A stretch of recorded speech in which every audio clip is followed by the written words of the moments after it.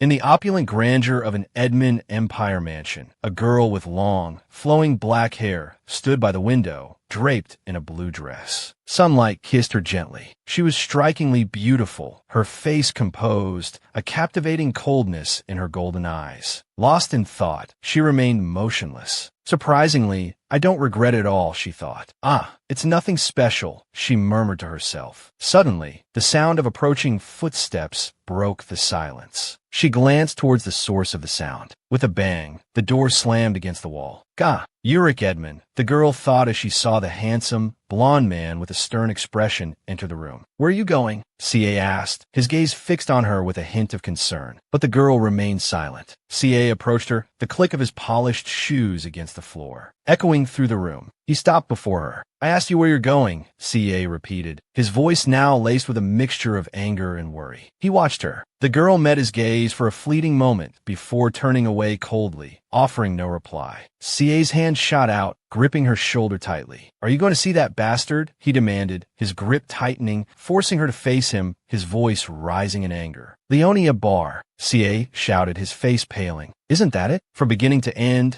he never understood what truly mattered, she thought furiously, closing her eyes and pushing Cier's hand away. Does it matter? She asked, opening her eyes, her voice icy. It's not a question for me. It's simply that I can no longer stay by your side. The girl lifted her chin, her tone indifferent. Cier stared back, replying, the Empress of Edmond. Where else can you be if not by my side? A scornful laugh escaped her lips, as if she had heard a particularly amusing joke. The laughter echoed through the room. Cier stood silently, his face pale, watching her. Empress, she scoffed, a mocking smile playing on her lips. After I've been deposed? Cier remained silent, unsure how to respond. It's better that way, she continued, his hands clenched into fists, trembling uncontrollably. Stop it, he thought. Don't say any more. Even if I hadn't been deposed, I would have said the same thing, she stated, a small smile gracing her lips. I'm giving up, she said coldly, her gaze fixed on Cier, my place by your side. His eyes widened, his face draining of color as he stared at her. That means giving up the position of Empress, she said, her eyes cold and unwavering. Months earlier, a group of people moved slowly along a path. The clatter of cargo bumping against each other within the carriages echoed in the air. Footsteps fell in a rhythmic pattern. Atop a luxurious carriage, a flag billowed in the wind. She sat inside the carriage, gazing out at the passing scenery. The girl was Adela.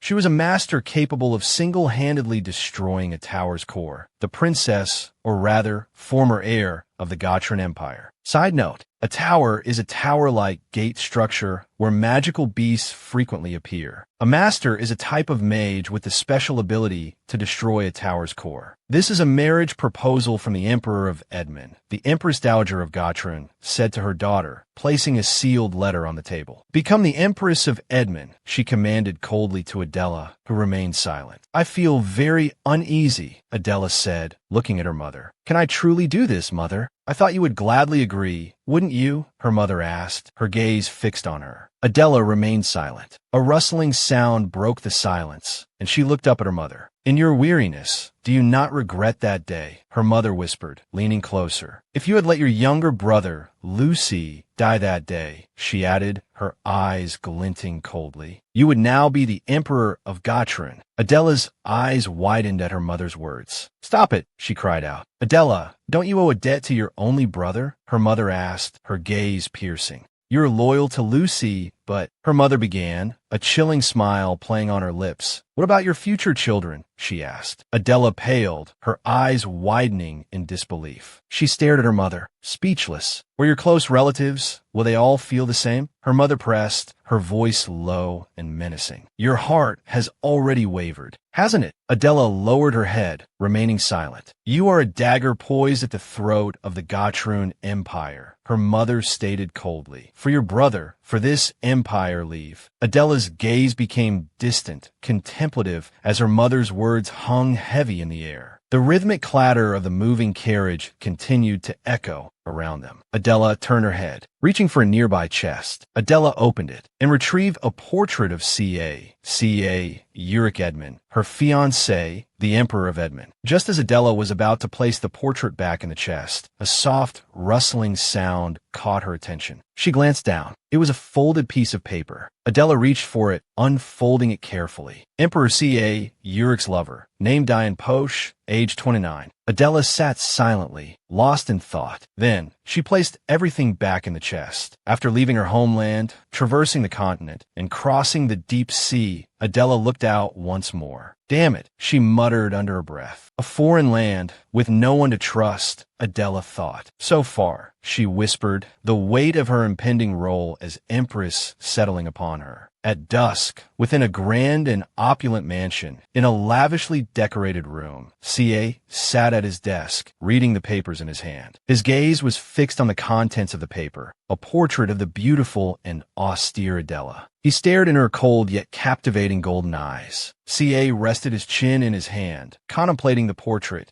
When sending a portrait to one's fiancée, shouldn't it depict a smiling face and a dignified posture? Cier mused, his hand still supporting his chin as he studied the image. A small smile played on his lips. I see. She comes as an empress, not as a woman, Cier murmured. Even in a mere portrait, her majesty is palpable, he remarked, a hint of admiration in his voice. It's a shame, he whispered. If she had come as a woman, it would have been better for both of us. On the road, the carriage and its escort continued their journey. Adela twirled a strand of hair around her finger. Dressed in her blue gown, her expression remained impassive as she continued to gaze out the carriage window. A month later, in the Edmond Empire, Leonel Bar, a handsome man with dark hair and sea-blue eyes, the second son of Duke Bar, served as both Minister of Defense and Captain of the Royal Guard. In the distance, the silhouette of a carriage slowly came into view. Leonel looked up, his gaze fixed on the approaching form. Over there. It seems they are almost here, one of the guards said, his voice filled with anticipation. Leonel turned to him, replying, Yes, I see them too. Let's proceed slowly. Move out, he commanded, his voice ringing with authority, before riding ahead. The sudden blare of a horn startled Adela, who was sitting inside the carriage. Intrigued, she glanced out. Adela reached out and drew back the curtain. In the distance, accompanied by the sound of horns, a group of horsemen were galloping towards her. How much longer until we arrive? Adela turned and asked the maid seated beside her. The maid looked at her and replied, This is the first gate. It will take approximately another hour to reach the second gate. Your Highness, an hour, she thought, resting her chin in her hand. I should change my clothes, she murmured, releasing the curtain. The carriage came to an abrupt halt with a sharp jolt. The sound of approaching footsteps drew closer as the stern and handsome Leonel slowly approached the carriage. He drew nearer, the click of his polished shoes against the ground echoing in the air. His gaze flicked upwards. The maid stood beside the carriage. With a slight nod, she gestured towards Leonel. Pardon me. Leonel approached softly, rapping gently on the carriage door. His voice was smooth and courteous. I am Leonel Bar, Minister of Defense and Captain of the Royal Guard of Edmond. He introduced himself calmly. I am here to escort you. Silence hung heavy within the carriage. Leonel waited patiently. Your Highness, if you are ready, may I open the door? The maid, noting the continued silence, asked nervously, peering into the carriage. A rustle of fabric came from within, and then Adela, now clad in riding attire, glanced out at Leonel. He faltered, momentarily stunned. Before him stood a strikingly beautiful woman, her demeanor cool yet elegant, her golden eyes captivating. Leonel stood transfixed, his gaze locked on her golden eyes. He found himself drawn in by her intense stare. Ah, he breathed softly, a quiet exclamation of surprise escaping his lips before he stammered, Forgive my rudeness. He extended his hand towards her. Adela placed her hand in his, her expression impassive. Leonel helped her down from the carriage. A wave of her long, sleek black hair brushed against his cheek, and he felt a flicker of flustered surprise. Her attire, he thought, bewildered. Thank you for meeting me, she said, looking at him. I am Adela Gatrun. She introduced herself to Leonel, her expression giving nothing away. I am Leonel Bar, he replied, his gaze fixed on her. They stood in silence for a moment, their gazes locked. Then, she looked away. She saw the royal guard, mounted and arrayed in perfect formation. 2 months in a carriage and on a ship is no easy feat, she murmured, turning back to Leonel. Do you have a spare horse? She asked him. Leonel looked at her, puzzled. Why? He inquired. I wish to ride, Adela replied, a small smile playing on her lips. Leonel's eyes widened in surprise. So that's why she changed her clothes, he realized. Your Highness, the war horses are quite spirited. The Edmond soldiers interjected anxiously, trying to dissuade her. Adela smiled faintly. Are you underestimating the Princess of Gotrin? She asked, her elegant smile radiating a regal aura. Move out, a booming voice commanded. With a smile, Adela expertly mounted a horse and galloped forward. My word, how admirable, Leonel thought, watching Adela ride ahead with a sense of awe. Her riding skills are truly exceptional. The sound of horses' hooves echoed against the gate. Adela dismounted gracefully. Good job, she said, patting the horse gently and smiling at it. Leonel dismounted as well and walked towards her. Your Highness, he said softly. Adela, still smiling brightly, glanced at him. Feeling better? Leonel asked, a concerned smile gracing his lips. Yes, Adela replied, her smile unwavering. Much better. I'd like to ride a bit longer, but it wouldn't be appropriate to enter the palace like this, Adela said, looking at Leonel. Indeed, Your Highness. Please return to the carriage, Leonel replied with a smile. Very well, she acquiesced, her gaze meeting his. Adela turned and walked towards the carriage where her maid was waiting. Suddenly, she paused. You're Leonel Bar, correct? She asked, glancing back at him with a smile. Thanks to you, the journey wasn't so tedious. I hope we can race again sometime. Leonel stood silently, watching her. He remained speechless as he watched the carriage depart. Princess Adela Gotrin, Leonel murmured, his gaze following the receding carriage. That captivating woman will become the Empress of Edmond. In his office, Cier was engrossed in his work. A knock at the door interrupted his concentration, and Cier looked up. The maid Sangre has arrived, a manservant announced respectfully, entering the room. The maid Sangre entered and bowed respectfully to Cier. What is it? He asked her. Your Majesty, Madam requests your assistance, Sangre said softly, her head bowed. Within a luxurious white palace, a dazzling array of ornate and extravagant crowns were displayed. A beautiful young woman with light blonde hair and pale blue eyes stood contemplatively, holding a crown in her hand. Suddenly, the sound of approaching footsteps echoed from the hallway. The blonde-haired woman glanced towards the door. A woman with bright golden hair and icy pink eyes pushed open the door and strode in. This beautiful, cold woman was Duchess Elizabeth Grand, the Empress's half-sister and the only female member of the Uric imperial family. Duchess Grand, the blonde-haired woman, Diane Poche, smiled as she looked at Elizabeth. Please come in. Diane smiled gently. To what do I owe the pleasure? Elizabeth glanced briefly at the table. What are these? She asked, her voice cold, her eyes fixed on the luxurious crowns displayed there. Did His Majesty give them to you? Or, Elizabeth sat down, her voice low and sharp. Did you take these royal treasures without permission? Elizabeth glared coldly at Diane. That's not true, Diane explained with a smile. I'm just choosing a crown for the Empress. A crown? Elizabeth asked, a puzzled look on her face. The Empress's mistress is personally choosing a crown for the Empress? Elizabeth scoffed. If Gotrin finds out, there will be trouble. Diane lowered her head silently. Well, how about this one? Elizabeth said with a smile, picking up a crown. Wouldn't it be more appropriate for the Emperor's sister-in-law to choose? Elizabeth smiled, holding a crown studded with glittering white jewels. Diane's blue eyes widened in shock. Then she covered her mouth and laughed, as if she had just heard a joke. Seeing Diane's reaction, Elizabeth's gaze grew colder. Ah, my apologies, Diane said, still smiling. But as the Empire's only divorcee, I'm not sure you're qualified to choose. In this country, divorced women cannot officiate weddings. Diane's voice dropped to a murmur. At her words, Elizabeth's fury ignited. You insolent girl, she shouted. Elizabeth stood up abruptly, her face flushed with anger. Suddenly, a loud crash echoed through the room, followed by Cier's furious roar. What are you two doing? Elizabeth glanced at Cier, standing in the doorway. Speak of the devil, Diane thought triumphantly, a smirk playing on her lips. Cier looked coldly at the two women in the room.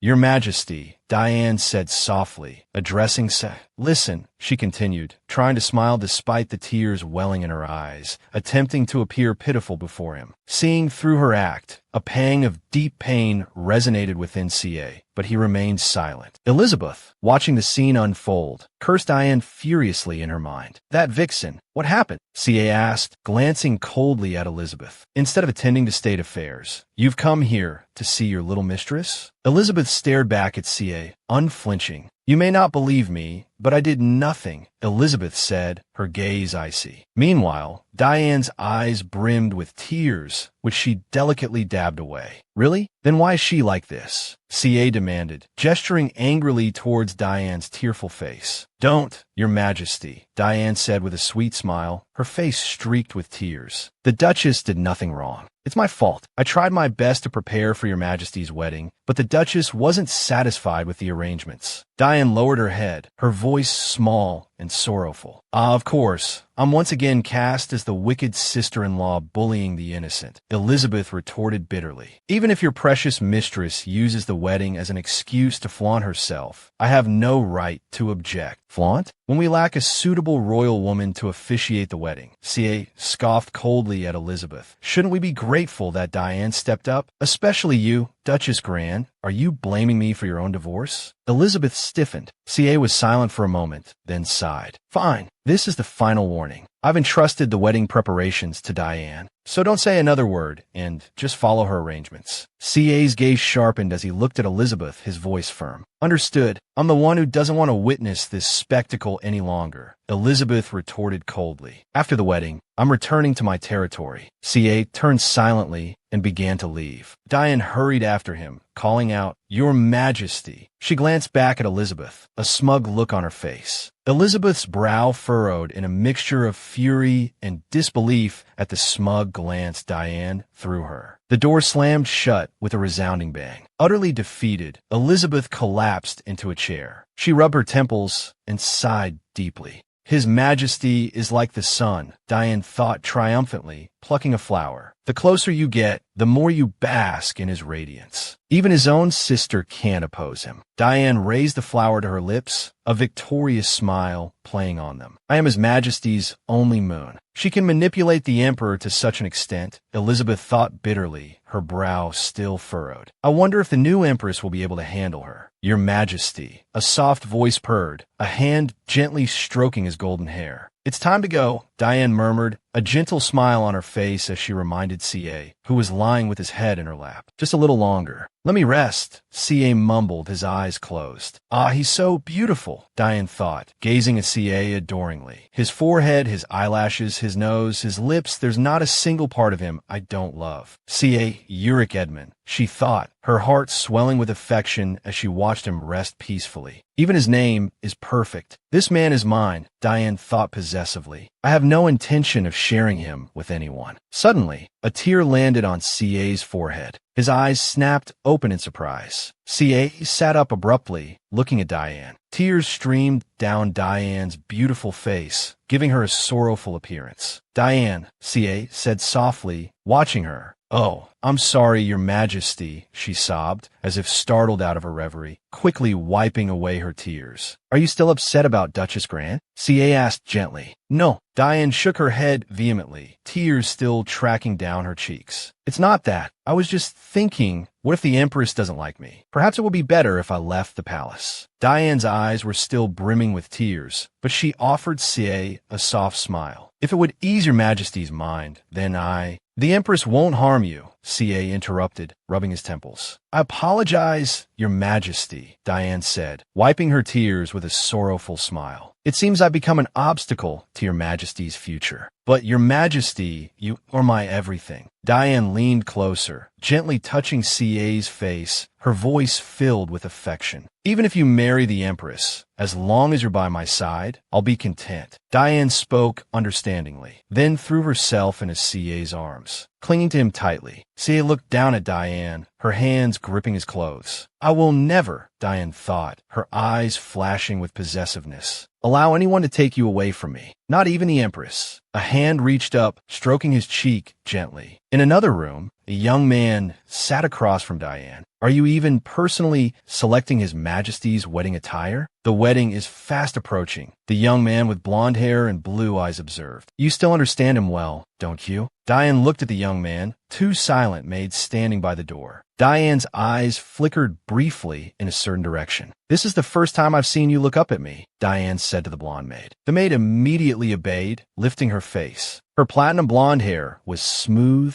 and sleek. Diane looked at the girl, thinking, her eyes are a deep blue, although her features aren't particularly striking. Diane continued to observe the maid as she pondered. Everyone out. I need to speak with my brother privately, Diane commanded. The two maids responded instantly, yes. Both maids promptly left the room. The door closed with a thud. Didn't I tell you no blonde-haired, blue-eyed maids? Diane said, turning to her brother. There are plenty of blonde-haired, blue-eyed people out there. If we exclude them all, who will serve as maids? Even so, you'll do as I say, understand? Diane said, frowning and fixing her brother with a stern look. He paused, then replied, all right, I understand. Be more careful what you say in front of the maids. If you can't even manage that, don't bother coming here again, Diane warned coldly, flipping through a book. Her brother glanced at her and clicked his tongue. But Diane, there's something I want to ask you, he said. At his words, Diane looked up at him. Can you really hold your ground? The Empress is a Gotran princess, her brother said worriedly. What do you mean? Diane asked coldly, staring at her brother. I mean, her brother hesitated. While the Emperor acts as if he can't live without you, he hasn't actually given you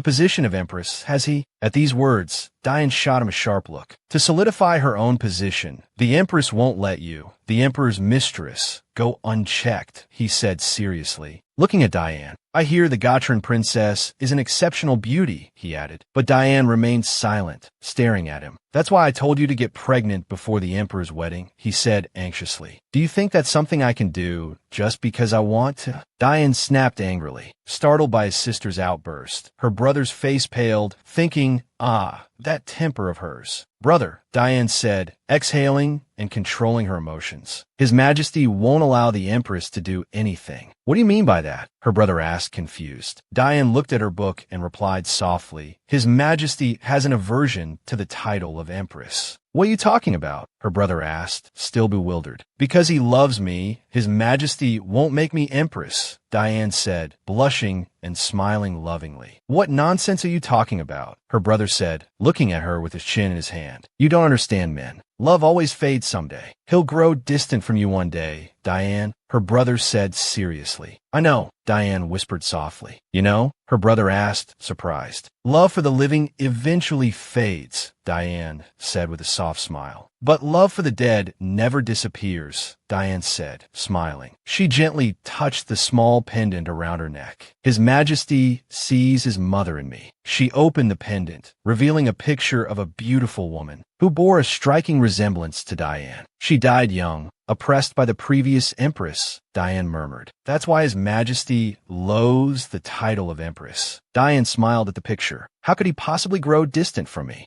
She closed the pendant. Her brother remained silent, staring at his sister. An empress with only a title and no substance can never compare to a mistress with both love and power, Diane said, smiling confidently. The sun was setting over the magnificent palace. The next day, Adela arrived at the East Palace, greeted by a line of people. Everyone wanted to make a good impression on the woman who was about to become empress. However, even as evening approached and the welcoming crowd dispersed, there was still no sign of the emperor. Adela sat quietly in a chair, watching the sunset. The maids stood silently with their heads bowed, filled with trepidation. Finally, Adela chuckled softly, thinking, he still hasn't shown up. I am tired. I want to take a hot bath and rest. Adela stood up and said, if anyone else comes to greet me, tell him to come back tomorrow. Adela glanced at the maids and gave her instructions. Soft footsteps echoed. Adela, having finished her bath, was now dressed in her nightclothes. Suddenly, her gaze sharpened, focusing on the figure before her. Standing before her was Diane, smiling faintly, silent. Who is she? Adela wondered, staring at the woman in front of her. This is the bedroom, Adela thought. Normally, guests would be taken to the reception room. Looking at the girl before her, Adela pondered. Yet this girl has boldly walked in here. Suddenly, the woman spoke. Greetings, Your Highness, she said with a gentle smile. I am Diane Posh. Hearing the name, Adela felt a jolt of recognition, recalling a letter she had once read. The Emperor's mistress, Cier Edmond's lover, Diane Poche, age 29. Ah, so this was her. Adela gave a small, almost imperceptible smile. The Emperor's mistress, she thought, casually brushing past Diane. She murmured, "My clothes are damp. Dry my hair." Diane watched Adela intently. "Yes, Your Highness," a maid holding a towel responded, stepping forward. Fortunate, Diane thought. She's not the type His Majesty favors. A self-satisfied smile played on her lips. Catching a glimpse of Diane's smile in the mirror, Adela felt a flicker of confusion. "Your Highness, allow me to dry your hair," Diane offered, stepping closer with a smile. "Are you a maid?" Adela asked, turning her head slightly and fixing Diane with a cool gaze. "No, I am not," Diane replied. "Then why would you dry my hair?" Adela continued, her voice growing colder. "If you're not a maid, why are you in my chambers?" And without permission, her eyes, sharp and unwavering, bored into Diane. "I apologize if I have made you uncomfortable, Your Highness," Diane said, offering an apologetic smile. "But I came to share something with you." "And what is that?" Adela asked, her gaze still fixed on Diane. "His Majesty's preferences," Diane replied with a smile. "What?" Adela asked, stunned. "It seems you are curious about His Majesty's preferences," Diane said, her smile softening. "Well," Adela began, a flicker of something unreadable in her eyes. "The Emperor prefers wavy hair," Diane said after a moment of thought. "Your hair is straight. I thought perhaps you should try curling it." She smiled, offering the suggestion as helpful advice. "And your complexion is a little pale," she continued, touching her own cheek and looking at Adela. "Why not try some makeup to brighten your face?" Adela lowered her head, a soft chuckle escaping her lips. "How dare you?" Adela thought, her hand reaching out. "Speak to me in such a manner." With a sudden, swift movement, she grabbed a fistful of Diane's hair and yanked it back, eliciting a cry of pain. "Preferences? You dare speak to me of such things?" Adela hissed, her eyes glacial, teeth clenched. "Ah!" Diane cried out, startled and frightened by Adela's sudden, violent reaction. Adela abruptly released Diane's hair. "Bring me some wine," she commanded coldly, turning to the maids and completely ignoring Diane, who stood pale and shocked. "I hear Edmond has excellent wine. I'm curious to try it. I must have a glass before bed," she said, seating herself regally. "Yes, Your Highness," the maids quickly responded. "Why were you so eager, so earnest in telling me those things?" Adela asked Diane, her voice icy. "Because you know nothing of His Majesty's preferences," Diane replied, a strained smile returning to her face. "Adela, are you the sort of person who enjoys parading another's preferences about?" Adela asked coldly, resting her chin in her hand. Diane remained silent, facing Adela's sharp words. "Then, can you tell His Majesty about my preferences?" Adela asked, a smile playing on her lips as she accepted a glass of wine from a maid. "I prefer elegant men," Adela said to Diane, her smile unwavering. "Oh, and one more thing," she continued, holding Diane's gaze. Diane remained silent, watching Adela closely. "I have no intention of pleasing others," Adela said, holding her wine glass gracefully. "So you needn't inform me of His Majesty's preferences. Keep them to yourself," she added, her smile returning as she rested her chin in her hand. Diane remained silent, watching Adela. "You may leave now," Adela commanded, dismissing her unwelcome guest. Diane remained silent for a moment, her thoughts unreadable. "I apologize for any inconvenience. Please forgive me," she finally murmured, lifting her head to offer Adela a small, tight smile. Very well," Adela murmured, resting her chin in her hand. "I hope Your Highness sleeps well," Diane said, a beatific smile fixed on her face. "If you need anything, please do not hesitate to call me. I've also given your maid specific instructions," she added. Adela silently raised her wine glass in acknowledgement. "Then I shall take my leave," Diane said, turning to go with a fixed smile. Adela watched her retreating figure from her seat, the click of the closing door echoing behind her. "I've given your maid specific instructions." Adela frowned, recalling Diane's words. "Isn't that how a master speaks to a guest?" she thought, irritation prickling her skin. She rubbed her temples, a sigh of frustration escaping her lips. "I've barely arrived, and already the Emperor's mistress appears, eager to assert her dominance. How absurd!" Her hand clenched into a fist. "Say, Cier Edmond," she murmured, the name a bitter taste on her tongue. The rumor that the Emperor hadn't even met his bride once before the wedding day had already spread through the palace. Such a romantic, Adela sighed, a hint of sarcasm lacing her voice. Madly in love, she thought, her fingers brushing against the fabric of her wedding gown. Diane Posh controls everything in the palace. I am merely an obstacle in their path, she whispered to herself. Your Highness, a maid addressed her respectfully, approaching Adela. Adela turned to face her. This is the platinum crown to be worn at the wedding, the maid said, presenting a magnificent crown. Would you like to try it on? Adela watched the maid silently as the crown was placed upon her head.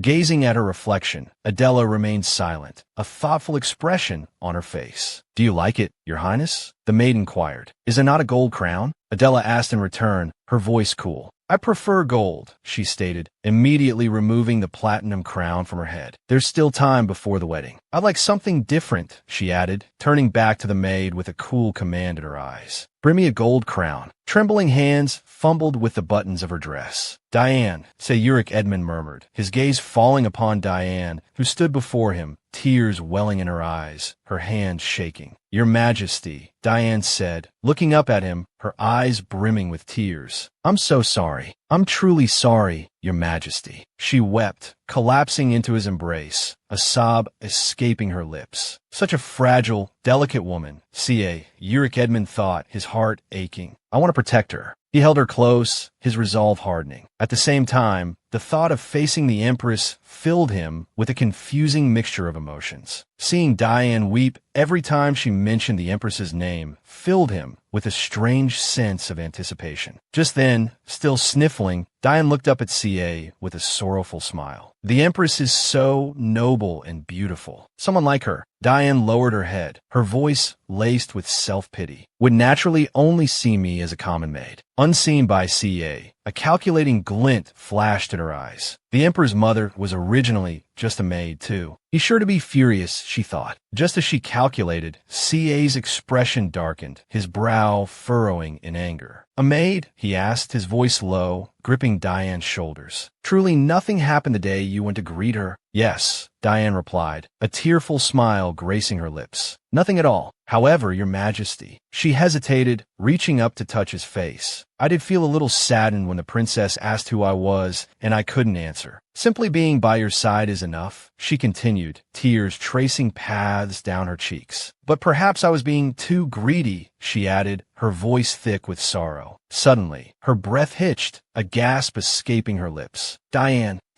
what's wrong? Cier cried, his voice filled with alarm as he caught her, as she began to lose consciousness. Diane, breathe slowly, he urged, his own face paling as her breathing grew more ragged. And out, slowly. Is anyone there? Call the physician, he shouted, his gaze darting towards the door as he held her close. No, don't mind me, Diane pleaded weakly, lifting her tear-stained face to him. Please, Your Majesty, don't. Cier's face paled with confusion at her desperate plea. He held her tighter, feeling her grow weaker in his arms. Within the cathedral, whispers rippled through the assembled guests. Why hasn't the Emperor arrived? There's been no announcement. Cier Edmond's absence was a palpable tension in the air, fueling hushed speculations. It's his own wedding, after all, someone muttered. Could it be that Lady Posh is keeping His Majesty occupied? Another quipped, their voice laced with veiled amusement. The bride is standing there all alone. How pitiful, the nobles murmured, their whispers tinged with a mixture of pity and disdain for Adela. Damn them. Adela cursed inwardly, her patience wearing thin as she waited at the altar. Are they trying to humiliate me? The clock continued its slow, agonizing tick. With each passing second, the restlessness of the crowd intensified, their murmurs growing louder. Adela's mind raced. I can't ask anyone. No one will tell me what's happening. I feel like I've been thrown into enemy territory, completely unarmed. The laughter from below, no longer veiled, reached her ears, and Adela bit her lip, a surge of anger coursing through her.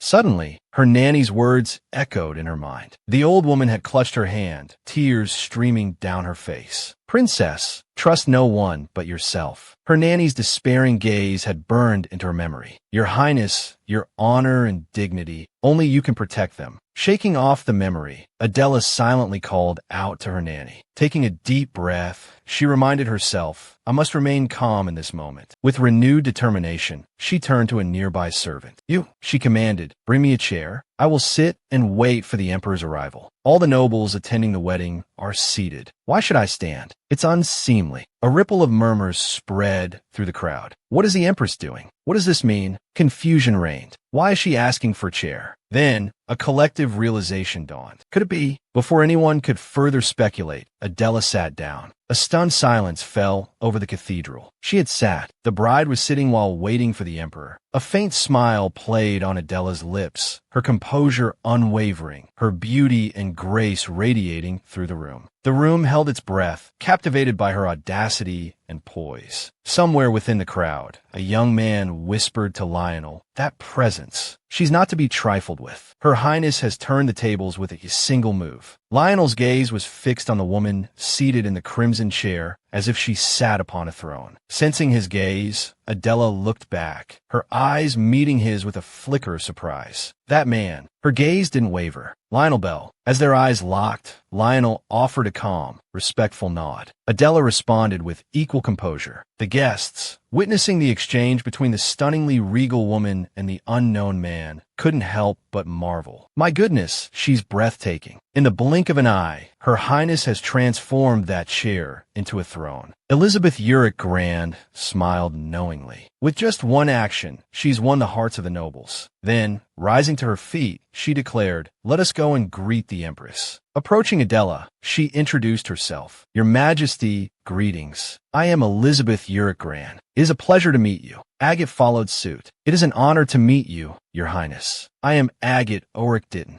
Adela rose gracefully. "I'm not quite sure how to introduce myself to you both yet. I hope the ceremony will begin soon, so I can properly do so." She spoke formally. "I am Adela, hoping to become a member of the Ulrich Edmond family." The two women responded with smiles. "Now, Your Highness truly looks like the Empress of an empire. You can confidently introduce yourself as Ulrich Edmond." The noble guests chimed in with flattery. "Indeed, Your Majesty, Your Imperial Majesty." Adela didn't acknowledge the compliments, simply stating, "Please be seated. We may have to wait a little longer for His Majesty's arrival." As she resumed her seat, admiration filled the air. She is no ordinary woman. She has complete control, commanding respect with just a few words. Gran lowered her head, hiding a smile. "I wonder what CA's reaction will be when he sees this." Amidst the hushed conversations, a voice suddenly boomed from the main entrance. "His Imperial Majesty, the Emperor, has arrived." Adela calmly turned her gaze towards the entrance. Emperor say Ulrich Edmond entered majestically, flanked by attendants bowing in deference. The emperor was strikingly handsome. The crowd rose to their feet as one. The young emperor, Cier Uric Edmond, strode forward with an air of absolute confidence, his commanding presence drawing the attention of everyone in the cathedral. He moved deliberately, his gaze fixed on the altar towards his bride. His eyes narrowed slightly as they fell upon Adela. She was seated. A flicker of confusion crossed his face. "Seated?" Adela rose smoothly to her feet. "Remove the chair," she instructed a nearby servant. "Yes, Your Majesty." The servant responded quickly, snapping into action. Two attendants hurried forward and carried the chair away. The emperor continued to watch her, a hint of surprise in his eyes at this unexpected display of defiance. Adela met his gaze, her expression serene and unreadable. It must be because of that, CA thought, his mind immediately going to Diane. He stopped before Adela and offered a curt greeting. "Greetings, Empress." "Greetings, Your Majesty," Adela replied, her voice even. This was Emperor CA Uric Edmond in the flesh. The portraits hadn't done justice to his striking features. But why did he seem so cold? She wondered, especially after arriving late to his own wedding. She kept her thoughts to herself. "I'm already exhausted." A servant stepped forward, offering her a bouquet. "Your Majesty," the wedding bouquet. The servant then turned to CA. "Your Majesty, please take the Empress's hand and the ceremony can begin." CA cast a cold glance at them both. Without a word, he walked past Adela, ignoring her completely, as if she were invisible. Adela was stunned. She watched, along with the rest of the bewildered congregation, as the emperor continued towards the altar, showing no sign of turning back. A wave of apprehension rippled through the assembled nobles. Whispers erupted anew. The emperor didn't take the empress's hand. He just walked in alone, the The young man next to Lionel murmured, his voice hushed with disbelief. What is the meaning of this? Adela wondered, her mind reeling. What is he trying to do? Her hands, clenched tightly at her sides, began to tremble. Your Majesty, the bouquet, a lady-in-waiting reminded her nervously. Adela released the bouquet, her voice icy. I don't need it. She followed the Emperor, her steps measured and resolute. Say, his gaze, fixed straight ahead, spoke without turning to her. Don't expect too much. Adela stopped abruptly, her breath catching in her throat. He continued, his voice low and sharp. Don't stop. Keep walking. She couldn't contain herself. What is the meaning of this? Cier's voice dropped to a near whisper, his words laced with warning. I heard you ask Diane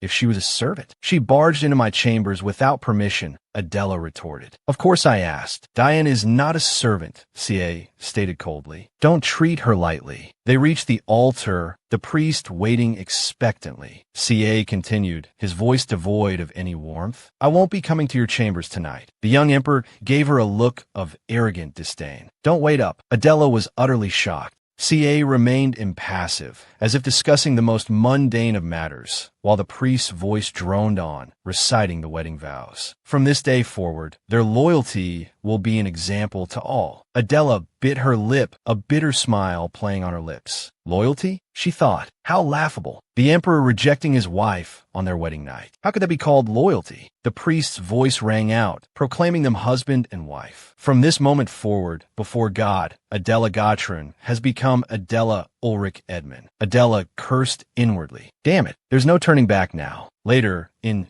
Palace, Diane stood by the window, her gaze distant. Is the wedding over? She asked. Yes, everything is finished. A maid standing behind her replied respectfully. Another maid spoke up. Madam, would you like something to eat? You haven't eaten anything for days. Diane frowned, glancing at the maid with displeasure. A dark-haired maid addressed the first maid sharply. What are you saying? Are you implying she's deliberately not eating? The first maid paled, stammering a correction. No, that's not what I meant. I meant she hasn't been able to eat. You understand? The maid bowed her head, her voice trembling. I apologize, madam. Diane said nothing, her eyes fixed on the trembling maid. The dark-haired maid suddenly snapped. Haven't you been properly taught? Another maid responded nervously. What? I didn't do anything wrong, did I? A hand rested on the angry maid's shoulder. Enough. Stand down. Diane stepped forward, her gaze settling on the maid who had spoken out of turn. She looked down at the maid with a cold, haughty stare. The maid gulped, fear coiling in her stomach. Unable to withstand the pressure of Diane's gaze, the maid fell to her knees. I'm a foolish servant. Please forgive me, madam. Diane extended a hand. Well, you're right about that. It looked as if she might help the maid up, but instead, Diane lifted the girl's chin, forcing her to meet her eyes. Now, let me tell you where you're wrong. The terrified maid stammered, Yes, madam. Diane's voice dripped with disdain. Just now you called me madam, didn't you? Do you think this is some nobleman's manner? Do I look like someone who came to visit you? The maid trembled even more violently. Diane continued slowly. This is the imperial palace. Then, her voice rising to a shriek, she yanked the maid's hair. You dare call me madam? The maid cried out, tears streaming down her face, her body shaking with fear and pain. Diane calmly regained her composure, releasing the maid's hair and shoving her aside with a dismissive flick of her wrist. Looking down at the girl cowering on the floor, Diane announced, I am the mistress of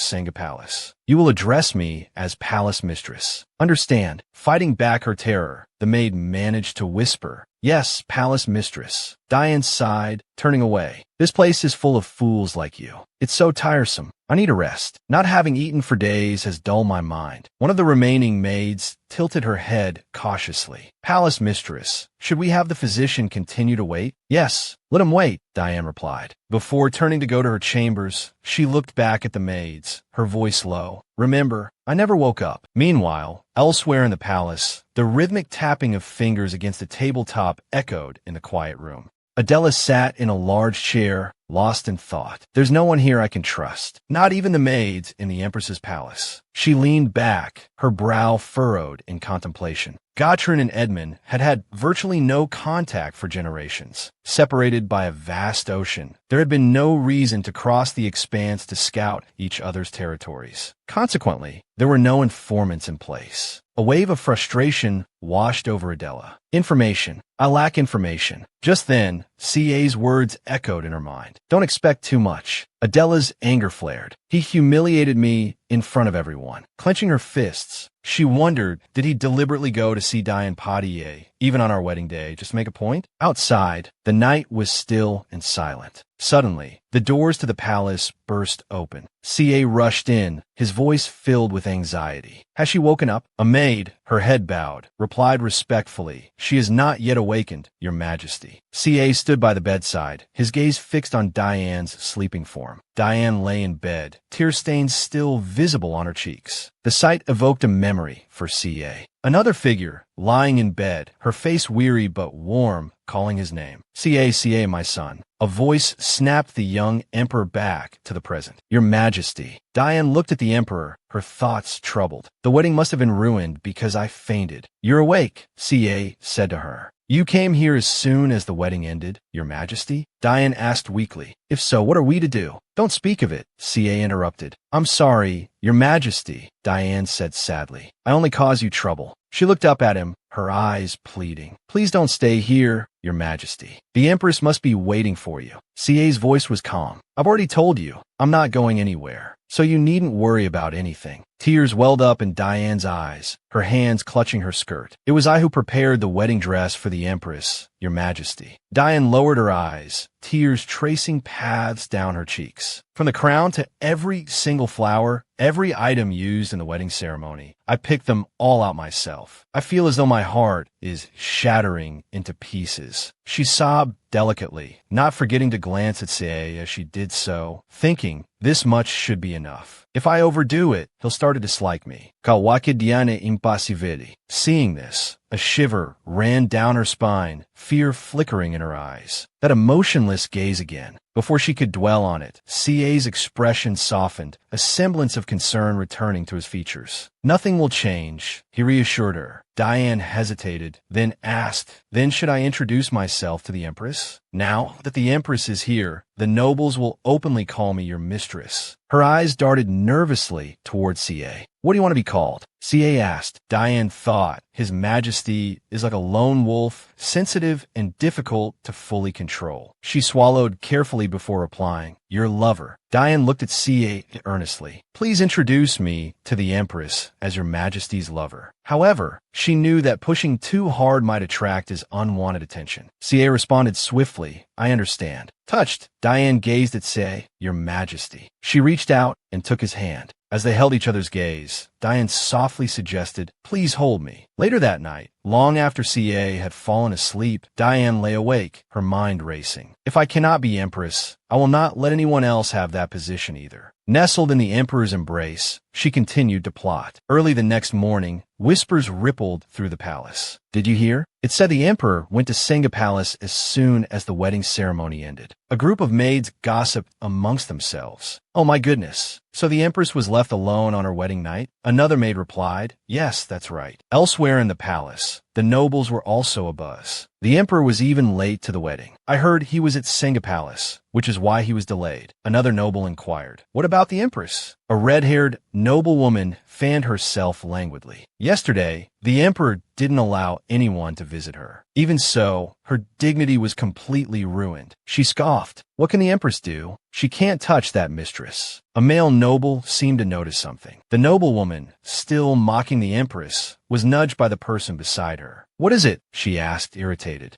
The red-haired noblewoman glanced to the side and froze, a flicker of fear in her eyes. Oh no. Adela stood there, radiant in a beautiful purple gown, an aura of elegance surrounding her. Her expression was unreadable, her beauty nonetheless impeccable. The nobles immediately bowed. "Greetings, Your Majesty." Adela nodded, a faint smile playing on her lips. As she passed by with her two attendants, the nobles finally breathed a sigh of relief. "Oh, that was close. She didn't hear anything, did she?" "Probably not, but we should be more careful what we say from now on." A loud thud echoed as Adela pushed open the doors to her chambers. She sat down heavily in a chair, a frown creasing her brow. The constant whispers and rumors were giving her a headache. Even though she had prepared herself, the reality was far worse than she had anticipated. "I didn't bring anyone with me," not only because of Edmond's request, but because none of them could have followed me into this kind of exile, she thought ruefully, rubbing her temples. Gathering her thoughts, Adela reminded herself, "Stay calm, Adela. Don't look back. Focus on finding a way to live well here." According to tradition, Edmond's wedding banquet would be held 3 days after the ceremony in a different palace. In another palace, Diane was arranging flowers when a maid approached her. "Madam, is there anything else that needs to be arranged?" Diane shot the maid a cold glance. The maid flinched, simply saying, "No, nothing else." Diane reflected, a monster like me, who lost her parents to the Heart Tower, yet gained the title of Countess, the Emperor's love, in this Singa palace. All of this I achieved through my own efforts. Diane gazed ahead proudly, standing before a lavish throne. That woman, fortunate enough to be born a princess, who gained that position without lifting a finger. I won't let her walk all over me, she thought, a steely glint in her eyes. Diane touched a beautiful bloom, her fingers tracing its delicate petals. Even today, she won't be able to comfortably sit on the Empress's throne. Ambition burned within her. The wedding night, the banquet. At every moment, I will be the main character. The Empress has no chance because from the very beginning, all of this was mine. Meanwhile, Adela was trying on a gown. "All right, take it off." "I'm terribly sorry, Your Majesty," a maid said respectfully. "It seems the measurements received from Gautrun and Edmond don't match." Adela gently set down her teacup. "Then why did my wedding dress fit perfectly?" The maid struggled to answer. "The 2 dresses were made in different places, so I apologize, Your Majesty." Smoothing back her hair, Adela said, "There's no choice. Have it altered. It doesn't matter if I'm late to the banquet." The maids hesitated. "What is it?" Adela asked again. "Is it that difficult?" Finally, a maid admitted, "I'm truly sorry, Your Majesty. It's very difficult to make it bigger." Adela fell into thought. "Adela, do you think that just because you've been out there fighting monsters in the Heart Tower, the battles within the court are insignificant?" Her mother's words echoed in her mind. "But I am a warrior who has never stopped fighting." Her mother's eyes had flickered at her then. "I've warned you. Never let your guard down in Edmond." Adela steepled her fingers. "Well, I have 2 choices." A cold smile touched her lips. 1. I don't attend my own wedding banquet. 2. I wear this tight dress. She addressed the maids. "Was my wedding arranged by Diane Poitier? Was she appointed by the Emperor?" The maids lowered their heads, remaining silent. How laughable. It seems she thinks she can gain the upper hand with dresses and the Emperor's favor, Adela thought, a flicker of amusement in her eyes. "Bring me the golden crown and the dress I wore at the wedding ceremony," she commanded, her voice laced with mockery. "Yes, Your Majesty." The maids responded uncertainly. "I'll show her what a Gautrun which is like," Adela thought to herself.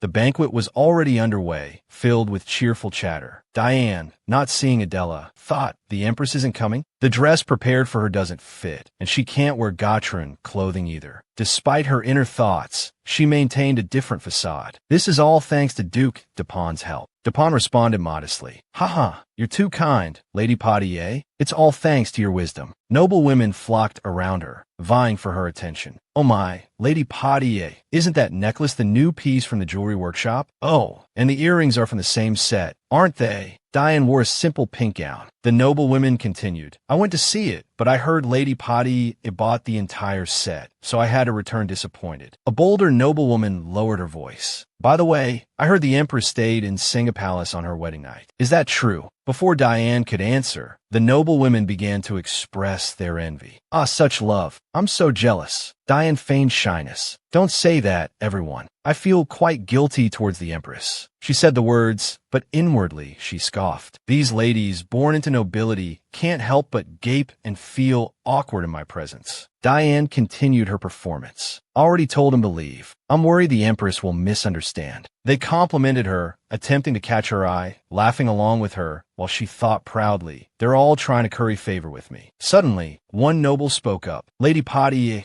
actually, our territory's harvest wasn't very good this year. Could you reduce the taxes a bit?" Another chimed in. "Lady Poitier, the Heart Tower near our territory has collapsed. Could you send some of the main forces to support us?" A thrill shot through Diane, excitement making her tremble. Diane's brother approached. "Our Lady Poitier is truly humble." He continued, crossing a line. The emperor has entrusted the management of the court to Our Lady. In fact, this authority may even surpass that of the empress. Suddenly, a voice cut in. It's a bit reckless of you to speak such dangerous words. Both Diane and her brother turned to see who had spoken. Leonel Bar appeared, looking remarkably handsome. The other nobles murmured in surprise. Oh, it's Duke Baron's son. Duke Dupont managed a strained, nervous response. Diane's brother, still oblivious to his blunder, said, "Is there a problem? Isn't what I said the truth?" Diane, seeing the situation escalating, began to worry. She had to stop him. Confronting Leonel Bar here would gain them nothing. Leonel's voice deepened. Do I need to remind you of the reason for this banquet? If you value your position, you should be more careful with your words and actions. Diane's brother retorted angrily. What did you say? He was about to lunge forward to confront Leonel, but Diane caught his arm. Brother, she said, as Leonel turned and walked away. Suddenly, whispers rippled through the crowd. The Empress is here. The Poitiers siblings froze. The entire room fell silent as the Empress made her entrance. Adela wore her wedding gown, radiant with bright red earrings and a gem-encrusted golden crown. Her nobility and composure seemed to emanate from her very being. Leonel watched her. Your Majesty. Murmurs followed Adela as she walked in, everyone commenting on her arrival. Leonel continued to gaze at her as she passed, captivated by her presence. Adela walked directly towards the throne. Diane frowned, thinking that wedding dress. As the Empress's profile came into view, all those below were stunned, taken aback by her beauty. Adela turned and spoke calmly. I'm late, everyone. There was no shyness in Adela, only confidence. The Empress, without hesitation, ascended the steps to the Emperor's throne, something no one else dared to do. Discomfort was evident on Diane's face. I can't let this atmosphere continue, she thought. Adela spoke. Duke Dupont, are you enjoying your dinner? The Duke replied, Your Majesty, you've arrived. Even if you hadn't, we would have waited for you.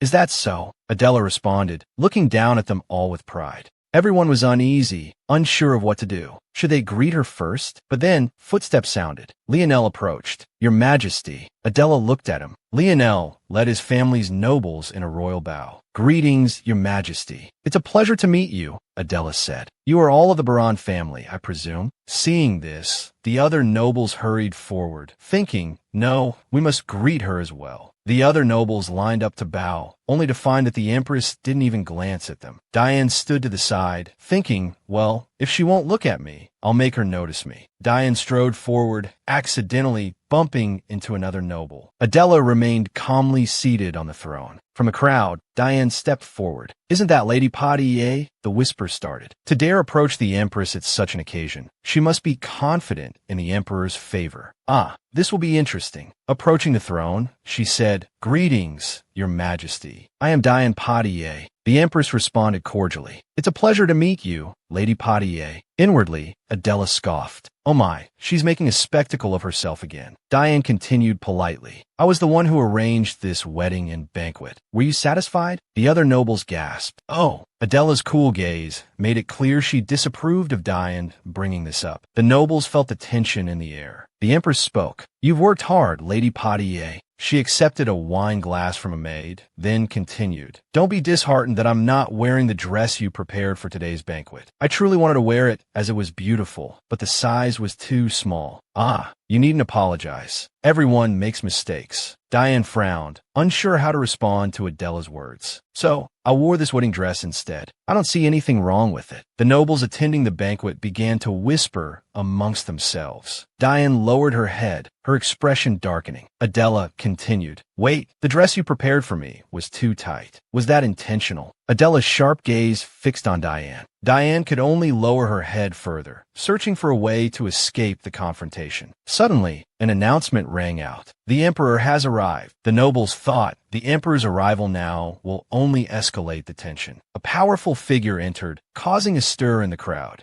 His gaze locked onto Adela, in her wedding dress. Seeing Adela standing there calmly, he couldn't help but admire. Even today, the Empress holds the crowd, managing and leading everyone. So naturally, this woman seems like she wouldn't bleed even if stabbed. Diane, seeing her savior arrive, began to force tears from her eyes. The Emperor gazed coldly at his beloved Diane. He spoke, suspicion lacing his voice. Diane, she responded weakly. Your Majesty. By now, her eyes were brimming with tears. The Emperor turned to glare at Adela. She looked at him quizzically. What is this? Does he think he's bullying her? He demanded, what are you doing? Adela thought, I want to ask you the same question. She replied calmly, we were just exchanging greetings. He pressed further. What kind of greeting brings her to tears like this? Adela answered bluntly, I'm also curious as to why she's crying. You should ask her yourself. The Emperor glanced at his beloved at these words. Diane, still feigning weakness, said, well, I was just trying to greet the Empress. The Emperor listened to her words coldly. He then deliberately strode towards the throne. He passed by Adela without a word. He then sat down on one of the two seats. Adela, too, remained silent, lowering her head slightly. The sound of violins flowed melodiously through the banquet hall, but the conductor silently felt anxious. The other nobles, further away, seemed oblivious, still chatting and laughing. Don't mind her. The Emperor spoke first, seated on the throne. Adela listened intently. Pay her no attention, for she is my woman. He stated simply, glancing at Adela. He added, and I will pay no attention to your lovers. Understood. Adela smiled inwardly, thinking, it's a good thing I have a habit of smiling when I'm unhappy. She replied, Your Majesty, could you relay that message to your lover? I've only met her twice, and both times she came to me. Diane felt a surge of anxiety at these words. The Emperor looked at her impassively. He lifted his wine glass and took a sip under Adela's gaze. The nobles, aware of what was transpiring, felt a sense of dread, yet continued to watch surreptitiously. Adela, as if nothing had happened, picked up a glass of wine. Oberon noble sighed. Indeed, he still maintains his composure. Leonardo agreed. Yes, that's right. But rather than maintaining his composure, it's more like he's trying hard not to lose it. Night fell, blanketing the Edmond palace. Adela slammed her hand on the table. Suppressing her emotions, she cursed under her breath. Damn it. Her hair seemed to lift with an unseen force, and the tightness of her dress felt like a strange humiliation. Adela tried to control herself, but she couldn't stop her divine power from surging with her turbulent emotions. Suddenly, the lights began to flicker. Even the windows trembled. Adela's hair swayed as if caught in a breeze. She lifted her face slightly, a faint wind brushing against her skin. Her long hair swayed gracefully. Lowering her head, she thought, it's still early. I must endure. Adela poured herself a full glass of wine. Then she drank it all in one gulp, thinking, fine, let Diane Potier prance around. What even is this C.A. Uric Edmond? If he can't live like this, he should have made Diane the Empress. Why bring an innocent person back only to treat her like this? What kind of romance is this? This is misfortune. Can I really fantasize about such things? What's next? Acknowledging my lover. Is this fair? Adela recalled her father's words. When you have nothing, act like you are. Father, don't be humble. When everything disappears, people will realize I'm just an empress in name, without the emperor's acknowledgement. They'll swarm and tear me apart, won't they? Think, Adela, you need to come up with a plan. The next morning, in the palace, Adela asked, Who is the current palace steward? A maid replied, Your Majesty, the steward position is currently vacant. She pressed further, still vacant? Someone must be managing affairs. Is it Countess Diane Potier? The maid timidly answered, Yes, that's correct. Adela continued. Then who was the steward before her? The girl replied, Countess Hannah Gitt. She commanded, Go and invite Lady Gitt. Convey politely that I wish to see her, and bring the latest edition of the imperial law book. A little while later, Adela flipped through the pages. She pondered, The emperor has currently given the palace management authority to Diane Potier, not the empress. But fortunately, the empress's inherent authority is granted at the same time as the appointment. A knock came from outside the door. The maid entered and said, Your Majesty, you have a visitor. Adela stopped reading. Duke Cier walked in. Greetings, Your Majesty. This is our first meeting since the wedding, isn't it? Adela approached him. Come in, Duke Cier. Even if you hadn't come, I was planning to see you. Duke Cier said to her, Your Majesty, could you have the maid step down? Adela commanded, "Leave us." The maid replied, "Yes, your majesty." Cier looked at her, thinking, this person is smaller than I imagined, but there's not a single trace of fragility about her. She's the type who puts pressure on others with her presence alone. Then she opened her mouth. "I'm pleased with the Empress. I heard the Empress is trying to pull Lady Hannah get into her circle. She's my witness." Adela asked, "Why are you bringing this up?" Cier took a sip of tea and replied, "You're trying to draw her in to strengthen your position in the palace, aren't you?" Adela asked him, "Isn't that a normal thing for the Empress to do?" Cier put down his teacup. "Indeed, you have to, but it won't be easy. Diane Poitiers has the Emperor's favor on her side, and the Emperor's uncle, Duchess, power behind her. Everyone in the palace belongs to her now." Adela interrupted, "I want to ask one thing. What benefit is there for Duke Cier if I become the Empress?" She was surprised. This person is very straightforward, not one for beating around the bush. Cier explained, "The Emperor is caught between Diane Poitiers and Duchess and can't act properly. So I really want to see the Empress break the connection between those two." Adela continued, "Because I have a certain standing in this palace. As an Empress." Cier agreed. "That's right. If the Empress can pull Countess Hannah get to your side, it will definitely be advantageous for you. Another suggestion is to announce that you're looking for an aide." She asked, puzzled, "An aide?" Cier continued, "The palace steward takes care of palace affairs, usually a woman. On the other hand, the Empress's aide is usually a man. Whenever my father, the late Emperor, changed lovers, my mother would increase the number of aides." Hearing this, Adela gasped in surprise. After a moment, she calmly said, "So, if the Emperor has a lover, I can have one too, is that right?" Cier replied, "That's not what I meant. In Edmond, having a strong presence is very important. If the Empress is humiliated in front of everyone, but endures it silently, people will realize the Empress is not even as good as a concubine. So you must never let anyone overshadow your presence. Although the possibility is low, if the BA family sends someone, don't hesitate to accept them." Adela pondered to herself. The BA family? Hannah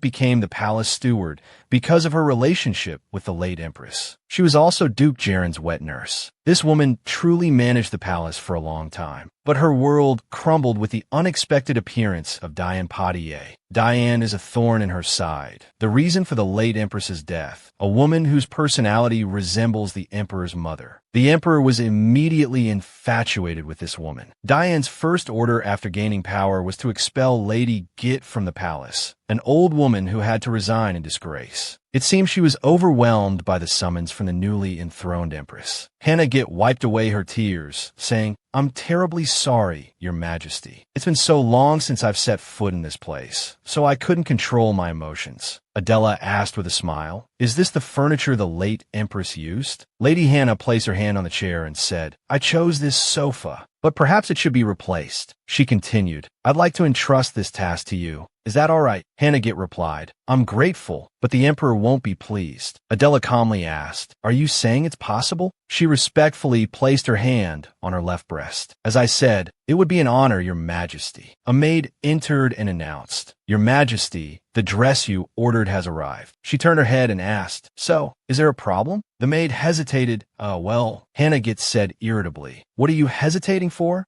Just speak plainly." The maid continued, "Financial management says they cannot cover the cost of your dress, Your Majesty." Adela was stunned. What an absurd situation. They can't even cover the cost of the Empress's dress. She gently rubbed her forehead. Then she said to Lady Hannah, "It would be best to have them come to the Empress's palace for a private payment, wouldn't it?" Hannah Git replied, "If rumors spread, the Empress's reputation will be damaged. So it's best to have them make the payment here. You should also give them a little extra to keep their mouths shut, but you don't need to see them directly. Leave it to me." Adela said to the maid, "Go and bring them in." The maid replied, "Yes, Your Majesty." Afterwards, Adela walked over to a chest she had brought and took out a gold bar. She thought, "I didn't expect to have to use this so soon. Let's try it." Lady Hannah took the gold bar and said, "I'll check the quality of the dress and then discuss the price. Will this be enough to cover everything? It would be better to leave the impression that the Empress is generous." Adela replied, "That's why I brought it. You can use it all. But how do you think something like this could happen?" She speculated, "It seems there's no clothing budget allocated to the Empress's palace." Adela asked again. No budget allocated? Hannah Git continued. The Edmond Palace plans the next year's budget at the end of each year. There was no Empress last year, so no budget was established. Adela realized, so it's natural that I'm in this situation. She replied, of course, a budget can be allocated through an emergency supplement, but only the Emperor has the authority to do that. She repeated, the Emperor, then she thought, indeed, I should confront him directly. A servant entered and announced, Your Majesty, the tailor has arrived. Adela stood up. Let them in. Then she said to Hannah, handle this wisely, Lady Hannah. Hannah reassured her, please rest assured, Your Majesty. But where are you going? She replied with a smile, know your enemy and know yourself, and you need not fear the result of 100 battles. Don't worry about me. I'll see you later. Please stay here today. Sunlight illuminated the palace. Walking down the corridor, Adela was greeted by two men who bowed respectfully. We greet Your Majesty, she replied. It seems His Majesty is in discussions with his ministers. One of the men answered, yes, indeed, Your Majesty. Adela continued, I wish to see the Emperor. The servant replied, please wait a moment in the reception room. I will inform His Majesty. She said calmly, that won't be necessary. Take me to the waiting room outside the Emperor's meeting room. I'll wait there. She then thought to herself, let's see what's going on in there. Inside the meeting room, Count Canvan raised his voice. Your Majesty, please immediately dispatch mages capable of destroying the tower and sorcerers who can stop the beasts to our territory. People are slowly dying, and now those flying beasts have appeared. We can't stop them. Everyone listened in silence. Jukdek Pony thought, does he really expect the Emperor to dispatch mages? This man seems to be out of touch with reality. Count Poacher spoke up. Count Candon, aren't you exaggerating the situation with the level 4 tower? He responded angrily. Exaggerating? Count Poacher, you go too far. The tower's diameter has expanded, and flying beasts have even appeared. It's no longer a level 4 tower. Count Poacher stepped closer and pointed out, suppose His Majesty dispatches mages to Count Candon's territory, but what if the level 1 tower in the palace collapses at that time? His Majesty putting himself in danger for the Count's sake. Is that acceptable? Isn't that a bit selfish? Count Candon stammered. Selfish? What do you mean? He slammed his hand on the table. Did I say something wrong?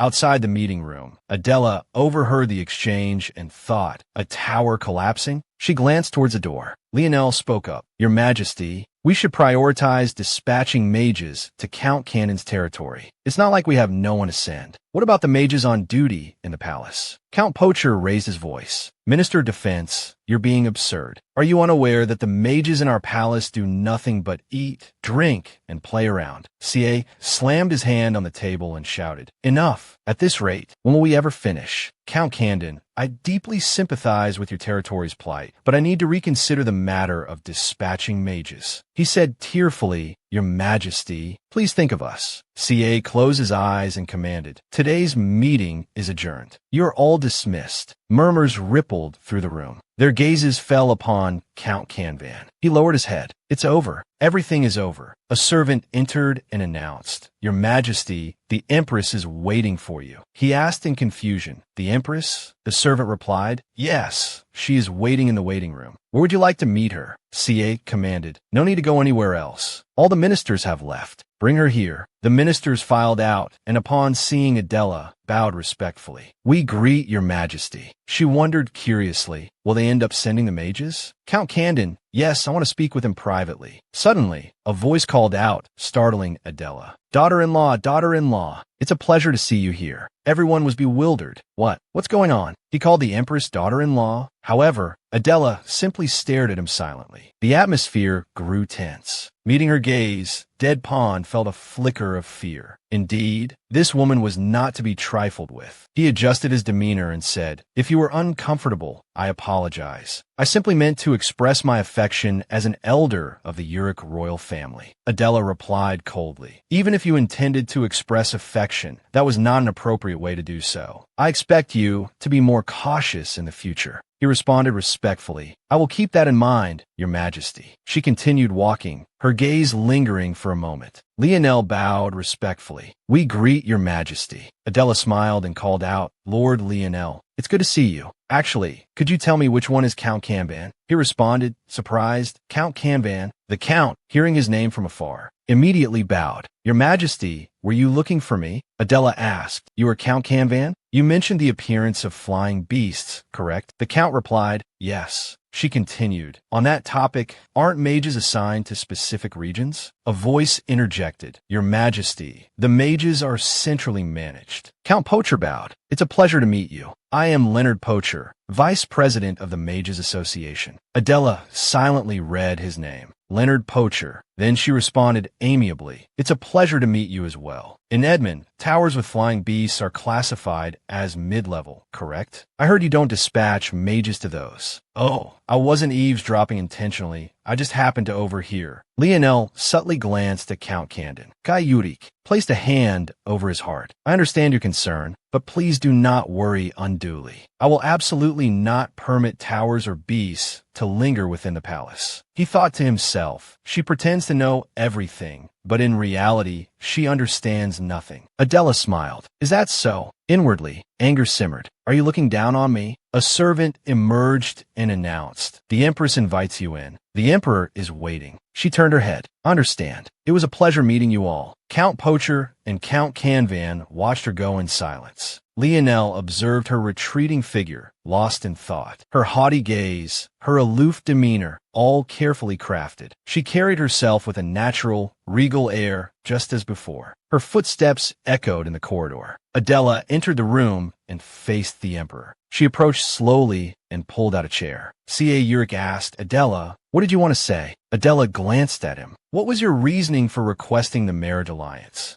C.A. Yurik replied, What do you mean? Adela continued, Why exactly did you make me Empress? The request for a marriage alliance was clearly rescinded. He was silent for a moment before speaking. Adela stole a glance at C.A. Yurik. C.A. Yurik said, The Empress's existence is like the feather of this pen. Its presence itself conveys all meaning. Adela thought silently. Asterisk, like the feather on a pen, merely existing. Not the nib, not the body, just the feather. Asterisk, she asked him, Are you saying I should simply be a placid Empress? Then why undermine my authority? C.A. Yurik replied, I've never done such a thing. Ignoring his words, Adela pressed on. Were you worried I would harm Diane Potier? So you did that? C.A. Yurik looked at her silently. The silence confirmed her suspicions. She stood up. I'm glad you wish for me to exist as Empress. That is my wish as well. I will fulfill my duties as Empress of Edmond, so I expect your Majesty to cooperate so that I can do so. C.A. Yurik asked, Cooperate with what? She listed her requests. Firstly, I need an advisor to better understand this country. The best approach would be to ask the palace steward, but unfortunately, that person is Diane Potier. It wouldn't be appropriate for me to seek advice from her, would it? Therefore, I want the former steward, Countess Hannagit, to advise me. C.A. Yurik's expression darkened. Hannagit, Adela continued, you previously dismissed her from the court, so I hope you will understand. However, I will not reinstate her as steward. He paused before responding. Do as you wish, she said brightly. Thank you. One more thing. The Empress's palace has no budget. I expect you to provide emergency supplementary funds. With that, Adela promptly left. C.A. Yurik watched her go, thinking, asterisk, the crimson gown symbolizes the Empress of Edmond. Yet even with her hand outstretched, the Empress cannot touch the hem of that crimson. Asterisk, he recalled his mother's words. My poor son, the Empress will never acknowledge you. His gaze was sharp and cold. He could only sigh wearily, lost in thought. She said the Empress's palace budget hasn't been supplemented. Then he said, Someone come here. A servant entered. Yes, Your Majesty. He commanded, Summon Diane. She approached. Your Majesty, did you call for me? C.A. Yurik asked Diane. Did you bring the draft of the imperial palace budget? She set down the document. Of course, Your Majesty. He looked at her. Why wasn't an emergency supplementary budget provided for the Empress's palace? This should have been completed in preparation for the Empress's coronation. Diane feigned innocence. Oh dear, I didn't do that. What should I do, Your Majesty? I completely forgot. I thought it had been done, so I didn't pay attention. I'm sorry, Your Majesty. I apologize. Seeing her tears, C.A. Yurik consoled her. It's all right. Just make sure it's supplemented. Don't cry. You're overreacting. Diane sobbed. The Empress will be very upset. What should I do, Your Majesty? C.A. Yurik felt a flicker of annoyance. The image of Adela flashing in his mind. C.A. my son, what should I do? His mother's voice echoed. Suddenly, Diane exclaimed, Your Majesty, is there anything else you wanted to say? She thought, this doesn't feel right. Cier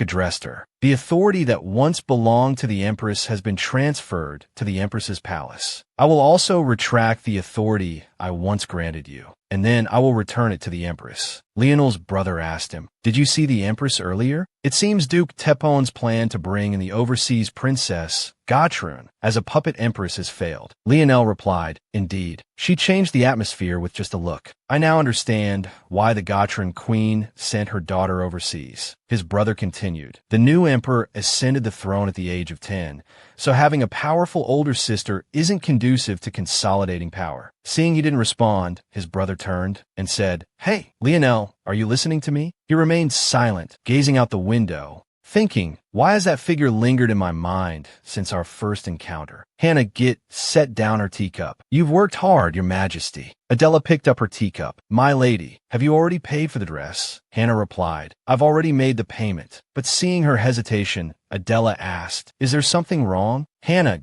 continued, the dress you're currently wearing is the one you personally selected. Adela responded, when a maid asked if I wanted to wear this dress, I said yes. Hannah said, then I will reorder the dress. She didn't understand why the design wouldn't suit her. Hannah explained, it's not that. You look too much like an empress, as if you've inherited the former empress's attire. This will anger the emperor, so it's best not to wear it. Adela thought. Lady was the former empress's trusted aide, and she was also expelled from the palace by the emperor. While I still have doubts, it's best to trust her on this matter. She agreed. Understand. Let's do that. Inwardly, she thought, I have more people I can trust. Then she turned. Oh, I need to see Count Candon. Please invite him to the Empress's palace. In Sangre Palace, Diane sat, silently weeping. She couldn't understand why he so easily stripped her of her authority. Adela. What did she do? Lucky enough to be born a princess, she gets everything without lifting a finger. It's so unfair. The next morning, Diane woke early and gently pulled back the curtains. She was lost in thought, then turned to look around the room. Diane felt a surge of possessiveness. Sangre Palace is where the emperor's mother wanted to live, and it's the place the emperor bestowed upon me. The thought hardened her resolve. I won't let anyone take this away. Your Majesty, I won't give up anything here. She recalled the emperor's words. Supplementing the emergency budget is urgent now, so you should handle it.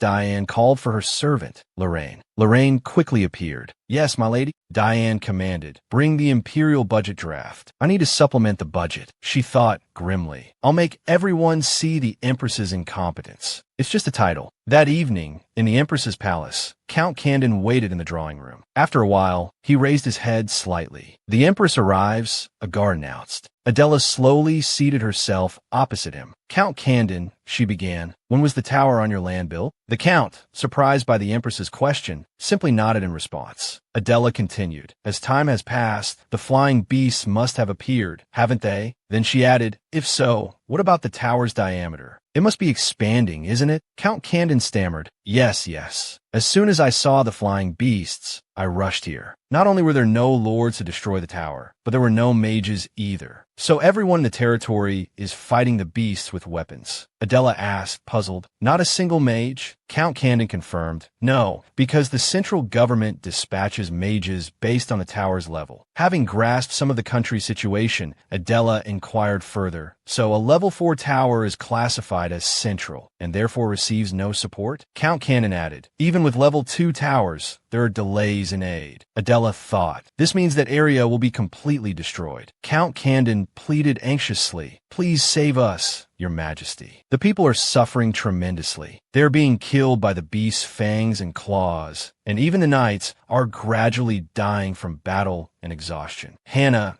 gently reminded him. Count Candon, please refrain from discussing bloodshed in front of the Empress. Instead of being offended, Adela showed understanding. No, he simply doesn't know how to simplify and express it. The scene of flying beasts filling the sky, people running in panic, children crying for their mothers. Adela couldn't help but recall her own mother's cold words. That tower is our opportunity. Do you think you can save everyone in the world? Just close your eyes and block your ears for a moment, and I will bring you the whole world. She had replied sadly, it's because you can't see those people dying that you can say such things. I don't need you to bring me that world. The queen had glanced at her daughter. Adela remembered. It was from that day that the rift between my mother and me began. Ultimately, she stripped me of my status as heir. Back in the present, Count Candon was bowing. Your Majesty, thank you for your concern, but I wish to return to my territory as soon as possible. Farewell. Suddenly, the Empress commanded, evacuate the citizens to the caves in the neighboring territories. The underground caves are the best shelter from the flying beasts, so evacuate the elderly, the weak, the sick, and the disabled there. After the evacuation, join forces with other lords. This will help everyone hold out a little longer and may also put pressure on the central government. Then she glanced at Hannah Gitt and gave a slight nod. Lady Gitt quickly understood her intent. She took out a small pouch and handed it to Candon. Please accept this. He opened the pouch with trembling hands. What is this? How can you give me this? Count Candon looked at the Empress hesitantly. Adela explained calmly. This is enough for the citizens to stay in another territory for a while. I'm sorry I can't do more. News of the Empress's meeting with Count Candon spread quickly. In the BA family's house, someone remarked, why did the Empress summon Count Candon? Isn't she curious about the situation in that territory? Michael continued, but the Emperor abandoning Count Candon's territory is unexpected. He's a man deeply loyal to the royal family. Leonel added, shouldn't we be considering why the ruler abandons his own people? This is absurd. Michael said, it seems Count Candon has arrived. He looked through the window. Count Candon slowly descended from the carriage. Seeing Count Candon, the two brothers went out to greet him. Leonel rushed over and asked, Count, what's the matter? What happened at the Empress's palace? Count Candon took out the pouch and replied, the Empress gave me this. Leonel stared in surprise at the gold bars inside.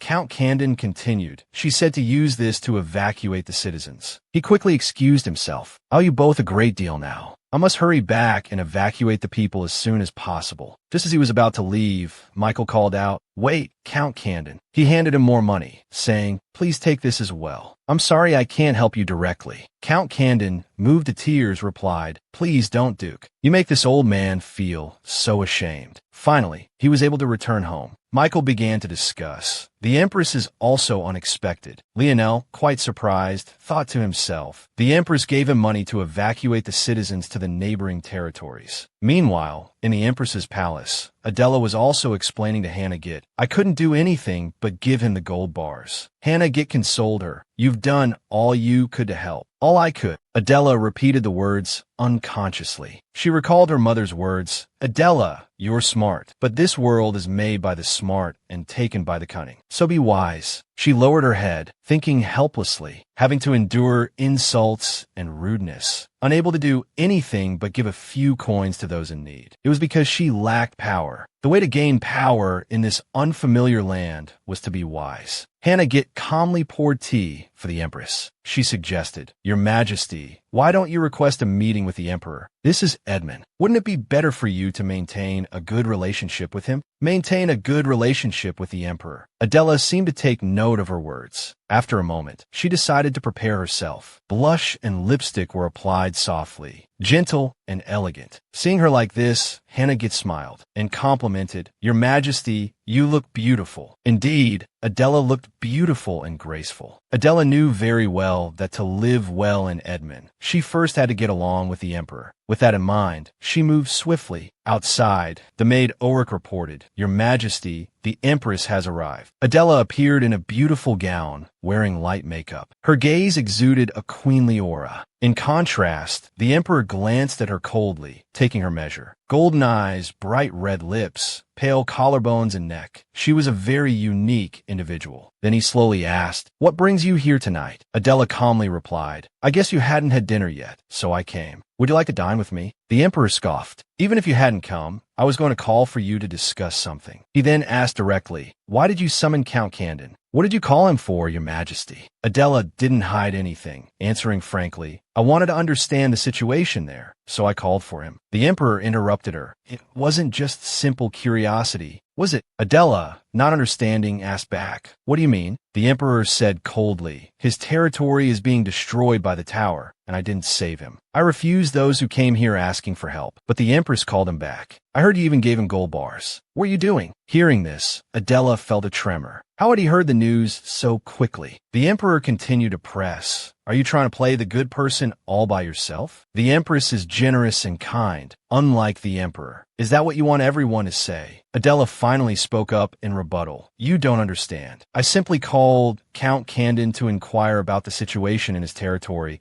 and gave him some money to help evacuate the citizens. Why are you speaking as if you're accusing me? The Emperor rose from his chair, saying, from now on. He walked slowly towards Adela, approaching her face and warned, just close your eyes and cover your ears, and only think good things, Your Majesty. These words reminded Adela of what her mother had once said, just pretend not to see for a while, Adela. But she couldn't indulge in that feeling any longer, retorting, it's the least one person can do for another. He didn't back down. So, am I not a person? Adela didn't hesitate. Aren't you? He wasn't angry, but rather satisfied. Interesting. You think my people, the people you haven't even met since becoming Empress, are the same as your people. I'll only say this once. Meanwhile, Adela began to tremble, feeling intensely uncomfortable. I can't stay here any longer. She shuddered slightly, no longer paying attention to his words. He was still observing Adela carefully and meticulously. Her bone structure was so delicate, it seemed as if it would break with the slightest force. A sweet fragrance. Is this the woman who controlled the masses with just her eyes? He thought. Suddenly, seeing Adela's defiant gaze, he became curious. What's with that expression? Did you dress so alluringly tonight and come here because you wanted to spend the night with me? His question made Adela feel nauseous. He didn't stop. If you ask for an embrace, I'll embrace you. Consummation tonight wouldn't be bad either. Close your eyes, and I'll kiss you. He raised his large hand to caress Adela's face. Just as he was about to touch her lips, Adela couldn't bear it any longer. Stop. Then, pushing him away, she screamed, stop, but he managed to grab her hand. He said coldly, I know you were once the heir of Gottrin. That's a look fit for an emperor. But remember, Empress, I am the emperor here. I prefer obedient and docile women. So stop interfering in my affairs. Understood. Adela frowned at the man in front of her. After he finished speaking, he turned and commanded, leave. Adela felt an indescribable feeling. Her hands were trembling, her steps unsteady. As she walked, she leaned against the wall, each step a struggle. Then, she heard a familiar voice. Your Majesty. It was Diane, appearing before Adela with a group of maids. It really is you. What are you doing here? Seeing her, Adela thought irritably, Diane Potier, the face I least want to see right now. Why? Diane deliberately stepped forward and inquired. Did something happen? Oh, dear, your hands are shaking, and your shoulders too. Adela didn't respond to her, only briefly thinking, what does my face look like right now? Then she coldly commanded, move. But Diane deliberately sneered. Your makeup is beautiful. It seems you took my advice, but something's still off. So, are you running away? Adela, unable to endure it, retorted. What did you say? Diane, revealing her true intentions, carefully reminded her, you should wear more makeup. Your face is completely pale. Then she decisively walked away. I'll be going now. Her maids only dared to steal glances at the Empress. Adela quickly ran back to her room. Recalling her words, Adela's face paled. So, are you running away? She hurried downstairs, not paying attention to her feet, and tripped on the stairs. Fear suddenly filled her eyes. Adela lost her balance and was about to fall face first when suddenly Leonel appeared, catching her. He quickly wrapped his arms around Adela, his large hand gently supporting her shoulder.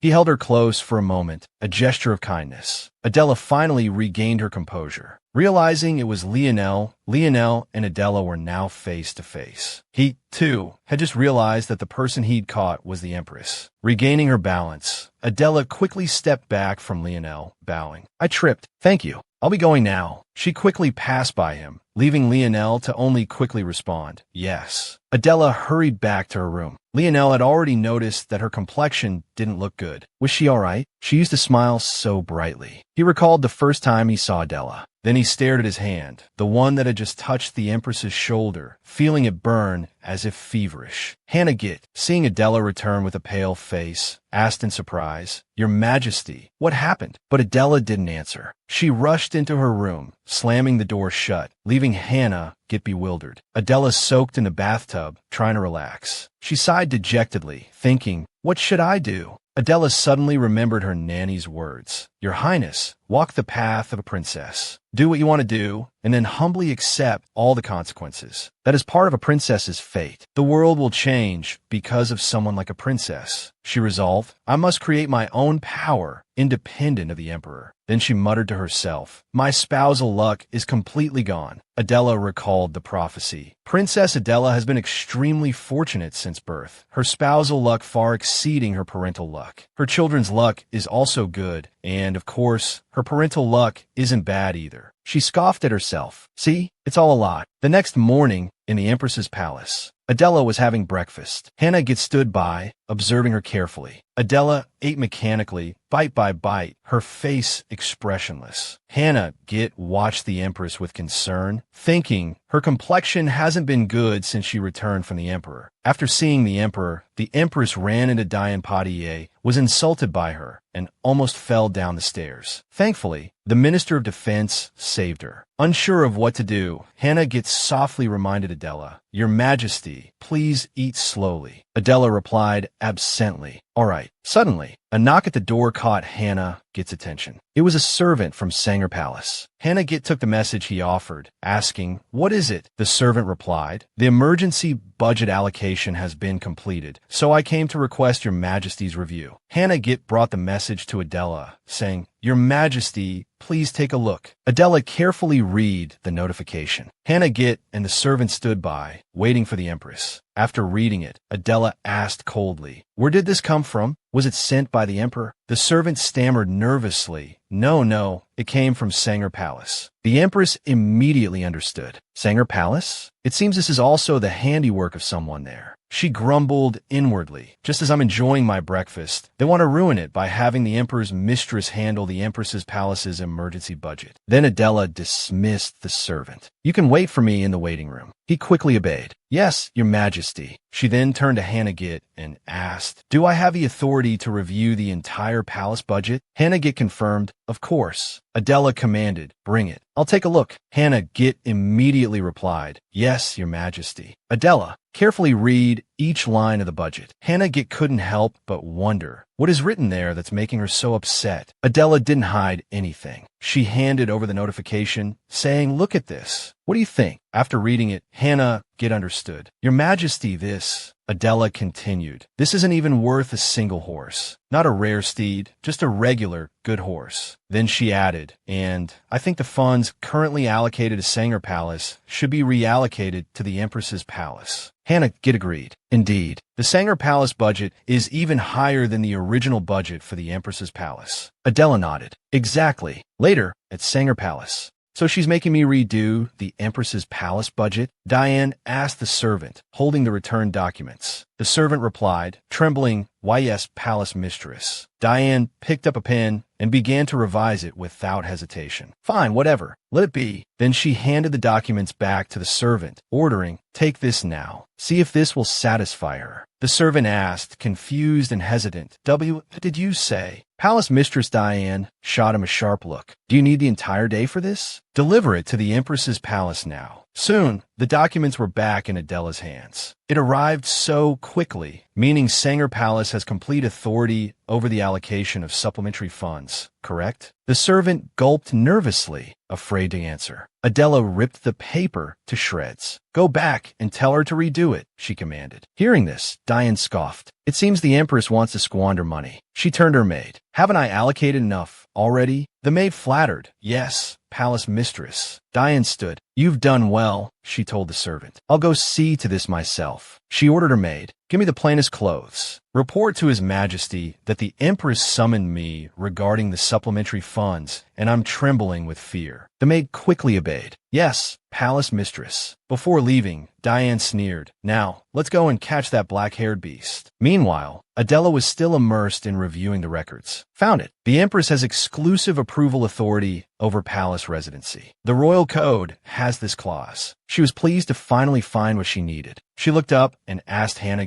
only the Emperor can authorize supplementary funds. That can't be changed. But isn't this clause established solely for me? Hannah get confirmed, that's right. But she also warned, you must be careful, Your Majesty. Royal law is a double-edged sword. If you use it, be prepared to hide your hand. Adela sighed. Look at my situation. Even as Empress, I have to beg the Emperor's mistress for more funds, and what I might get is just an extra silver ingot. How ironic. The Emperor strikes with the sword first, and I've already suffered enough. Is that what you mean? Hannah get responded, I have nothing to say. Adela continued, if I want to change a decision that has already been made, how do I do it? Hannah get instructed her, withdraw the project and issue a new order. Hearing this, Adela sneered. Then what are you still doing here? Bring me Diane Potier's residency permit for Sanger Palace. Through her reading, Adela learned where the Empress's power came from, usually from family or through producing an heir. She reflected on her own situation. Family power, renounced, none. Adela crossed this point out in the book. 1131, second method, producing an heir. Adela recalled the Emperor's disdain. If you want an embrace, I'll give you one. 1132, the mere thought of it made her curse silently. Damn it. 1133, the only method left is to find a confidant to create her own power base. 1134, suddenly, a drop of ink fell onto the page she was reading as if an omen. 1135, Adela could feel the sensation. 1136, she hurried to the window. 1137, Adela knew clearly. This was the tower's energy. 1138, just then, a maid entered to report. Your Majesty, Mistress Potier requests an audience. 1139, hearing this, Adela was puzzled. She came herself? Finally, she ordered, bring her to the drawing room. 1140, Adela composed herself and went out to meet Diane. 1141, Diane feigned weakness. Greetings softly. Greetings, Your Majesty. 1142, Adela ignored her performance and asked coldly, are you here to give me your reply regarding the funds? Diane didn't hide it. Yes, that's right, she answered. 1143, then she feigned confusion. But Your Majesty, why are you angry? 1144, Adela frowned, repeating, angry. 1145, Diane continued her pretense. Yes, Your Majesty. 1146, look at this. Adela ordered Hannah, get to bring out the expenditure records. 1147, Hannah, get silently obeyed the Empress's command. 1148, Diane was still confused. 1149, after picking it up and reading it, Diane realized it was the budget allocated to Sanger Palace. She thought the Empress was trying to use her position to pressure her, but still didn't understand what Adela wanted. She asked, Your Majesty, why are you showing me this? Inwardly, she gloated, thinking, is it really this simple? She has neither the Emperor's favor nor the support of any nobles. Adela asked slowly, a cold smile playing on her lips. Because I have a question for you. Why are the expenditure details missing from Sanger Palace's total budget proposal? At these words, Diane's face paled and sweat began to trickle down her brow. Adela continued, the supply expenditures and servant wages for other locations clearly list their purposes, but only Sanger Palace provides no details, merely recording expenses and payments. Do you know why? Adela inquired calmly, taking a sip of tea. After being interrogated, Diane stammered, I'm not sure. Why is Your Majesty asking about Sanger Palace's budget? Adela set down her teacup without hesitation. Because the budget allocated to Sanger Palace must be transferred to the Empress's palace. Meanwhile, in the Emperor's palace, one of Diane's maids rushed in to report. Your Majesty, the Emperor, Cier and Edmond, asked coldly, what is it? The maid replied nervously, Your Majesty, it's about the palace mistress. She's been summoned to the Empress's palace. Cier and Edmond asked curiously, what did the Empress summon Diane for? The maid continued, the palace mistress submitted the budget revisions, but the Empress ordered them to be redone twice. Then she expressed concern for the palace mistress. She was trembling with fear on her way to the Empress's palace. I couldn't bear to see her like that, so I took the liberty of coming to Your Majesty. Please look after her, Your Majesty. Hearing the words, trembling with fear, Cier and Edmond recalled his deceased mother. When you become emperor, will you acknowledge a mother like me? The memory made him feel suffocated. Summoned to the Empress's palace, he repeated. Back in the Empress's palace, Diane was still flustered, unsure how to respond. The budget allocated to Sanger Palace is to be transferred to the Empress's palace. Adela responded ruthlessly. That's right, you've been playing the role of Empress, and that budget is meant for the Empress to fulfill her duties. Now, I am the Empress, so naturally, I will take back the budget to do my work. Isn't that right? Diane was speechless, unable to refute her. Adela continued, Diane Potier, you've worked hard these days. But now, I won't ask you to rewrite the budget for the past period. I will do it myself. So, transfer all of Sanger Palace's budget to the Empress's palace. Diane's face darkened. She gritted her teeth, frustrated. Though the Empress has no power from family or allies, she is still the Empress. I, with no title, cannot refuse this command. Clutching her skirt, she cursed silently. Damn it, how can she so easily strip me of the privileges I deserve? Seeing Diane's expression, Adela asked, Are you very unhappy? Diane remained silent, but resentment seethed within her. This palace, these chambers, the supreme position beside the emperor, looking down on everyone, all of this is mine, should be mine. Adela merely glanced at her, suddenly remembering Empress Scottron's words. Give up your claim to the throne, Adela. Give up the position of crown princess. Damn it, looking at her expression reminds me of that moment, how I lost my position with a few simple words. Seeing Diane's tears welling up, Adela asked, Do you think your position is gone because of me? Then, she asserted her authority without hesitation. Listen carefully, Diane Potier. I am the Empress of Edmond. Do not challenge my authority. I will not forgive anyone who dares to challenge the Empress's power in any form. Don't think I'm taking away your rights. Think carefully about what you truly possess. As long as you do not challenge the Empress's power, I will fully acknowledge everything you have. This is the greatest respect I can give. Diane was stunned by Adela's words. Don't challenge the Empress's power? Don't say such ridiculous things. This has always been mine. Trembling, Diane gritted her teeth, unsure what to do, only waiting for the Emperor to arrive. Your Majesty, why aren't you here yet? Your Majesty. Just then, a maid's nervous voice came from outside the room. Your Majesty, why? Adela glanced towards the doorway. Diane felt like she'd grasped a lifeline. Cier and Edmond, his face etched with anger, strode into the room. What happened here? He demanded. The moment Diane saw him, she dropped to her knees, bowing deeply. I apologize, Your Majesty. I am truly sorry. Please forgive me, Your Majesty. Even Adela was taken aback by the performance. What? Oh,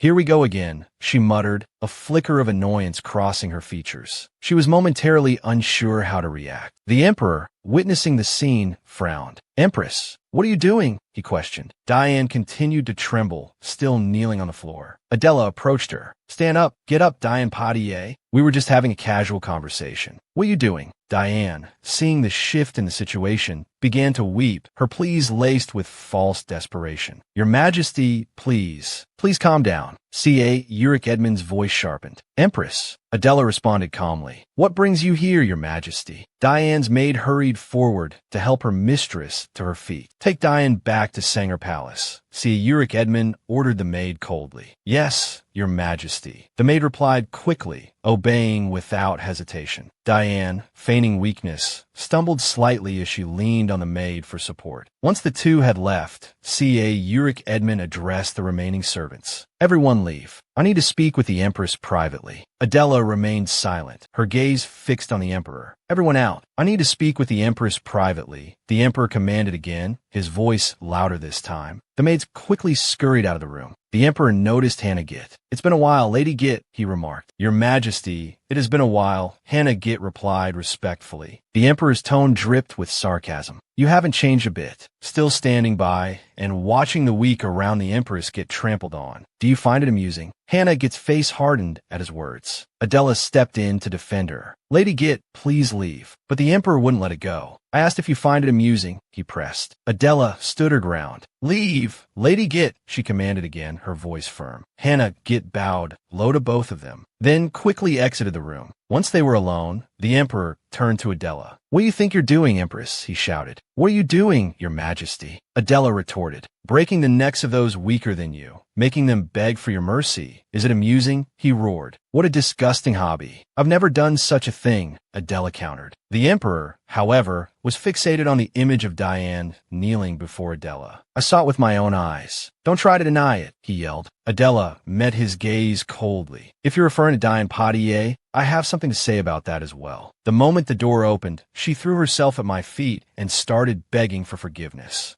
How convenient, the Emperor scoffed. He then noticed the budget ledgers on Adela's desk. He picked them up. You wanted this, didn't you? You wanted to take everything away from Diane. Adela continued calmly. Looking back, it's not her who crossed the line, but you. You haven't even looked at the Empress's budget. Supplemental proposal, have you? You even handed this over to Sanger Palace. Take a look. See if it's even worth the price of a single horse. Is the Empress's budget less than a commoner's living expenses? She held the documents out to him. The Emperor took the documents and read them carefully. His anger seemed to dissipate slightly as he began to grasp the situation. So that's why you called Diane here. I told the servant to tell her to redo it and bring it back, but she came herself. However, Adela explained calmly. The Emperor still tried to defend Diane. But you did call her here, didn't you? Adela gave a small, mirthless smile, wondering how to respond to this stubborn man. He then abruptly changed the subject. Your mother, the Dowager Empress of Gatrun, lied. She said you were a beautiful and obedient daughter. You were exiled from your country and didn't even realize it, did you? At this, Adela could no longer remain silent. Well, I don't know why I was forced to leave Gatrun. Please don't spout nonsense. Suddenly, the Emperor gripped Adela's shoulder, his voice a low growl. Listen carefully, Empress. Live like a feather on a quill, like a flower in a vase. Do you understand? His icy gaze bore into her, the words a command rather than a suggestion. Adela remained silent, her disagreement palpable. Suddenly, that unsettling sensation returned. What is this feeling? She thought, a flicker of unease in her mind. Her magic felt as though it were being siphoned away, causing her to stumble slightly. She glanced towards the sky. The Emperor, seemingly witnessing this strange reaction for the first time, looked surprised. Adela pulled free of his grasp and rushed towards the window. She flung it open and stepped out onto the balcony, her eyes searching the heavens. The sky blazed a fiery red, forcing her to squint as she looked up. Swirling energy coalesced above them. A maid below looked up in terror, stammering that the sky. Other servants echoed her fear. The tower is falling. In that moment, Adela recalled the Emperor's earlier words, like a feather on a quill, like a flower in a vase. Hannah rushed to Adela's side, her voice filled with concern. Your Majesty, are you all right? The tower is falling. Please take cover. But Adela responded calmly, no, it won't fall. Below, the scene had erupted into chaos. Everyone, get out of the way. The tower is going to fall on the palace. Henry and Leonel had arrived as well. Andre, his face grim, assessed the situation. Looks like a level 4 or 5 tower. Leonel added, at least it's falling in the gardens. It would have been much harder to control if it had hit the buildings. Leonel quickly barked out orders. Everyone, to your positions. Regroup as soon as the tower lands. The mages will appear. We hold out until they arrive. The knights responded with fervent cries of, yes, sir. Leonel suddenly remembered something and turned to Henry. The mages aren't here yet. Henry hesitated. No, we haven't seen them yet. Here we go again. Leonel thought bitterly. Are they going to wait until every knight is dead before they show up? When the order reached Leonard, he scoffed. So, you want me to go there right now? Unra repeated firmly. It's a direct order from the Minister of Defense. He commands all mages to assemble at the Rose Garden, where the tower is expected to fall. Emboldened by Deepens' support, Leonard sneered. That's awkward. The Mages Guild is under the Emperor's control, so we don't need to follow the Minister of Defense's orders. He even affected a casual air. Oh, really? I seem to have buttoned my coat wrong. Oh, right, Lord Dakical. I heard we're not getting paid this time either, are we? He turned his mockery on Unra. Of course, it doesn't matter to you. You're the second son of Count Dakical. But if one of your subordinates is struggling financially, perhaps you could help me undo this button. Since it's gold-plated, it'll cost a fortune if you break it. Annoyed, Unra reminded him. Instead of saying such things, you should be getting ready.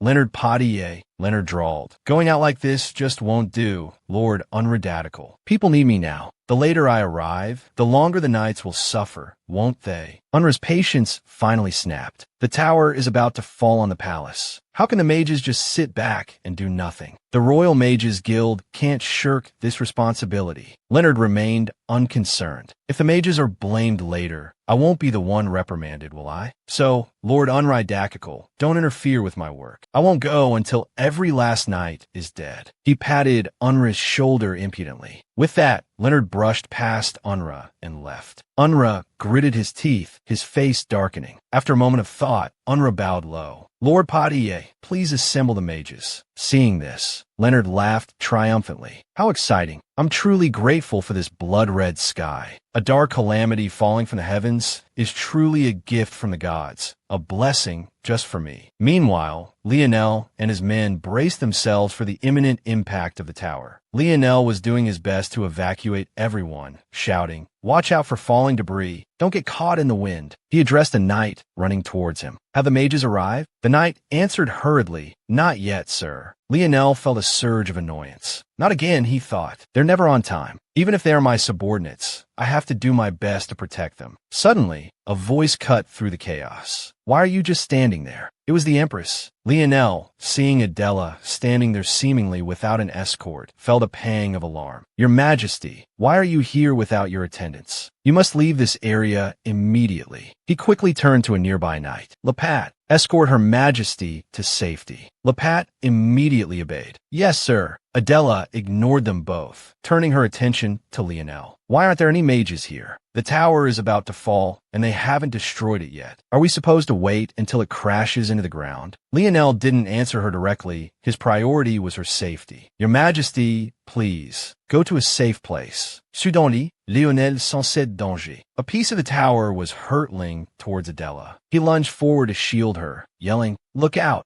Get behind me." Abruptly, Leonel noticed a surge of magic envelop the debris, halting it mid-air. He stared, momentarily stunned. He turned around in confusion. Have the mages arrived already? In the distance, a group of mages, led by Leonard, were slowly approaching. The knights murmured amongst themselves. "They're only just arriving now. How leisurely of them." Leonel was still puzzled. "But they're too far away. Whose magic was that just now?" Adela, undeterred, stepped forward, her eyes assessing the falling structure. "This is a level 4 tower, almost a 5. We don't need to wait." With that, she drew the sword strapped to her back. She began walking resolutely towards the descending tower. Leonel, bewildered, called out, "Your Majesty, what are you doing?" Adela didn't hesitate. "Destroying this tower." With that, she leaped into the air. Leonel, unable to stop her, could only shout after her, "Your Majesty." Adela ignored his cries, continuing her ascent. Leonel desperately tried to reason with her. "If you go there, you'll be swept away by the tower's wind." Failing to restrain her, a sudden realization struck him. "My hand was pushed away. Was that magic?" Adela finally turned to address him. "Don't worry, and don't try to stop me." With that, she soared skyward. Leonel watched her go, yelling, "No, Your Majesty." Adela continued to close the distance between herself and the tower. Below, the knights whispered anxiously, "Oh no, why is Her Majesty doing this?"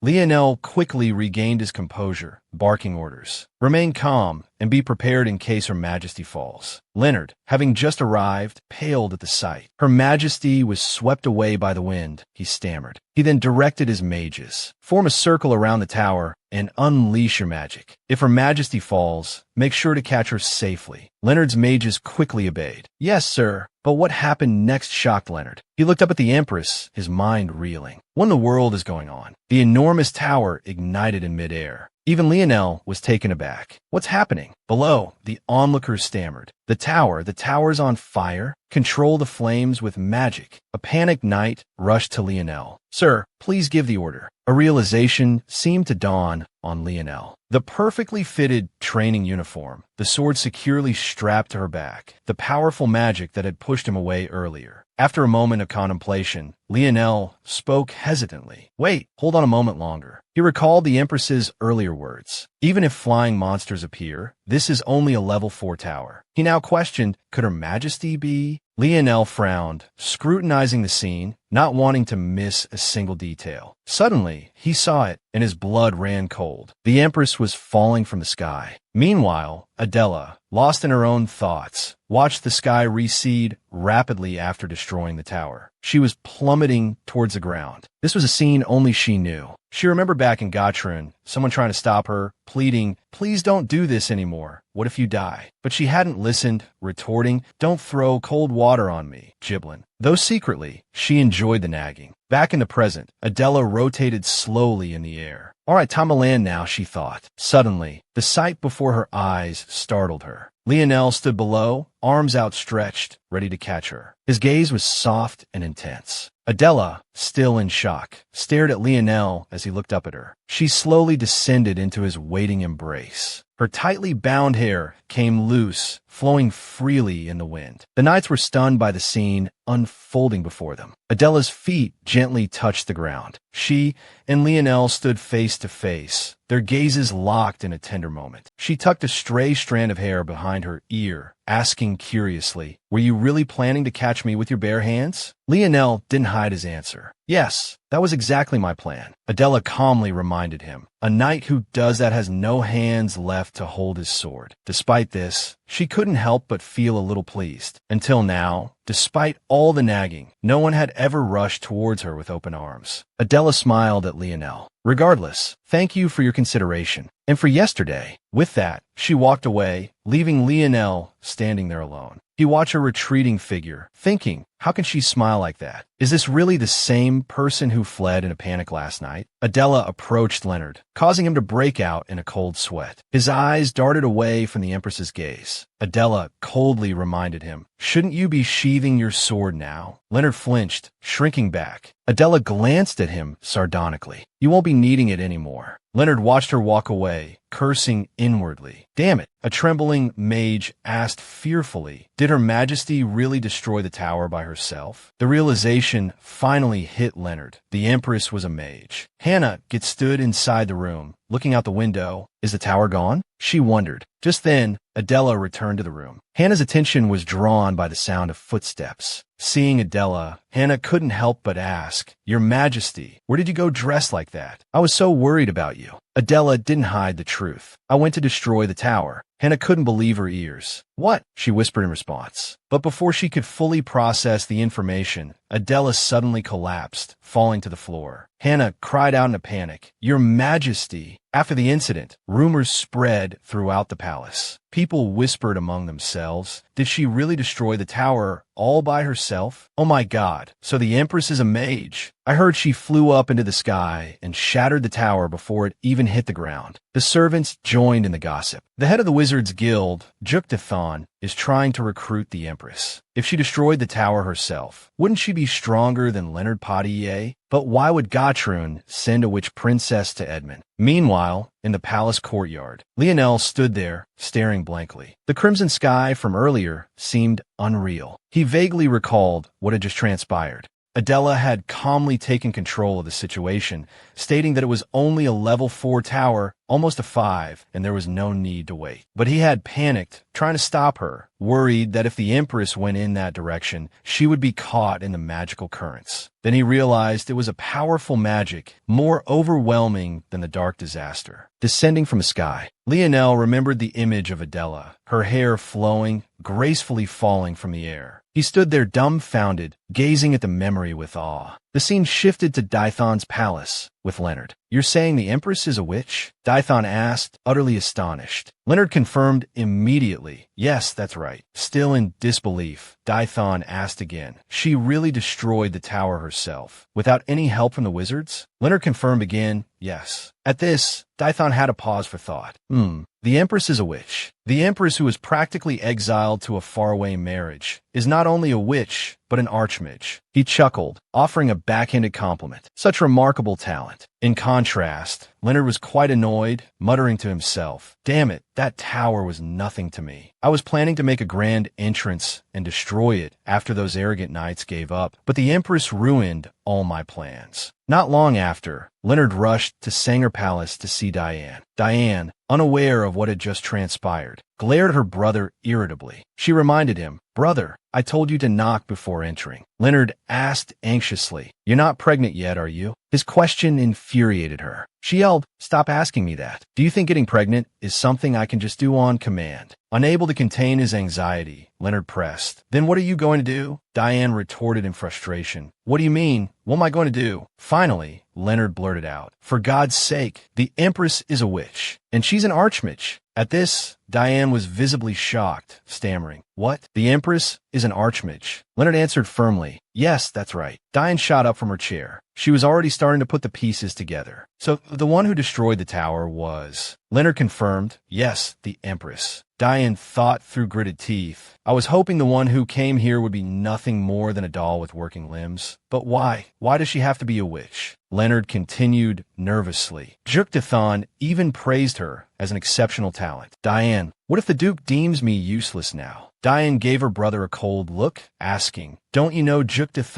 yet, brother? If you were so easily discarded, I wouldn't have brought you here in the first place. Don't worry. So what if the Empress is a witch? Leonard asked again, confused. What do you mean by that? Diane stated firmly, You will still be the most powerful archmage in Edmond. Stay calm and manage the Wizards Guild well, because His Majesty will protect you. Nothing will change, so don't waver, understand? Soothed by Diane's words, Leonard, though still anxious, muttered to himself, Right. What can one Empress do alone? Diane reminisced. We've always pulled through. Why would we crumble because of such a trivial matter? Then she continued triumphantly. That's right, brother. It doesn't matter whether the Empress is a witch or not. The ones who laugh last will still be us. Back in the Empress's palace, Adela's act of single-handedly destroying the tower was summarized in 2 words, recklessness. Because when the source of magic, the tower, disappeared, the magic that had already been released was suddenly depleted, resulting in exhaustion. Adela still hadn't regained consciousness, leaving Lady get extremely worried. She also overheard the maids gossiping about the Empress destroying the tower herself. Didn't you say the guards were ecstatic and caused quite a commotion? They were saying that the Wizards Guild was late again, and if it weren't for the Empress, the knights would have suffered significant losses. Lady Git ordered a servant, Deliver this letter to Duke Gran. The scene shifted to the Emperor's palace. He recalled the scene of people running around in a panic, shouting, The tower is falling. A guard, concerned for the Emperor's safety, rushed over to warn, Your Majesty, the tower is falling towards the palace. You must escape. But the Emperor, unfazed, rebuked, Don't make such a fuss.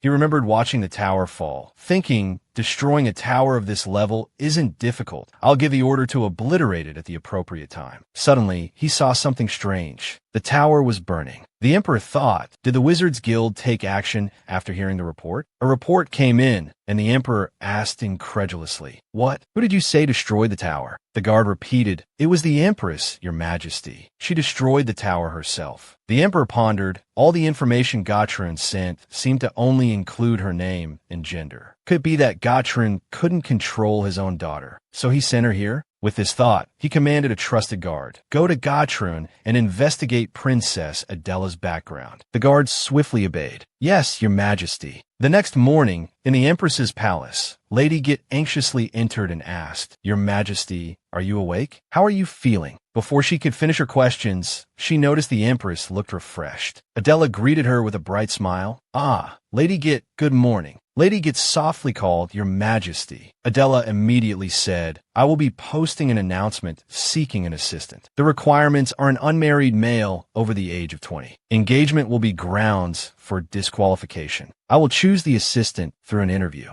The selection criteria are, Still bewildered, Lady Git repeated, Selection criteria? The Empress's announcement for an assistant shook the noble circles of Edmond, and the BA family was no exception. At the BA family residence, after reading the announcement, the steward questioned, Is that the entire announcement? The requirements are so simple. Mikao, arms crossed, commented, It's better than writing a bunch of meaningless things. But the steward still found it absurd. Michael interrupted, Is the Empress trying to show off to the Emperor? Or is she trying to build her own power to oppose Diane Potier? Leono just sat quietly, lost in thought, until Mikao broke the silence, asking, Leono, what do you think? Startled, he murmured, Ah. Leonel answered his brother. Let me think. Isn't it both? The blonde steward waved the announcement, saying, perhaps she's just doing it for fun. Aren't the conditions simply that she'll choose someone she likes? Regardless, since the Empress has made the announcement, we can't just ignore it. Mikhail asked, then who should we entrust with this task? The steward suggested. Well, firstly, it should be a family close to the BA family and capable of influencing the Emperor's power. And while serving as the assistant, they must endure the rumors of being the Empress's lover. That's why previous Empress's assistants tended to be the second or third sons of powerful families. Michael pondered the steward's words. Suddenly, Leonel brought up an old matter. Didn't the Empress give gold bars to Count Calvin? Although that clearly angered the Emperor. Perhaps the Empress's view on the Wizard Tower and the Mages Guild. Mikhail, still puzzled, asked, what do you mean? Leonel then voiced his thoughts. The Empress's announcement for an assistant. Mikhail smiled approvingly. Oh, have you already thought of a suitable candidate to recommend? Leonel continued, I will apply. His words made Mikhail's eyes widen in surprise. Mikhail hurriedly stopped him. No, you can't. Think it over again. Leonel remained firm. Mikhail, is there a more suitable candidate than me? I think not. The steward suggested. Let me think. Count Verde's third son is not bad, but he's not yet 20. Mikhail, starting to panic, explained, Leonel, what will you gain by going there? If you become the assistant, people will mock you as the Empress's lover. Leonel responded indifferently. What reputation do I have left to lose?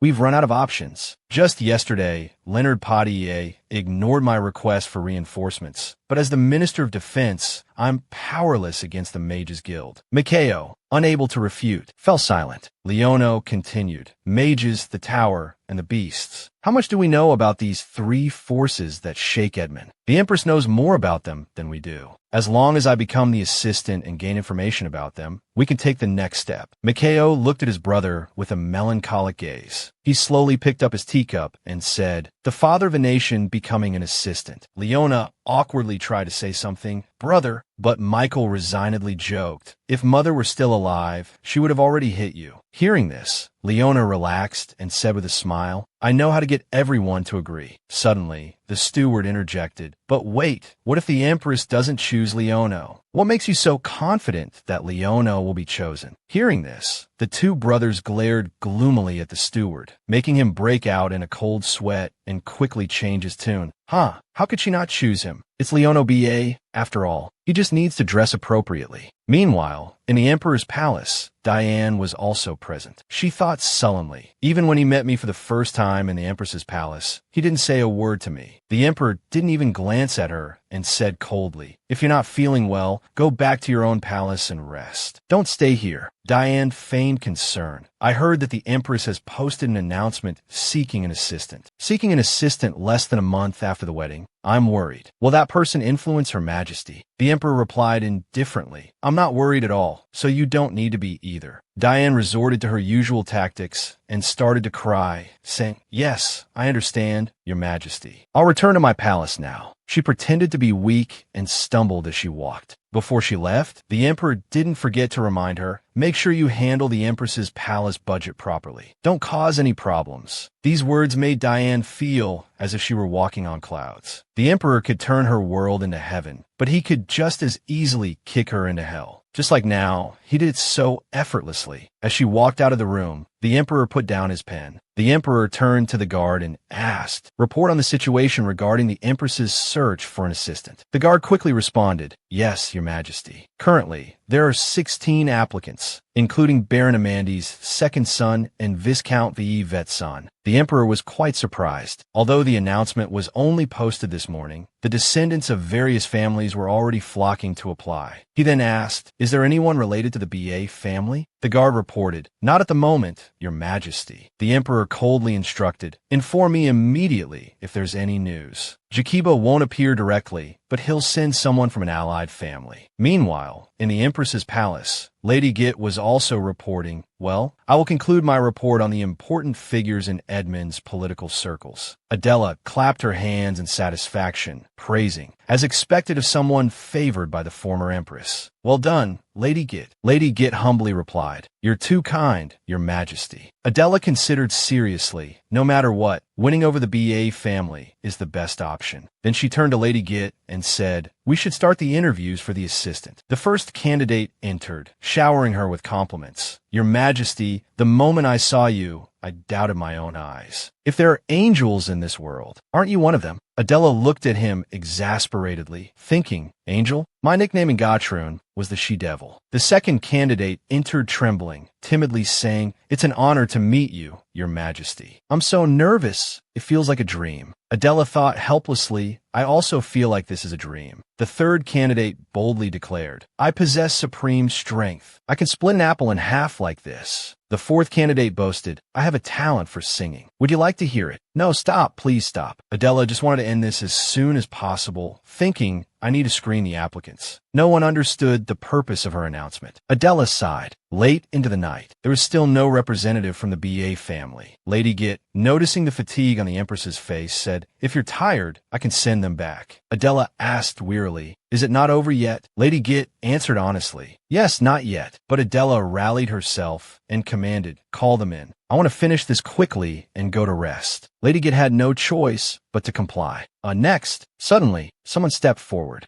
The appearance of this newcomer made all the remaining candidates tremble. Oh no, even Lady Git was surprised to see him. As soon as they saw the newcomer, the candidates began to whisper amongst themselves. "Leonel Bar, is he here to apply for the position of the Empress's lover?" Leonel instantly became the center of attention. The candidates were immediately plunged into despair. "Damn, I didn't expect a direct descendant of the BA family to come." The outcome is obvious without even looking. Lady Git greeted him politely. "Hello, Lord Leonel BA." Leonel cautiously inquired, "Am I late?" Lady Git calmly replied, "Please wait a moment." Leonel, unhurried, responded, "All right." A candidate with a rather uneasy expression entered and exchanged greetings with the Empress. Adela, lost in thought as she conversed, felt something was amiss. She wondered why the recent candidates were all like this, seeming listless compared to the earlier ones. Leaning back in her chair, she sighed wearily. At least it's finally over. She thought to herself, this was tough. They've all been eliminated. Lady Git knocked and entered to inform Adela, "There's one more candidate, Your Majesty." Adela asked, "It's not over yet?" Lady Git replied, "Someone applied at the last minute." She handed the candidate's information sheet to the Empress for review. Adela took the form and read it. It seemed the candidate's information surprised her. Lady Git invited the candidate in, and Leonel slowly entered. He bowed respectfully and greeted Adela. "Greetings, Your Majesty." Adela offered a polite smile. "Please have a seat, Lord Leonel BA." Looking at Leonel, Adela continued, "I want you to understand that I didn't invite you here for tea. The same applies to the other candidates." Leonel replied frankly, "Of course." Leonel focused his gaze on the Empress. Everything else seemed to blur, leaving only Adela in sharp focus. His gaze was indeed keen. The Empress desired more than mere amusement. Leonel sat down and spoke with firm clarity. "You want to balance the power, don't you? You need someone to support you." As he spoke, he thought of those who opposed the Empress and continued, "In this place where you have no support, to stand against those who have already formed alliances and control the palace." He turned to Adela again and asked, "So you're looking for an assistant, aren't you?" Adela pondered Leonel's words. He stated firmly, "No matter who you choose, they won't compare to me." Adela smiled, thinking he had guessed her intentions correctly. She attempted to lighten the tense atmosphere. "Come now, Mr. BA, or should I address you as Minister?" Leonel replied, "Whatever you're comfortable with." Adela asked Leonel, "So you truly wish to become my assistant, correct?" He answered, "That's right." Adela looked at Leonel and said, "You could have sent someone from your family. Why has a direct descendant of the BA family come personally?" Leonel answered directly, "Because I wanted to come. The information the Empress knows about the tower." Adela repeated thoughtfully, "The information about the tower." She continued, "Do you believe the benefits of becoming the Empress's assistant and gaining information about the tower outweigh what you stand to lose?" Leonel answered without hesitation, "Yes." Adela suddenly reiterated, "You said I could address you however I please, correct?" Leonel immediately replied, "Yes, Your Majesty." Adela called his name. "Leonel, let's choose an assistant to build credibility against that person in the palace. Do you understand my intentions?" Adela said with a smile, But if we do this, you'll have to pretend to be my lover. Do you understand? Leonel fell silent, considering her words, and offered no reply. Adela said cheerfully, I'll call you by your name, without honorifics. That will make it seem more like we're lovers. If you can accept that, I'll choose you as my assistant. Leonel replied confidently, of course. Being seen as a lover or whatever else, it doesn't matter. Please appoint me as your assistant. Adela's face brightened as she found someone who suited her. She believed she had found a very satisfactory assistant. The scene shifted to the Emperor's palace at night. The Emperor, Cier, was astonished when he heard the news about the Empress. He asked again in surprise, Who did you say registered? The servant, head bowed, stammered, Mr. Leonel has applied. Cier asked again, incredulous. For the position of the Empress's lover? The servant replied, Yes, that's correct. Cier then asked, So the Empress has already chosen him? The servant answered, That's not clear yet. The Empress hasn't made an official announcement.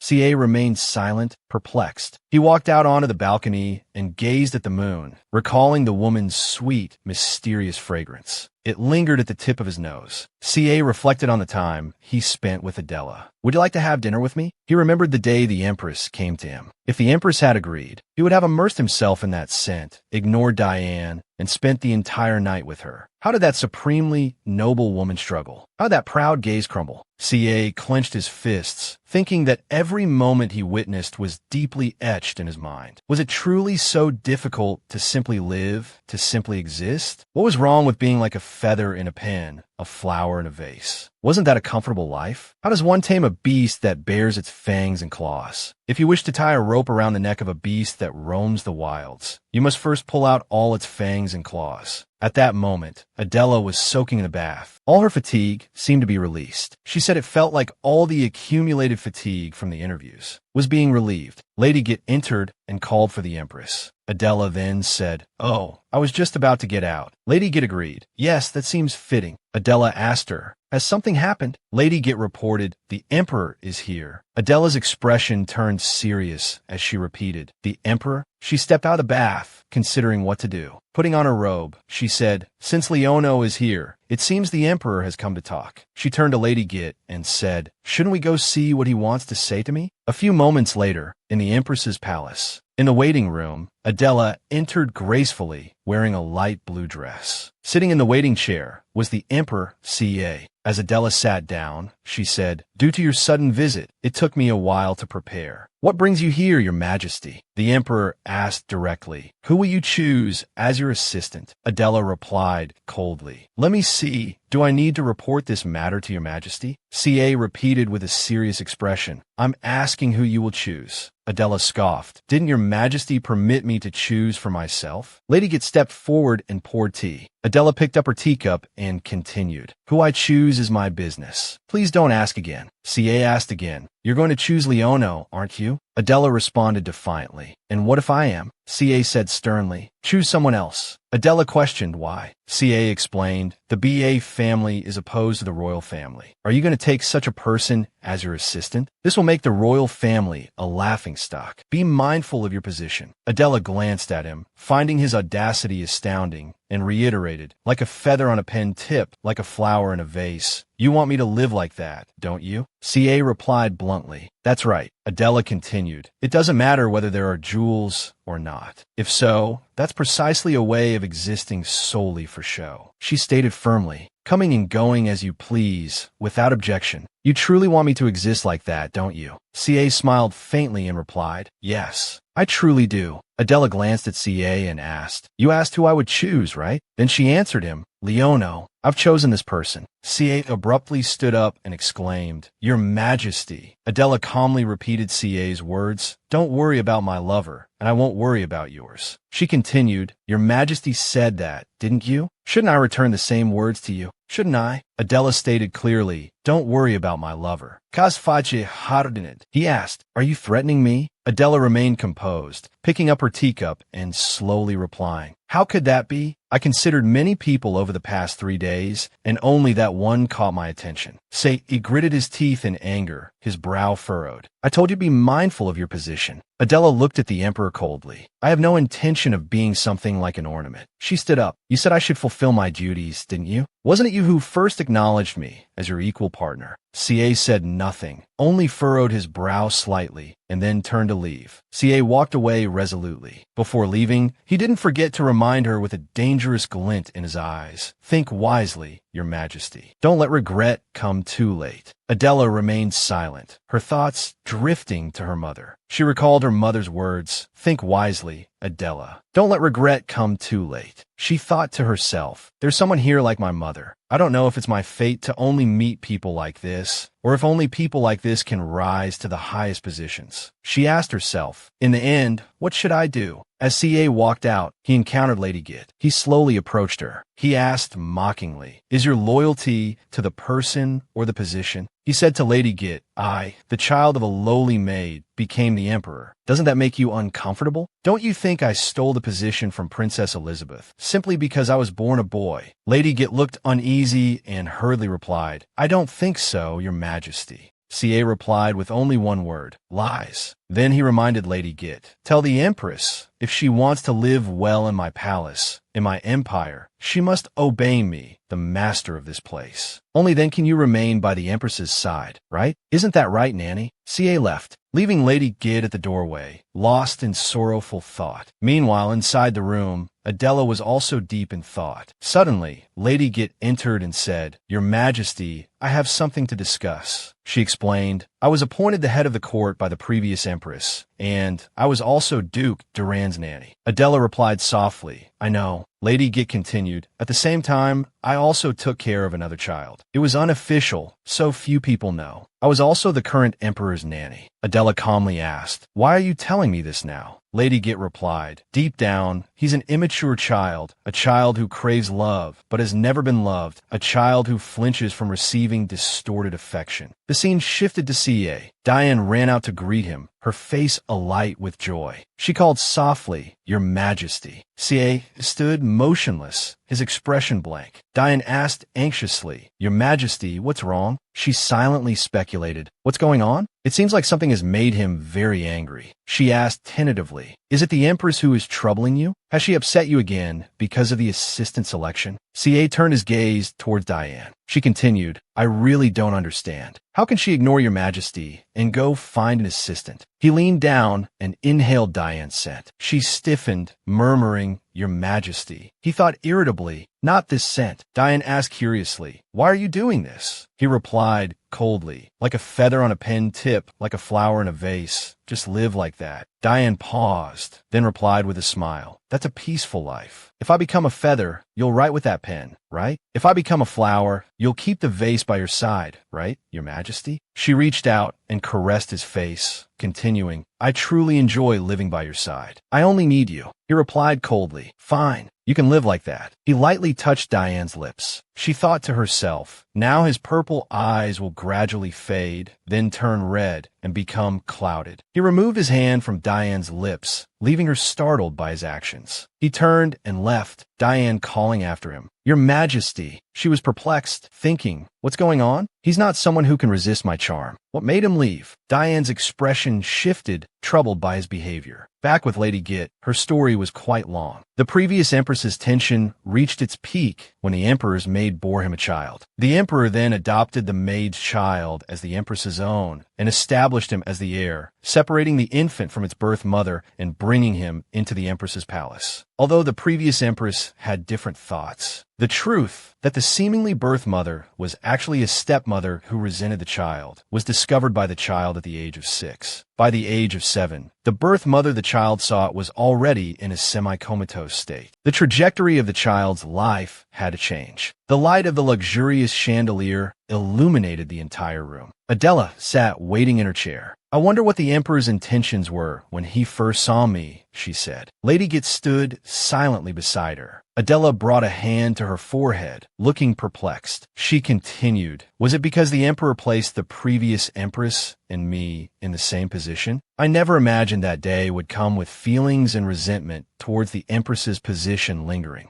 Hannah Gitt, standing beside her, calmly replied, "That was merely instinct without awareness, not a rational judgment." Adela frowned at these words. Someone like the Emperor, sitting in the highest position, shouldn't let instinct precede reason. That will become a problem. Hannah Gitt wore a worried expression. "But as you said, he is the Emperor, and you are his wife. So, humble yourself and comply with the Emperor's will. Is that what you mean?" Adela glanced at Hannah Gitt, her expression serious. Adela lightly tapped her finger on the edge of the chair. "On the first day I arrived in Edmond, Diane came to say she would tell me the Empress's preferences. Recalling that moment, Diane had looked at Adela and said, 'I presume you're curious about the Empress's preferences, which is why you came here, Princess.'" Hearing this, Hannah Gitt was surprised, frowning. "She dared to do that?" "Yes," Adela answered slowly. "She even dared to tell me to change my appearance to suit the Emperor's preferences." "Your words now, compared to Diane's," Adela said, glancing at Hannah Gitt with a judging look. Hannah Gitt lowered her head, replying softly, "I apologize." Adela stood up. "The most important thing to me, what I want to protect, is myself, Adela." She spoke slowly and solemnly. "My ideals, my beliefs, my pride, and my life. Everything about me." Adela's gaze became distant. "I place them above the Emperor's position. So, if you tell me to revolve around someone else, to act according to their will, I would rather die than do so. Do you understand?" Adela turned her face to look at Hannah Gitt, who kept her head bowed. Lady Gitt felt a pang of regret. The royal princess of Gotron, proud since birth. "I was too presumptuous." Then she spoke, "Please forgive me, Your Majesty." That night, in the Empress's palace, someone reported, "Your Majesty." The Emperor, he stood there, his expression indifferent, and walked towards Adela's room. Lady Gitt stood at the door and announced, "The Empress has retired for the night." Hearing this, he thought, "What's going on?" "I left the Empress's palace less than an hour ago." He asked, "Is the Empress unable to consummate the marriage now?" Lady Gitt, utterly surprised, replied, "Yes." Seeing this, he continued, "Judging by your silence, it seems this is feasible." With that, he pushed the door open and entered. Adela sat on the bed before him. Startled, she exclaimed, "What is the meaning of this?" He loosened his collar with one hand and approached her. "I wish to spend the night with you," he declared. Adela cried out in surprise. "What?"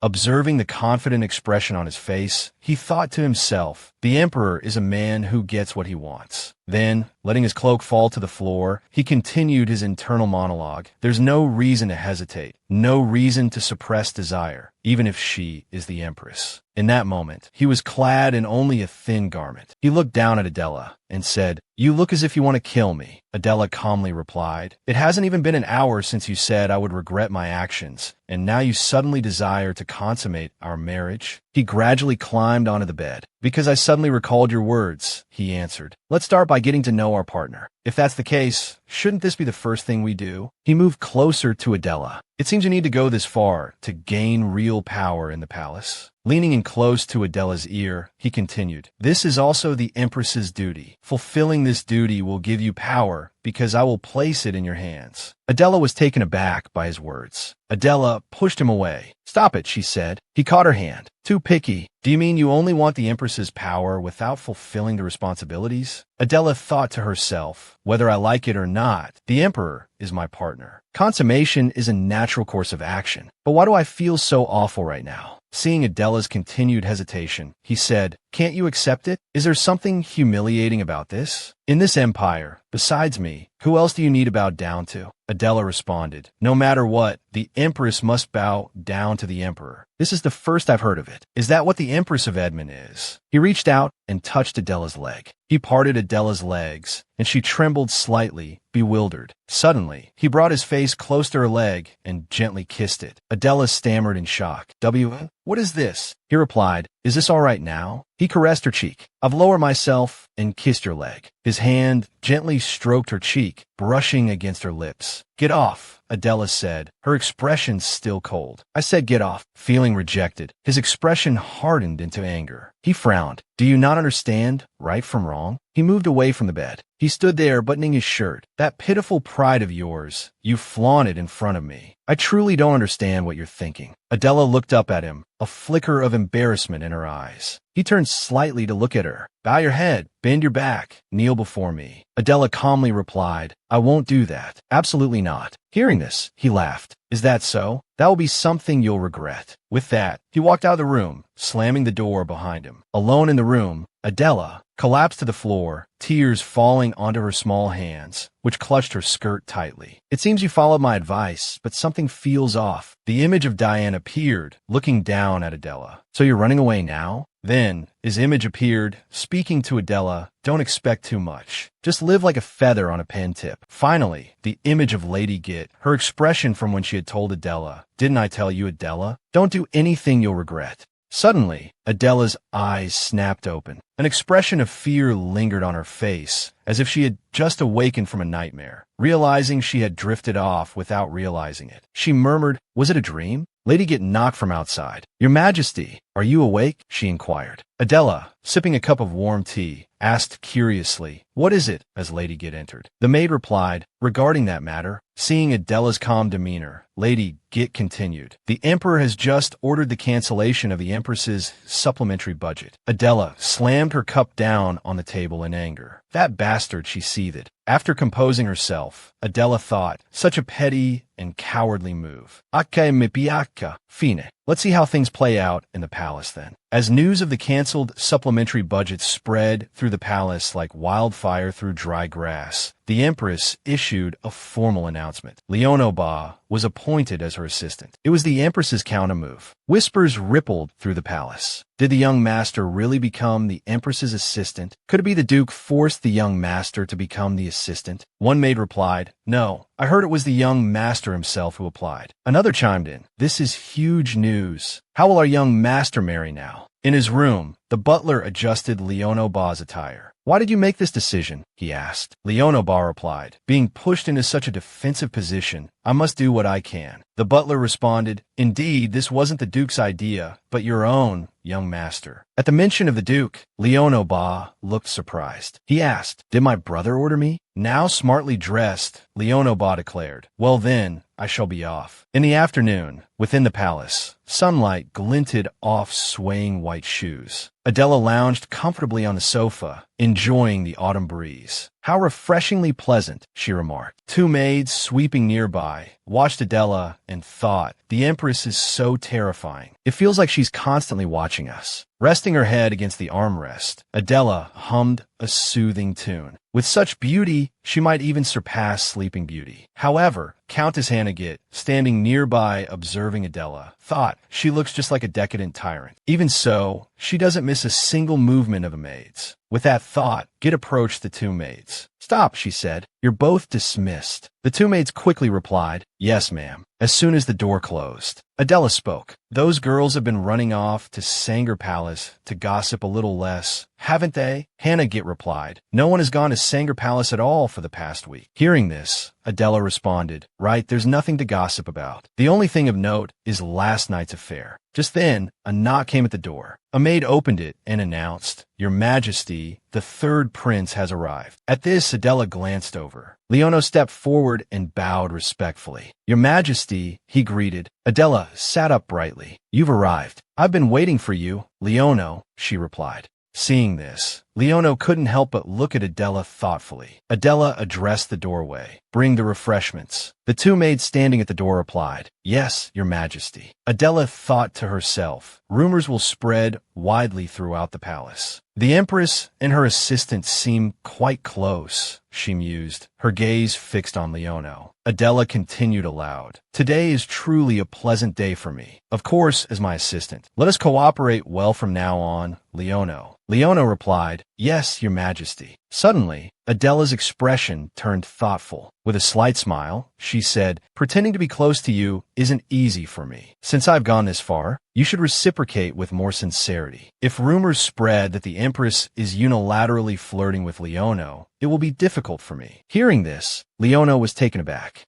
He responded. Then, he added, I hope to receive your guidance, Your Majesty. I won't let anyone regret choosing me. Hearing these words, Adela laughed delightedly. Good, she said. I'll keep that in mind. Teasing you was worth it. Leono took a sip of his tea, his face flushing slightly. He thought, why do I feel like I've been played? Have some of this, Adela said, pushing the plate of pastries towards Leono. It's the best in Edmond. She watched him as he reached for one. Leono was a little surprised by Adela's attitude. You don't have to force yourself, he said gently. Picking up a pastry and taking a bite, Adela replied earnestly, what's so forced about offering you a pastry? This is just how I am. I just haven't acted this way with you before. At this, Leono gave a small smile. The two of them drank tea together pleasantly, creating a rather poetic scene. Setting down her cup, Adela said, anyway, about the Duke's family. Folding her arms and looking at Leono, Adela continued, you want to pull the pendulum of power, which is leaning towards the Wizards Guild, back to your side, correct? Leono replied, you could say that. He continued, furthermore, I want to change the way the towers are handled. Currently, all information regarding the towers is monopolized by the Wizards Guild, shared with no one. Adela's gaze grew more serious. If that's the case, she said, then ultimately the towers will become power. This is what my mother wanted as well. Adela recalled her mother's words. Adela, the towers are our opportunity. If you utilize this power well, our royal family will become divine. Monopolize the information. Share it with no one. Even necessary rescue operations will be conducted based on whim. Even if the Wizards Guild still holds the death list. It won't be surprising. Thinking this, Adela said, fortunately, our goals align. First, I will use the title of wizard to create a foothold in Edmond's political landscape, supporting future plans. But there's one thing that needs to be dealt with first, Leono replied. If it's about the abolishment of the palace's supplementary budget, then the Ba clan will formally express their objection directly to the Emperor. Adela's expression immediately became one of great satisfaction. Good, she replied. That's the most satisfying thing I've heard in recent days. But can such a polite objection be considered proper retaliation? The Emperor insulted me in such a despicable manner, so I should at least return the favor twofold. Adela said calmly, first, read this. Adela handed Leono a piece of paper. After reading it, Leono's eyes widened in surprise. He turned to Adela and said, it seems you intend to do something similar. Is that right? That's correct, Adela replied, her gaze meeting his. A shout suddenly echoed through the palace. Please wait a moment. Two maids looked at the purple-haired man in surprise. We didn't call for you, they said. The man replied, yes, I know. The purple-haired man replied cheerfully, the Empress only needs to choose the item she desires. It's a gift. The maids responded, a gift. The purple-haired man affirmed, yes, a gift from Diane Pickshare to the Empress. He continued, the cost of the goods will be settled by Sanger Palace. There's also a letter here for the Empress. Back in Adela's room, she was reading the letter. Lady Git then asked, Your Majesty, what does the letter say? Leono also glanced over curiously. The price of a horse, Adela said, holding up the letter. Thinking of Diane, Adela responded, or rather by what I want with the supplementary funds. She's telling me to prepare for the upcoming National Foundation Day. So touching, I almost shed a tear. To what extent does she want to provoke me? Diane, I can't let you off the hook this time. With that, Adela stood up. Lady Git, she said, prepare the relevant documents. I'm going to issue an order. Lady Git quickly replied, Yes, Your Majesty. Adela then rubbed her head, looking tired. She thought, I lost control for a moment there. Leono immediately followed up. Are you thinking of ordering Diane to leave immediately? Adela turned and replied, Is there a better way? If I dismiss Diane Pickshare without cause, everyone will sympathize with her. Adela asked, a hint of exasperation in her voice. So what should I do? Leono calmly replied, If not, then why not try this approach? Adela was somewhat surprised, recalling his earlier words. The Emperor is truly outrageous. How could he cancel the supplementary budget? The Empress must be quite upset. Diane sighed, placing her precious jewels on the table. That's why I asked you to choose some items equivalent to the supplementary funds, such as this necklace. But he refused. Diane said as she removed her jewelry. National Foundation Day is just a few months away. What does he intend to do? Diane's expression was one of satisfaction as she continued. I'm truly in a difficult position. Then, feigning sadness, she lamented, "The Emperor gave me the Empress's palace supplementary budget, telling me to buy whatever I desired." The purple-haired man offered a few flattering words. "Your Highness is truly accomplished both inside and out, radiantly beautiful. It's only natural that the Emperor adores you." The sycophants behind her echoed, "The Emperor's love for your Highness will surely deepen." Diane replied, "Don't say such things. I feel quite uncomfortable." Inwardly, Diane thought, "I hope he realizes who truly holds the power in this palace." Back in Adela's palace, Leonel asked, "Your Majesty, what are your thoughts?" Adela smiled, thinking astonishing. "I didn't expect someone as gentle as him to devise such a plan." Looking at Leonel's calm demeanor was truly touching. Adela glanced at him and said, "The desire to apply for the assistant position truly belongs to you." Leonel replied, "Haven't I already said so?" Leonel continued, "I will express my opposition to the cancellation of the supplementary budget at the high-ranking officials' meeting." Adela responded, "Good. This is promising." Adela's expression gradually became excited as she picked up a book and said, "Let's stir things up on the other side." Elsewhere, Diane thought in surprise, "What's going on? Why do I suddenly feel so uneasy?" Feeling something amiss, Diane shivered, realizing that it hadn't been like this just a moment ago. Looking at the pile of luxurious jewels, Diane thought, "When I selected and purchased a few items exceeding the budget, the merchants praised and flattered me without any issue." Suddenly, Diane recalled the Emperor visiting last night, then abruptly leaving and later returning. "But he didn't touch me, just went to sleep. Why? Why would hearing this suddenly cause me to do something I've never done before? Could it be?" Diane suddenly realized the only possible scenario and hurriedly shouted, "Lorene! Lorene!" The maid rushed in, saying, "Yes, Your Highness, did you call for me?" Diane frowned and ordered, "Bring one of the Empress's palace maids here. Don't let anyone know. Quickly."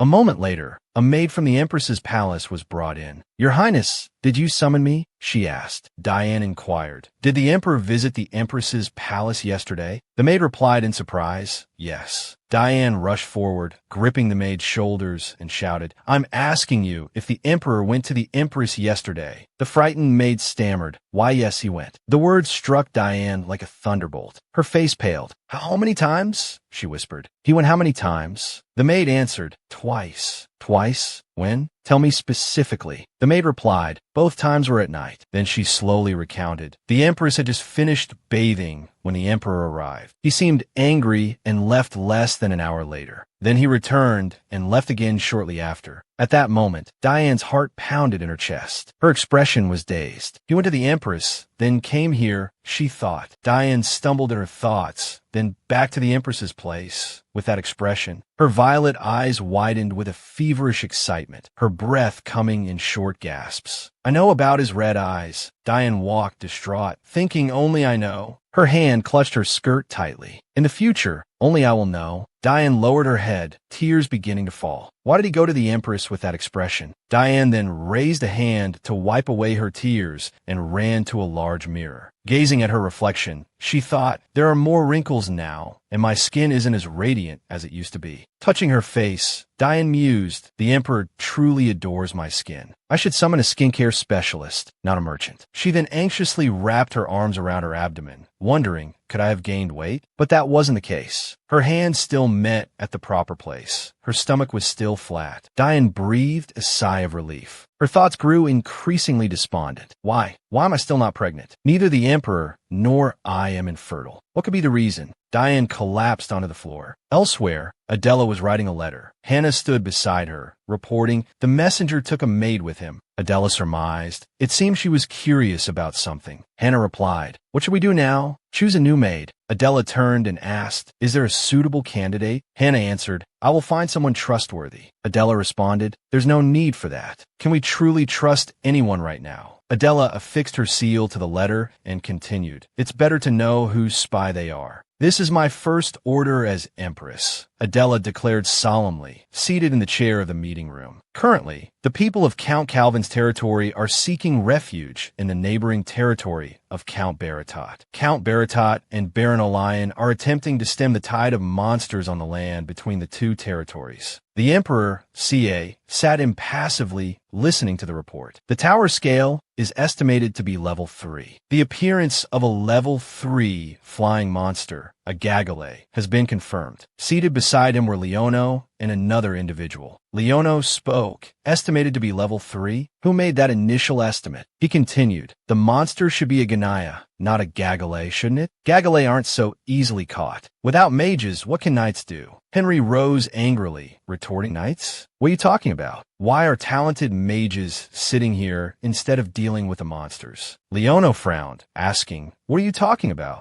Juke Deck, seated beside him, cautiously warned, don't be like that, Leono. The Emperor is present. Leono sat down, saying, forgive me, your majesty. Cier then glanced over, inquiring, what are your thoughts, Minister of Defense? Inwardly, Cier felt a surge of displeasure. Observing Leono's behavior, Cier thought further, I've never liked you, but today you're particularly irritating. I expect a good answer, Cier stated, his gaze challenging. His words surprised and intimidated everyone present. Leono slowly replied, your majesty, may I inquire of the two mages in charge? Cier gestured towards the two mages. Then I wish to ask the two of you, Leono began. On the day the tower descended upon the imperial palace, I led a contingent of knights awaiting the arrival of the mages. Hearing this, Leonard and Agodot paid closer attention. However, as it descended closer, the person who appeared was unexpected. It was the Empress. The image of Adela, impeccably dressed and wielding a sword, materialized in their minds. Hearing this, Cier frowned, thinking, how dare you mention the Empress before me? Leono continued. The Empress bravely leaped into the electrical current, destroying the tower before it landed. This prevented any monsters from escaping and resulted in no casualties. He further added, this method has never been considered in Edmond, has it? Leonard responded, indeed, Mr. Leono, you are well informed. It seems the Empress favors you. Leono replied, the Empress stated that when flying monsters appear, level 3 countermeasures must be implemented. This is why I advised Count Calvin to flee to another territory and supported him with some funds. Hearing this, everyone exclaimed in surprise. The Empress provided support? As far as I know, the Empress gave gold bars, Leono replied, causing even greater astonishment. Oh my, Leono said, I will pose the same question the Empress asked me. Why are the mages of Edmond merely standing by, watching everything unfold? Are they unwilling to help, or do they lack the ability? At this, both Leonard and Agodot bristled with indignation. Leono then turned to Cier and declared, I believe I have an answer to your majesty's question. As Minister of Defense, I implore you to save them. If the Mages Guild is incapable, then you should immediately dispatch them to provide aid. Hearing this, Cier leaned back against the table, lost in thought. Michael stood up and said, I would like to hear the Empress's opinion directly. He adjusted his spectacles and continued. To that end, I believe we should grant the Empress appropriate authority. What is your reasoning for canceling the Empress's supplementary budget? Cier responded with a faint smile. Being a paramour makes you mention the Empress often, doesn't it? He looked at Leono with an expression of feigned surprise and nonchalance. Cier continued. That's why they say one must choose the right person. Even commoners say a wife must support her husband. Shouldn't you be seizing the moment for a rendezvous, Minister of Defense? Cier asked coldly. Even commoners say a wife must support her husband. Shouldn't you be seizing the moment for a rendezvous, Minister of Defense? Leono merely glanced at Cier, remaining silent.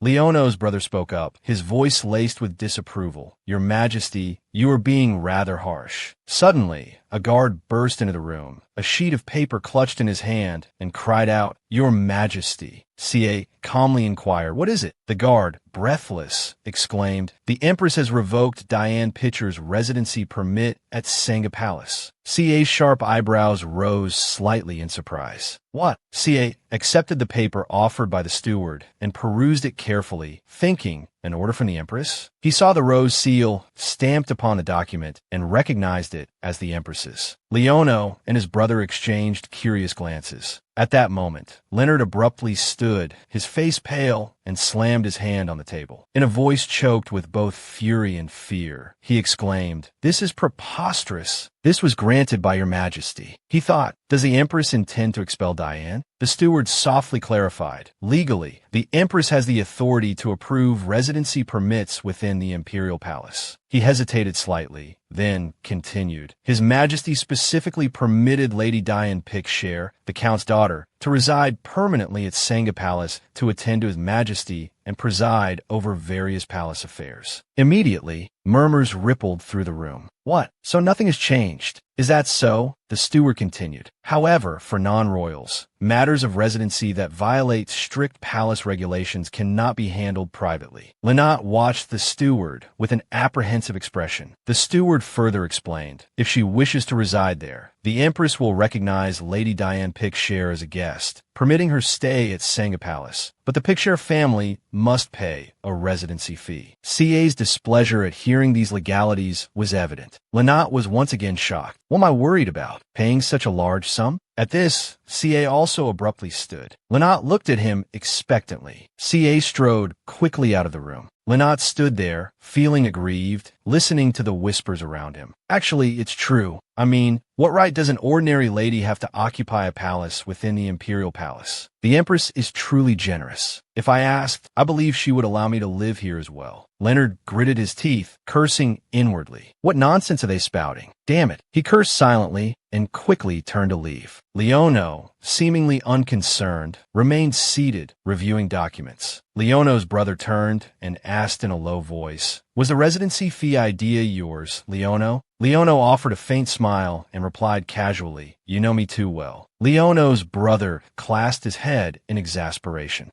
This clever rascal, stirring up trouble, but leaving himself an escape route. What am I to do with him? Suddenly, Leonel called out, "Brother, I have something to tell you." The two brothers faced each other. The sound of polished shoes echoed, click-clack, click-clack. Cier flung the door open with a resounding bang. The maids startled, their gazes snapping towards the doorway. With expressions of alarm, they curtsied. "Your Majesty." Cier strode briskly towards the staircase. He stopped abruptly, casting a look of disdain at the figure before him. It was none other than Empress Adela. Her ethereal beauty, like the blossoming of spring flowers, could bewitch any onlooker, yet in the Emperor's eyes, she was merely a woman of little consequence. Cier asked contemptuously, "Where are you going dressed like that?" Empress Adela descended the stairs with an air of composure. Instead of answering his question, she countered, "What are you doing here?" Cier responded coldly, rescinding the order. Adela let out a soft laugh. "You mean rescinding the residency permit for Sanga Palace?" When he didn't respond, she continued, "Very well, Your Majesty. Rescind it then." Cier frowned, looking at Adela in bewilderment. Adela pressed on, "You're saying I should rescind it. What's wrong with my order?" The two maids, sensing the rising tension in the conversation, quietly slipped away. The Empress spoke calmly. "I didn't immediately throw her out. I said if she wanted to continue residing there, she could pay a residency fee. Is there a better solution?" Cier's voice deepened with a warning. "I won't repeat myself. Rescind the order immediately." Adela stepped closer to Cier. "Your Majesty, you must correct yourself first. Do you know what happened today?" Cier looked at her with a puzzled expression. Adela continued, "The price of a horse. Sanga Palace brought in several merchants and told me to buy whatever I wanted, as long as the value was equivalent to the cancelled supplementary budget. Of course, I took nothing." Adela asked, facing an enemy with a drawn sword, "Do you know this saying of Edmond?" Silence hung heavy in the air. Adela thought, "You can no longer stop me, nor take anything from me, because you haven't given me anything in the first place." Without another word, Adela turned to leave. Cier instantly grabbed her shoulder, shaking her roughly. "I asked where you're going," he demanded. Adela answered calmly, "An inspection." Cier questioned again, "An inspection?" She recited the law coolly. Article 14, Section 2 of the Imperial Palace Law states that the Empress may leave the palace for inspections without the Emperor's permission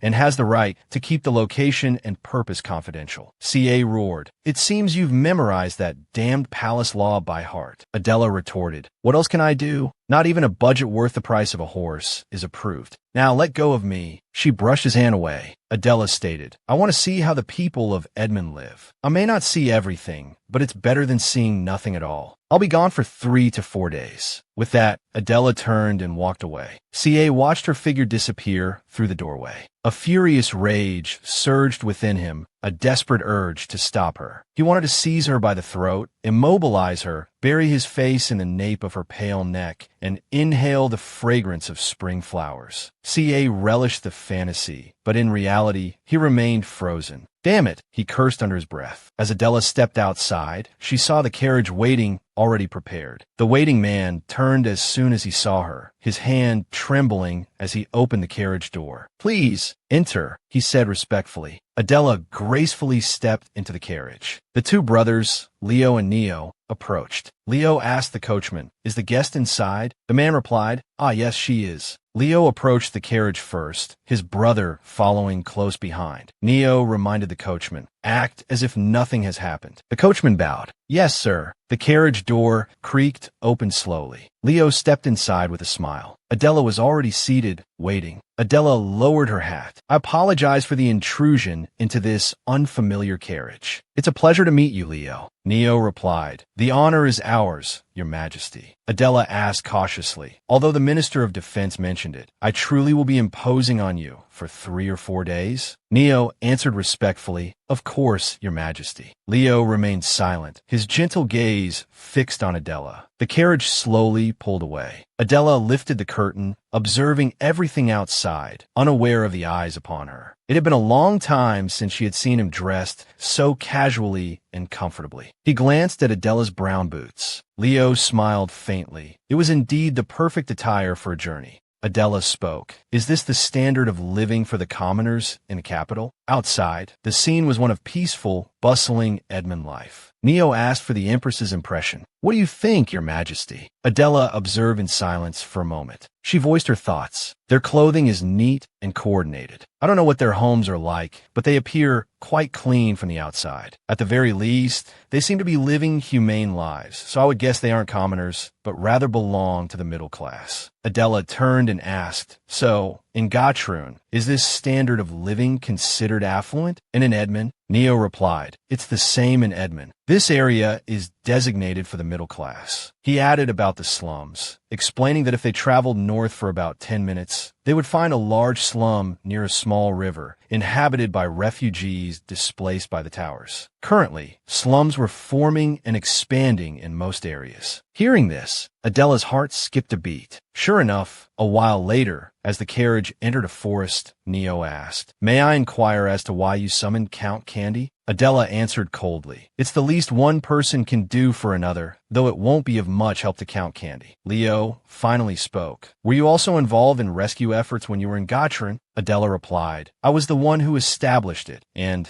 I was also in charge of Gatrun's tower response. Both brothers were taken aback by her answer. Lowering her voice, Adela reminisced. 6 months ago, I was still working there. I ran with all my might, thinking that before the tower landed, before the monsters poured out and killed people, I had to destroy it. She remembered charging into the flames on horseback, facing countless dangers, ultimately restoring the peace that once was. People flocked to her, thanking her profusely. Thank you, Princess. Thanks to you, we survived. A little girl gratefully placed a flower crown on Adela's head. Princess, thank you for saving me. Even now, she still remembered the feeling. The scene was vivid, chilling. Adela spoke from the heart. Don't give up. Save until the very last person. Maintain your conscience and be kind to others. It was with that mindset that I established the tower response team. Does that suffice as an answer? Adela asked. Neo gazed at her with admiration. So did Leo. Upon arriving at the brothers' residence, Adela was struck by the pristine white beauty of the estate. It was truly beautiful. Leo replied politely, thank you for the compliment. Adela looked at him. I'm serious. The three entered the house, when suddenly a voice called out, Leo, Leo. The three stopped in their tracks. Neo looked slightly surprised. He slowly turned his head, witnessing the intimate scene of Leo and the Empress exchanging deep gazes and hushed words. Yes, Your Majesty. Are there many books stored here? Yes, many. There are many people who enjoy collecting books. Neo's thoughts were in turmoil. The Empress had just called Leo by his name. Were they truly that close? Did she really think she had become his lover? His brow furrowed slightly. The two continued their conversation as if Neo didn't exist. Adela asked, "Oh, then there must be a private library here?" Leo inquired. "Would you like to see it?" Adela replied, "There's a library in the palace, but it's not in very good condition, so I don't go there. Could you recommend a few books to me?" Leo said, "What are you interested in learning about? I can make recommendations based on my knowledge." Adela suddenly remembered something and turned to ask, "Right, I should get the library owner's permission first, shouldn't I, sir?" It was then she realized something was amiss. Huh. Neo stood there, dumbfounded, watching the two of them. Adela thought, why does he look so stunned? Did he just realize I'm talking casually with Leo? Even so, just to make outsiders think Leo and I are lovers, it's hard to justify addressing him so informally. Adela stammeret, Your Excellency, about that, I can also speak casually with you. She blurted out a remarkably foolish suggestion. Realizing her blunder, Adela quickly covered her mouth with her hand, her face burning with embarrassment. "Oh no, not that. I meant to say I wanted to see the library. Why did I suddenly say something so strange?" Neo asked, his expression unreadable. "Is that so?" Standing behind them, Leo could only cover his mouth, stifling a laugh. Neo then said, with a chuckle, "Ahem, the library is on the second floor of the annex. You're welcome to use it any time during your stay." Leo stepped closer and said gently, "Your Majesty, allow me to escort you there." Together, they walked towards the library. Leo snuck a glance at Adela, observing her flawless features, and suddenly noticed. When he realized her ears were pierced, a flicker of delight ran through him. So the Empress has this side to her as well, Leo thought with a smile.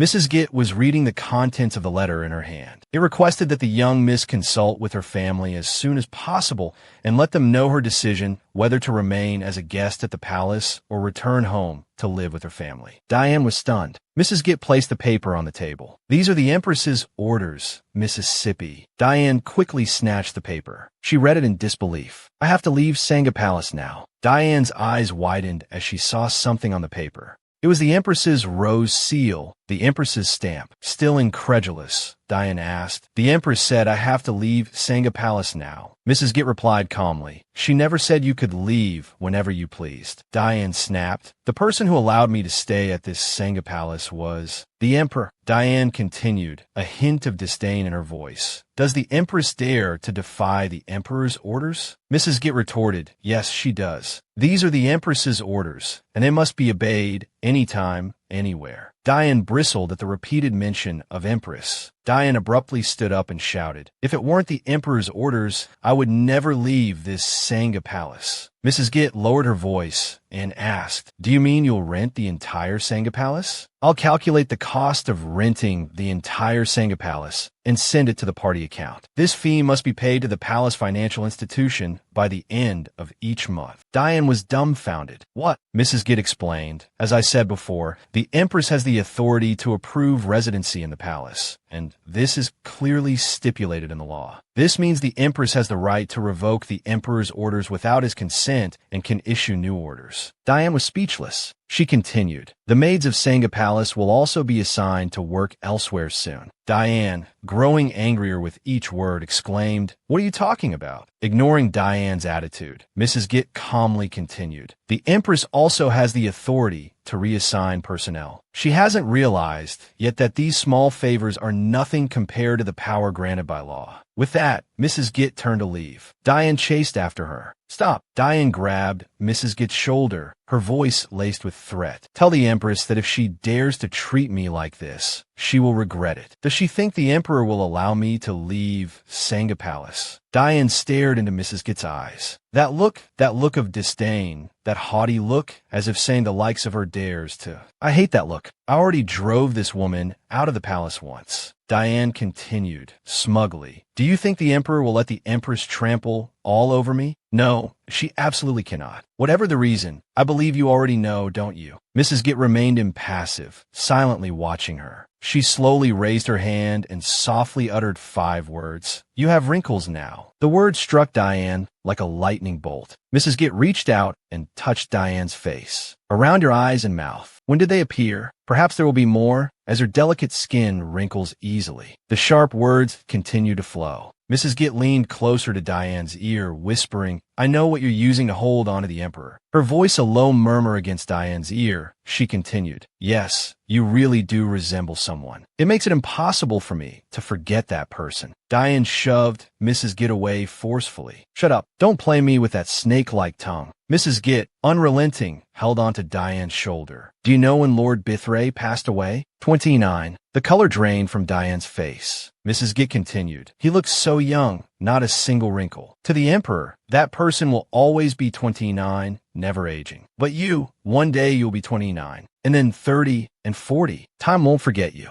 You and Lord Bithray are different. Seeing Diane's horrified expression, a sense of triumph swelled within Mrs. Gitt. A young miss should find a skincare specialist. With the money you spend on merchants, you can't let wrinkles just appear, can you? Mrs. Gitt delivered her final blow. How many blonde-haired, blue-eyed women are younger than 29? With that, she turned and left, leaving an unspoken question hanging in the air. How many are there who want to take the Emperor's side, just like you? The sound of the door closing was also the moment the atmosphere in the room fell silent. Suddenly, Diane turned her face. She looked around the palace. This magnificent and grand space. Everything here I obtained through my own efforts. There's nowhere I can't touch. Everything belongs to me. Diane gritted her teeth, her voice trembling with rage. How dare you drive me out of this palace? You, with only the title of Empress, dare to treat me like this, the one who has always been by the Emperor's side, managing the palace. What's wrong with the title of Empress anyway? Diane thought. She remembered telling the Emperor, Your Majesty, I want to be your only woman. But all she received was a cold reply. No, you cannot. Diane was in agony, unsure what pained her so deeply. Diane collapsed to the floor, sobbing. Why can't I be the Empress, even in name only? Why is that title so important to me? Tears streamed down her beautiful face. Suddenly, Diane's eyes flew open, her crying ceasing abruptly. She quickly stood up and ran. She rushed to her vanity, clutching a towel. No, crying will cause more wrinkles. I must smile, I must manage my expressions. Diane gently wiped away her tears, forcing a smile onto her face. Lorraine, Diane called out. Quickly, call the skincare specialist here, immediately. Meanwhile, Adela sat leisurely in her father's study, a book in her hand. A knock at the door interrupted the quiet. Adela glanced towards the sound as the 2 brothers entered the room. Neo, the elder, inquired, Your Majesty, would you care to dine with us? Closing her book,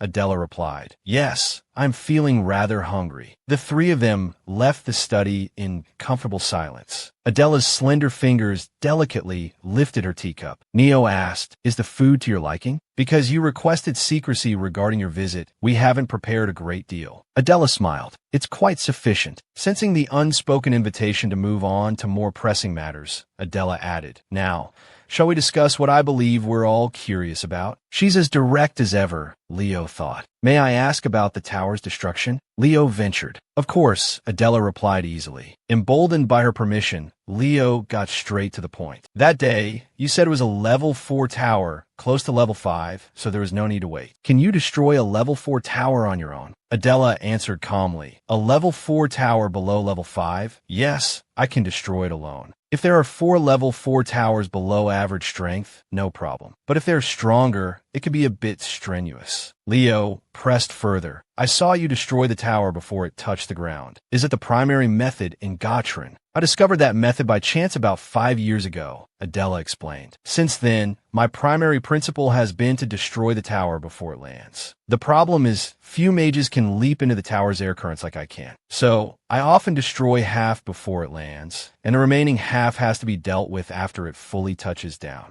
Adela paused, letting her words sink in. The difference in the level of devastation is truly incomparable, Leo murmured. As you saw that day, Adela continued, destroying it before it lands, if the mage makes no mistakes, results in no casualties. Neo spoke up. What are your thoughts on letting the tower land? Is management possible? Adela glanced at him, a flicker of something unreadable in her eyes. Managing a tower? Absolutely not, she stated flatly. Absolutely. Neo echoed, surprised. Absolutely, Adela affirmed, her voice unwavering. Neo paled slightly at her insistence. Suddenly, Leo stood and announced, I need a moment. He spread a map across the table. It was a map of Edmond. Adela watched, puzzled as to why he'd suddenly produced it. Leo picked up a handful of small stones and began placing them on the map. One after another, the stones appeared, scattered across the surface. Adela observed, a chilling realization dawning on her. Could the stones on the map, is this entire area towers? She asked hesitantly. Looking at the map of Edmond, now besieged by stones, Neo answered, yes. Leo continued, these are the towers Edmond is currently managing. Even hearing the confirmation, Adela struggled to believe it. Are they neglecting this many towers in the name of management? Leaning on the table, the weight of the situation pressing down on her, Adela said, if all these red stones represent towers, then Edmond right now is no different from hell. The image of Edmond overflowing with injured citizens flashed through her mind. That's right, Leo replied grimly. This empire is currently hell. Please, Your Majesty, help us. We desperately need your aid. At those words, Adela fell silent. Meanwhile, back in the castle, Diane anxiously examined her reflection in the mirror, scrutinizing every inch of her face. A servant burst in, announcing, Your Ladyship, His Majesty the Emperor has arrived. Diane whirled around, her mood instantly brightening. His Majesty? She quickly retrieved a pair of earrings and fastened them, then closed the vanity. Just then, the Emperor entered the outer chamber. Diane smoothly opened the door and stepped out. Seeing her, the Emperor paused. Diane dipped her head respectfully. Your Majesty, you've come. The Emperor's eyes narrowed as he took in Diane's appearance. She looks even more haggard, he thought, his gaze lingering. Her face is pale and lifeless, her slender neck as if it might snap at any moment, like someone slowly dying. The thought tightened his brow, a sharp pang of something he couldn't quite name constricting his chest, making it hard to breathe,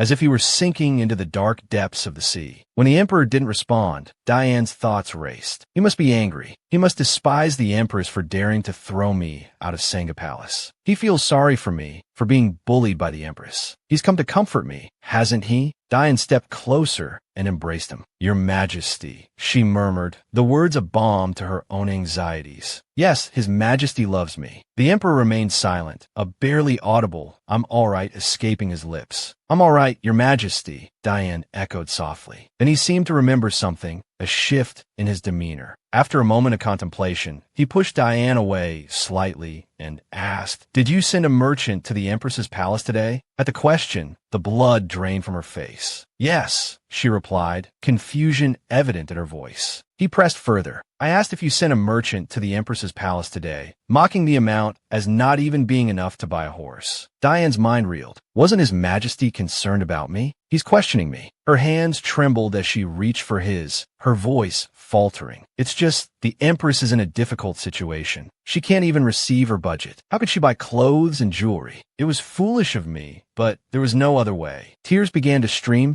down Diane's cheeks. She pulled his hand closer, her voice thick with emotion. Mocking the amount. How could I dare? I only told the merchant the amount you permitted me to use. It was the money Your Majesty gave me. But I'm sorry, Your Majesty. The Emperor stood silently, listening to everything Diane said, then gently pushed her hand away. He placed a hand on his forehead, his voice weary. Provoking the Empress will do you no good. Didn't you say you only needed my love? Diane hesitated for a moment, then answered, Yes, Your Majesty. At her words, his expression hardened. Remember that. As long as you remember that, I will protect you. Leave Sanga Palace. Diane froze, the words echoing in the sudden silence. Her eyes widened in disbelief. He continued, I will prepare a place for you in my palace. Move there. The Empress cannot touch the Emperor's palace. If you don't like it, you can return to the Pocio family. At the mention of her family, Diane rushed towards him, her voice rising in a desperate plea. No, please, Your Majesty. Don't abandon me. Please don't abandon me, Your Majesty. He ignored her outburst, pushing her away gently. I told you not to say such things. You're becoming more and more like my mother. With that, he turned and left without another word, leaving Diane standing alone, her sobs filling the empty room. Later that evening, in his own chambers, the Emperor gripped a wine glass, his knuckles white, the urge to hurl it against the wall almost overwhelming. Elsewhere, Guy was introducing Adela to the housekeeper. Your Majesty, the housekeeper will show you to your chambers. If there's anything you need, please don't hesitate to ask. Thank you, Adela replied. It's my honor, Your Majesty. The housekeeper responded with a respectful bow. Turning back to Guy, Adela said, Then I'll see you tomorrow, Guy. Good night, Your Majesty. Guy replied with a nod. Finally, she turned to Leo. Good night to you as well.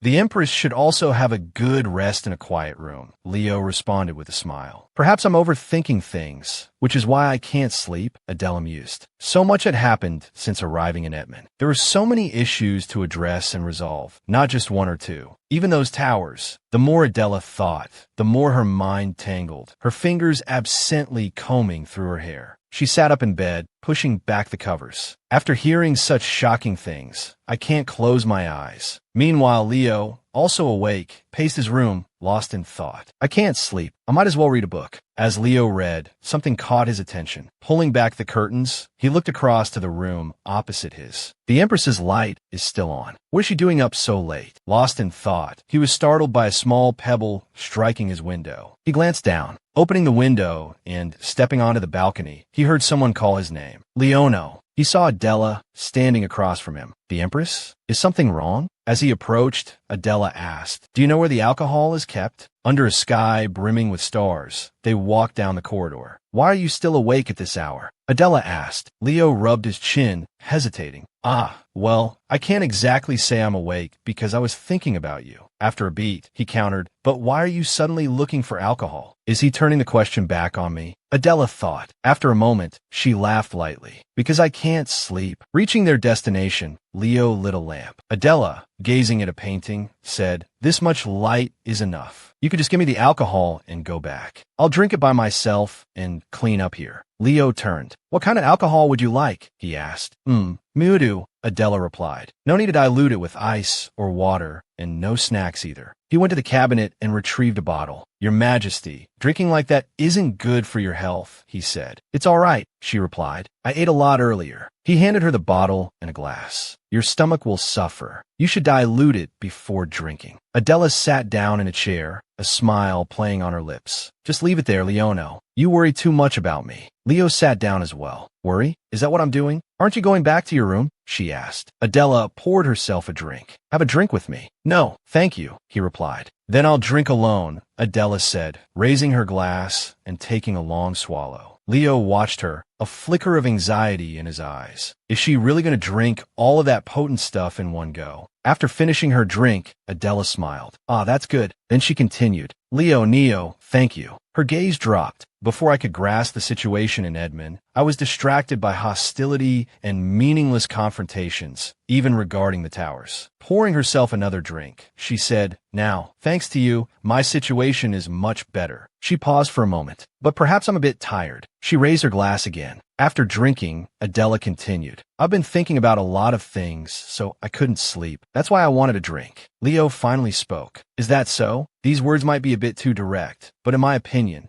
you're facing all the problems with remarkable confidence. That's enough. As he finished speaking, Adela felt her heart quicken. Turning to pour another drink, she murmured, Thank you. I feel encouraged. Leo smiled. I'm glad I could help, even if just a little. Suddenly, Adela looked up. Oh, that painting! Looking at the family portrait hanging on the wall, she asked. Is this a portrait of the Duke's direct lineage? That's right, he replied. Is that adorable child you? She asked, her eyes on the painting. You look mischievous. Leo looked up. My father used to say I was a troublesome child. Even more annoyingly, I knew how to cause trouble, but also when to stop, so he could only hold his head in frustration. Adela laughed. Leono, were you really a little rascal? I wish I had known you back then. You must have been adorable. He turned to her. I feel fortunate to have met the Empress now. Why? She asked. Leo sighed. How could a mere child have been your aide? I wouldn't have even had a chance to be considered. Her response made her laugh even harder. A child as an aide? What thought? Even if not as an aide, having a child around would be lovely. He watched her, thinking. Her cheeks are flushed, her eyes sparkling in the moonlight. The Empress, once viewed as a cold, distant ruler, the woman who commanded and controlled everyone like a queen, was now laughing heartily over something so trivial, like a beautiful lover. His gaze lingered.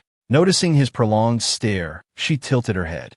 The sound brought Leo back to himself, a blush creeping up his neck. What am I thinking? He quickly turned away. Adela watched him, curious about the sudden flush rising on his neck. Is it the alcohol? She wondered. He was more handsome than she'd realized. Suddenly, Adela spoke. Leono, if you have any questions, feel free to ask. Consider anything you feel you shouldn't ask the Empress as payment for the alcohol. Leono seized the opportunity. May I ask why someone like you, who led the Gatrun Tower countermeasures, agreed to marry into Edmond? Adela chuckled. Oh, you know how to demand your payment. If you feel uncomfortable answering, you don't have to. Please forgive me, she added. Is there a problem? This isn't Gatrun, after all. Adela continued. There are family portraits like that one in the Gatrun Palace as well, but the world isn't as harmonious as they depict. As she spoke, images of her family flickered through her mind. She thought of Lucy, wondering if she had received her letter. My father suddenly passed away due to a chronic illness worsening, right in the midst of domestic turmoil, Adela recalled. My mother, quite unexpectedly, handed me a marriage proposal, urging me to go to Edmond. The Tower countermeasures couldn't be a reason for refusal. And in truth, I couldn't refuse. Why is that? He asked. She smiled sadly. Because I needed atonement. What is it that makes her look so sorrowful? Leo wondered. He didn't understand her words, but he couldn't bring himself to pry further. Seeing his silence, she pushed herself up. Well, is that enough payment for the alcohol? Let's go back now, Leono. She turned to leave. Yes, he replied, following behind her. Watching her back, he thought, the Empress has such a delicate frame. Elsewhere, someone else poured a drink, thinking this emptiness. The Emperor drank alone. He recalled, the day of his coronation, everyone bowing before him, saying, congratulations on becoming emperor. The Duke, standing beside him, had said with a glint in his eye, you have become the most revered person in the world. I will bring the entire world before you. You need only remain seated in this position. He finished his drink and set the glass down. Why do those memories become clearer on days like this? He pressed his hand to his forehead. Where could she have gone? He wondered. He remembered the report that afternoon. The Empress's palace had no budget, so she currently had no guards or attendants. Countess Hannah Greet didn't know either, and the maids in the Empress's palace were busy elsewhere while she was out. Damn it, he thought. I can't find the Empress because I cut her palace's budget. He gripped his glass tightly. But thinking about it, the answer is simple. In this unfamiliar land of Edmond, where else could that woman go besides the Duke's estate? With that thought, he stood. He hurled his glass against the wall, shattering it into fragments. Breathing heavily, he thought, the Empress must be at the Duke's estate. The next morning, at the Duke's estate, Leono awoke with a sigh, sitting up in bed.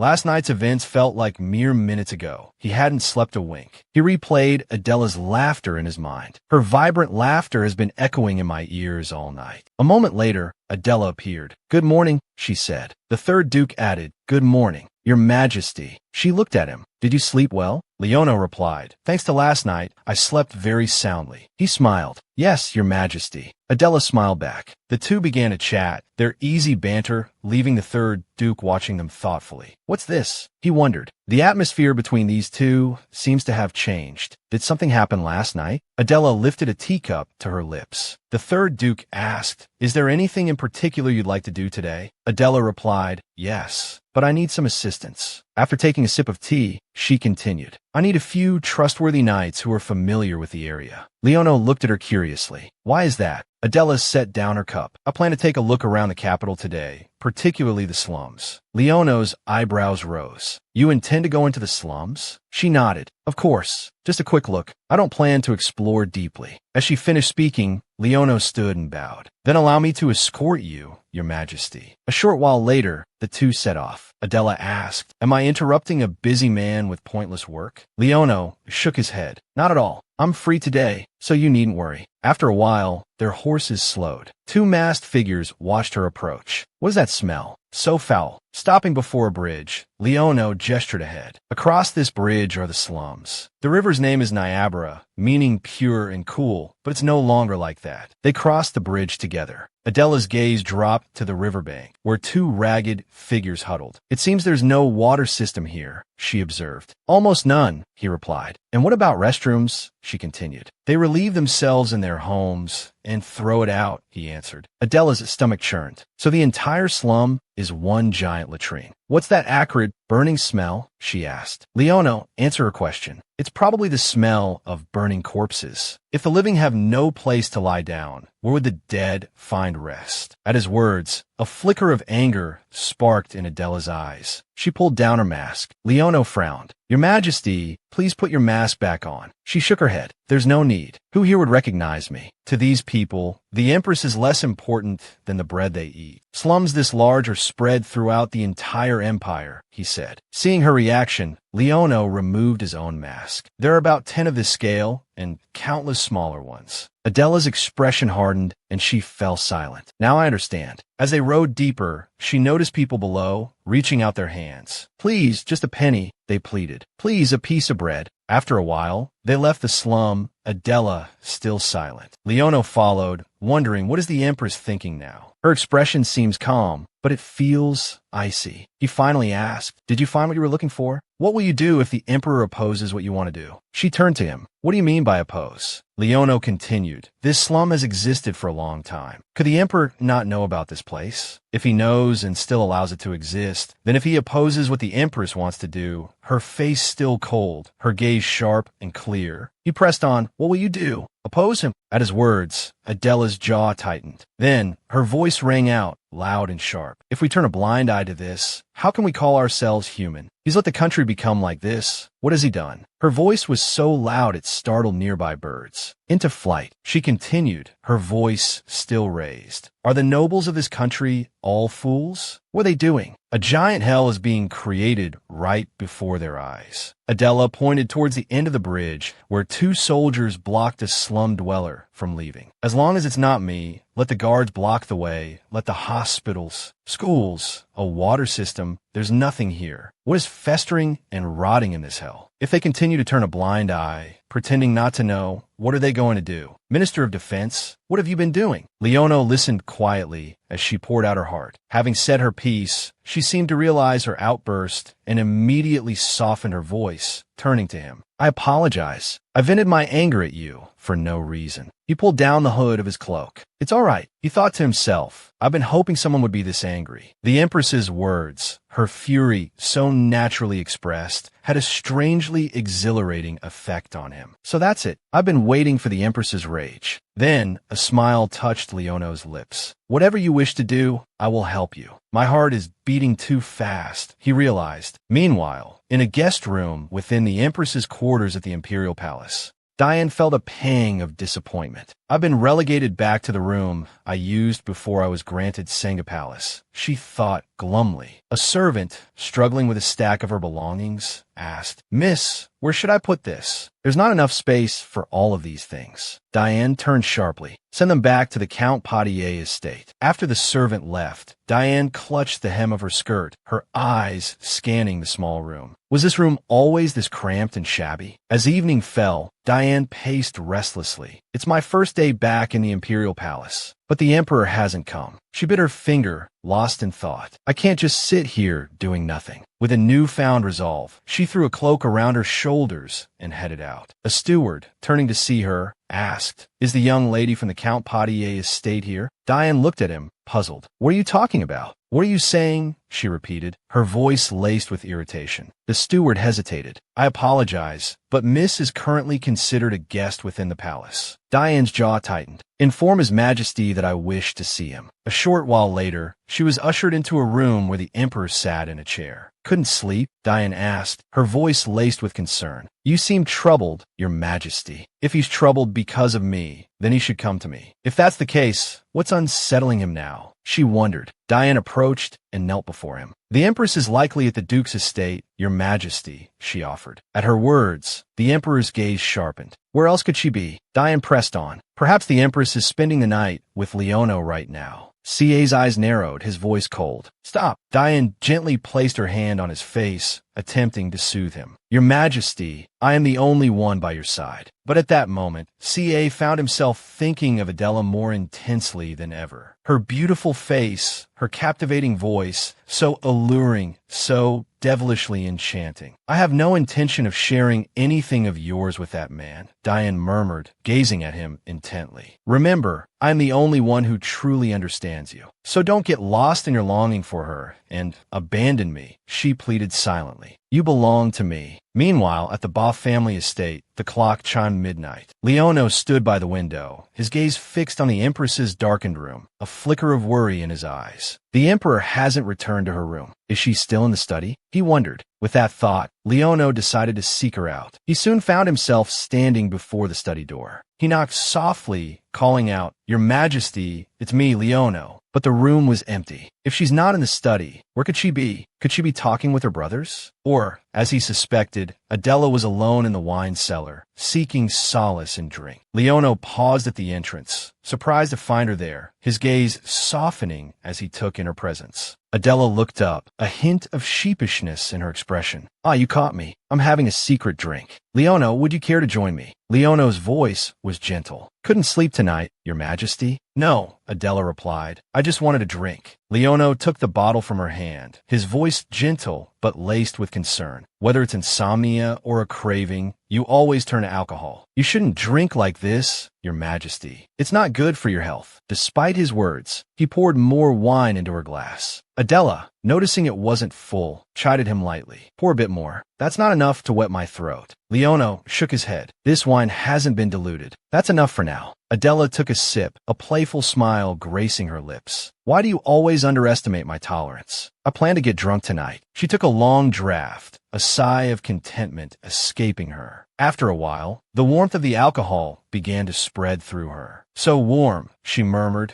casually undoing the top button of her dress, seemingly oblivious to Leonel's presence. The sudden, unguarded gesture startled Leonel. His heart quickened, and he abruptly turned away, silently chiding himself. "What am I thinking?" Suddenly, Adela's voice broke through his thoughts. "Why are you making that face again? Sometimes you frown at me." Caught off guard, Leonel stammered. "No, Your Majesty, Adela cut him off. "I understand. Being my aide isn't a respectable position. But don't worry, I'll protect your honor." "What do you mean by that, Your Majesty?" Leonel asked, bewildered. Adela elaborated. "When you resign as my aide, I'll clarify everything.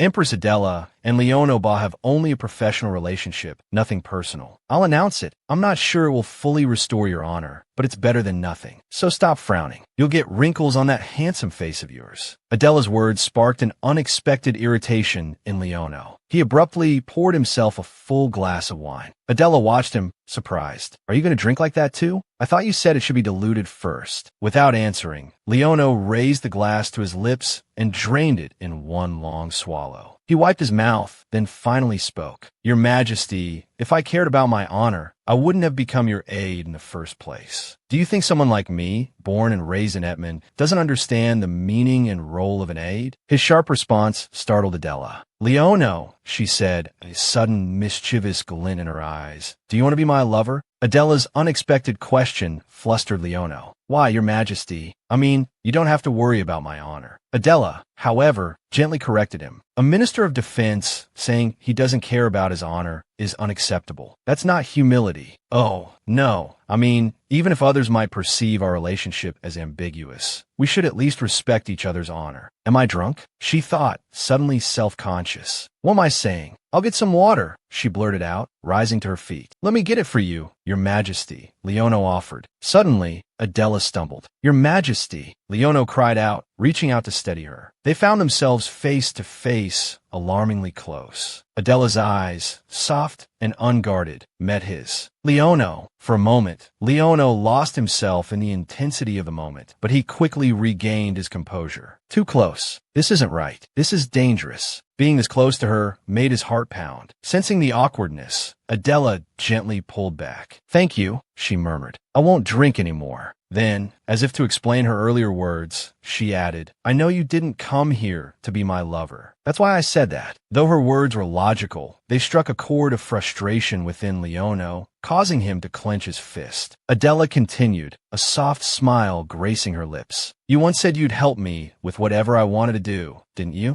I believe you. I will never betray you. Leonel returned her smile, taking her hand in his. I will never betray you either. Meanwhile, back at the Imperial Palace, Diane continued to sow seeds of doubt in Cier's mind. Your Majesty, she murmured, her hand gently caressing his face. The Empress might be spending the night with Leonel Bar right now. Diane's words ignited a furious blaze within the Emperor. He shot to his feet, rage contorting his features, and stormed out. Your Majesty, Diane called after him, bewildered. His voice dripping with ice, the Emperor commanded, get out. The next morning, sunlight streamed into the disheveled room, illuminating scattered, empty wine bottles. A servant entered. Your Majesty, he announced. Still in bed, the Emperor asked indifferently, what is it? The servant replied, the Empress has returned. The words jolted the Emperor upright. The Empress has returned? Adela had barely stepped foot in the palace when she was greeted. Your Majesty, two maids exclaimed, rushing to welcome her. Welcome back, Your Majesty. Shall we prepare a hot bath for you? Adela sensed a shift in the atmosphere. Something feels different. She pursed her lips, a thought forming. Has Diane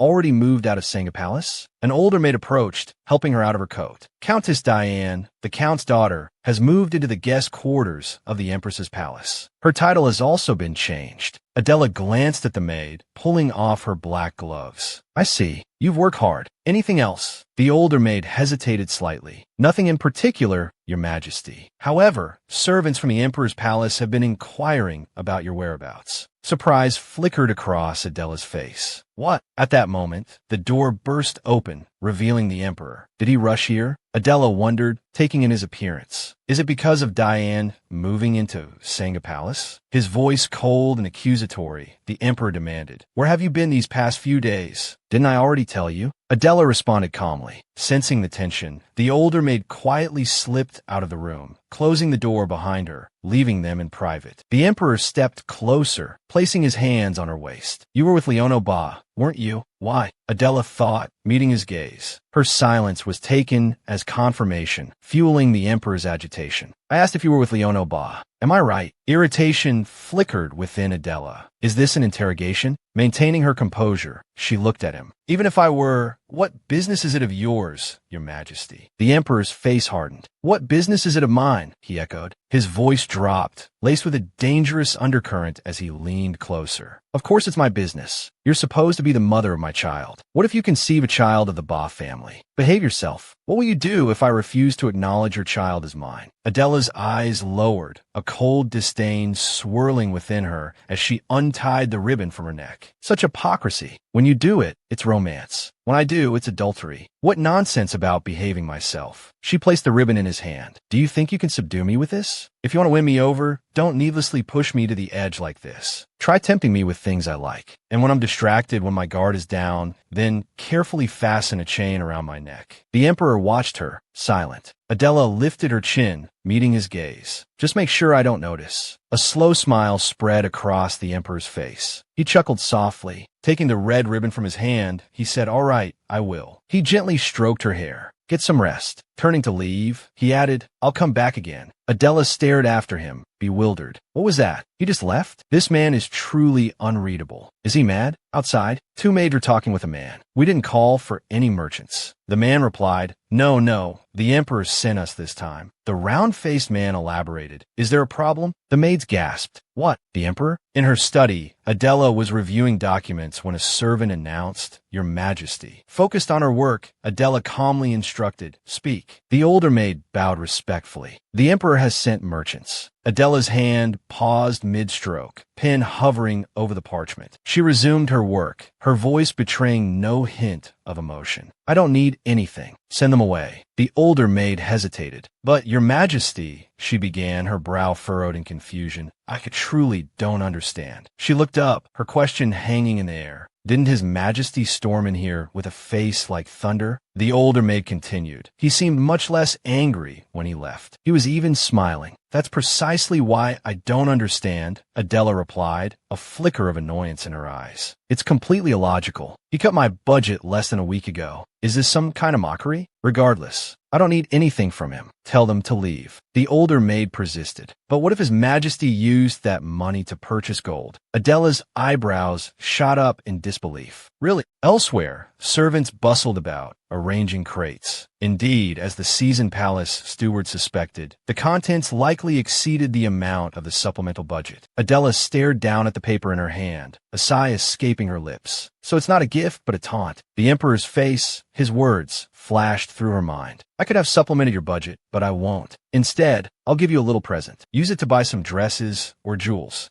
Is that what he meant? She wondered, her fingers tightening around the paper. Elsewhere, someone else was thinking of her, a question echoing in his thoughts. Has the Empress returned safely? Leonel Bar stood at the window, lost in thought. Now that Diane had left Senga Palace, everything was proceeding according to plan. But why did a sense of unease gnaw at him? After a moment, he sank onto the bed, burying his face in his hands. Why am I like this? He questioned himself relentlessly. What do I want right now? Then, a soft creak echoed as the door opened slightly. Leonel pushed it open, his heart pounding. He saw the woman who had consumed his thoughts. Adela sat there, swirling wine in a glass, her head tilted slightly. Leonel, she asked, her voice laced with playful invitation. Do you want to be my lover? Leonel froze, a wave of dizziness washing over him. The room was empty. The vision, a figment of his imagination. Confusion swirled within him. He pressed his hand to his forehead. When I heard the Empress was looking for an aide, why did I feel compelled to go myself? He wondered. From the very beginning, I never considered sending anyone else from the family. The moment I saw that announcement, I had already decided to apply. I deceived myself, saying there wasn't time to choose the right person, but the truth is, from our very first meeting. He recalled their first encounter, her introduction echoing in his memory. I am Adela Bar. He had been overwhelmed, captivated by her radiant presence. He remembered her words. The Minister of Defense cannot say they don't care about their honor. At the very least, we must respect each other's honor. Honor, Leonel repeated the word, his fist clenching. His ambition, would it taint the Empress's honor? Turning away, he murmured to himself, No, I must bury this. Let no one ever know. A steely resolve hardened his gaze. I will never betray that woman. Adela stared out at the throng of servants, her irritation mounting. Why are they all here? She demanded. The maid replied, His Majesty said you were short-staffed, so he sent them. Yesterday, money. Today, people, Adela thought, a complex mix of emotions swirling within her. In the end, he still hasn't supplemented my budget. What should we do? The maid inquired. Adela surveyed the scene, a thoughtful expression on her face. I like to send them all back, but that wouldn't be wise, would it? She glanced at the assembled servants once more, considering her options. Don't assign them any work yet. Send half the guards back. We have far too many. As for the servants, divide the palace maid's tasks amongst them. The maid bowed. Yes, Your Majesty. Oh, and by the way, Lady Gitz says, the maid continued, the Duke of Deben has sent word requesting an audience with you, Your Majesty. Adela's eyebrows rose slightly in surprise. The Duke of Deben? She mused. What could that sly fox want with me? After a brief pause, she responded, Very well. Tell him he may come at any time. A short while later, the Duke of Deben arrived. He bowed low, his greeting smooth and deferential. Your Majesty, I trust you are well. Adela offered a polite, if somewhat cool, smile. "Come in, Duke Deben." Teacup in hand, the Duke began a steady stream of compliments. "Our Empress is truly a gifted mage. You probably don't even realize how powerful you are. If you have the time, you should visit the Mage Guild," he suggested. Adela feigned surprise. "May I go there? Wouldn't it be a little strange for me to visit?" she added, her tone laced with a hint of playful challenge. The Duke blinked, caught off guard. "What do you mean?" he asked. Adela's reply was calm, yet edged with a subtle mockery. "Isn't it? I hear the Edmond Mage Guild is officially recognized and appointed. If I were to be recognized, what position would I receive? Would you make me the guild master?" The Duke, ever quick-witted, caught her implication. His pleasant demeanor shifted, replaced by a veiled threat.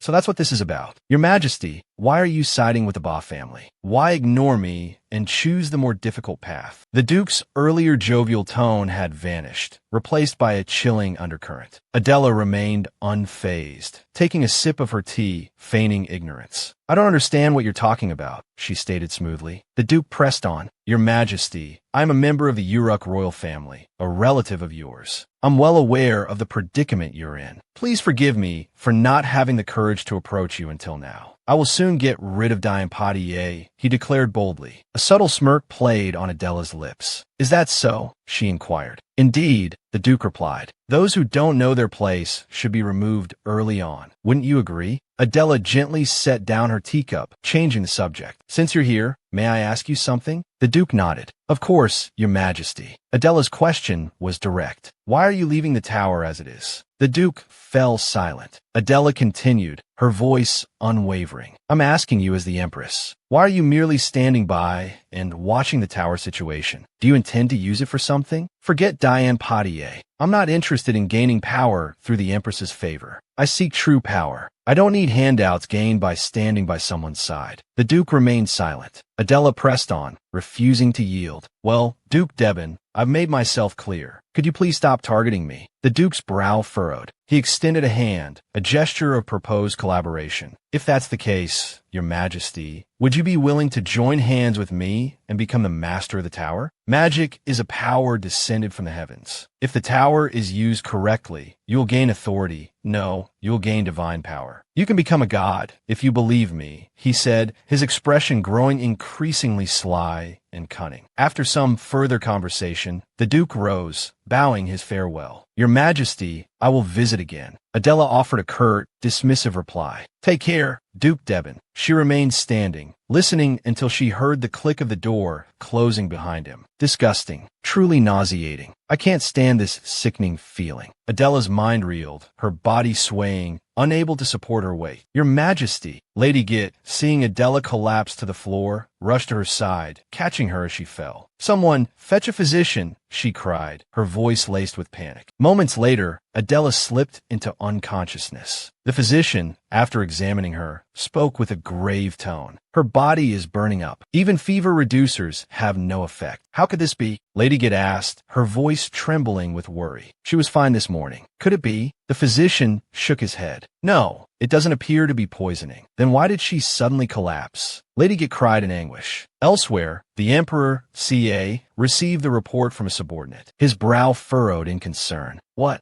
The Empress collapsed?" "Yes, Your Majesty," the subordinate confirmed. "I hear she hasn't regained consciousness yet." Cier's voice was laced with disbelief. "That woman, who looks like she couldn't be felled by a needle, collapsed?" he muttered. "I'll go see for myself." Adela lay unconscious, adrift in a fever dream. Voices echoed around her, familiar yet distant. "Princess," they called, young, strong voices filled with unwavering loyalty. "We will stand behind you and protect you. So please do what you think is right." Four tall figures shimmered in her dream haze. The scene shifted, a different memory, tinged with desperation. "Princess, please don't go. Take one of us with you, or we will sneak into Edmond." Adela's dream self answered, her voice serene yet firm. "This is a path I must walk alone. Everyone should walk their own path. If you have duties in Gatron, there's no need for undue worry." In the present, Adela thrashed against the sheets, her subconscious wrestling with the past. "No," she cried out, unheard in the waking world. "Please, let them come with you. Endure, don't leave Gatron." She saw them turn away, their departure a fresh wound. "Don't go," she screamed, the anguish tearing through her dream. "Stay with me. I shouldn't have left you all behind. I should have brought at least one of you. If I had, I could breathe." breathe. Then, a voice, gentle yet resolute, cut through the nightmare. Whatever you wish to do, I will help you. The voice belonged to Leonel. Recognition flickered in Adela's clouded mind. Leonel, she whispered, the name a fragile question on her lips. At that moment, the Emperor, sat by her bedside, his voice soft as he called her name. Adela. He watched in stunned silence as tears streamed down her face, an expression of raw heartbreak contorting her usually impassive features. Adela? This cold woman is crying? Adela. He gently wiped away her tears, repeating her name like a mantra. His thoughts, however, were far from comforting. If she is dissatisfied with mere existence, he mused, a dark glint in his eyes, I will soothe her, quietly placing chains upon her without her knowledge. He pictured Adela bound, her spirit broken, but her beauty still his to possess. If even that proves difficult, I will build a secret enclosure, one so vast she won't realize her confinement. Adela, you are mine. Across the palace, Leonel slammed his fist on the table, his worry a tangible force. The Empress still hasn't regained consciousness, he demanded. A subordinate answered, his voice hushed. The physician has been in and out 5 times, but she still hasn't awakened. Leonel paced, his anxiety threatening to consume him. Do you have any more information regarding the Empress's condition? Another subordinate entered, his news urgent. Sir, someone from the Empress's palace has arrived. The maid curtsied, her words tumbling out in a rush. The Empress urgently wishes to see you. Leonel stared, momentarily stunned. The Empress wishes to see me. His footsteps echoed in the hallway as he hurried towards Adela's chambers. He paused at the doorway, his gaze settling on her still form upon the bed. Leonel approached cautiously, his voice a soft murmur. Your Majesty, it's me, Leonel. Adela's eyes fluttered open, tears welling up once more. Leonel, she breathed, her voice weak and trembling. He met her gaze, his own filled with concern. Yes, Your Majesty. Please tell me.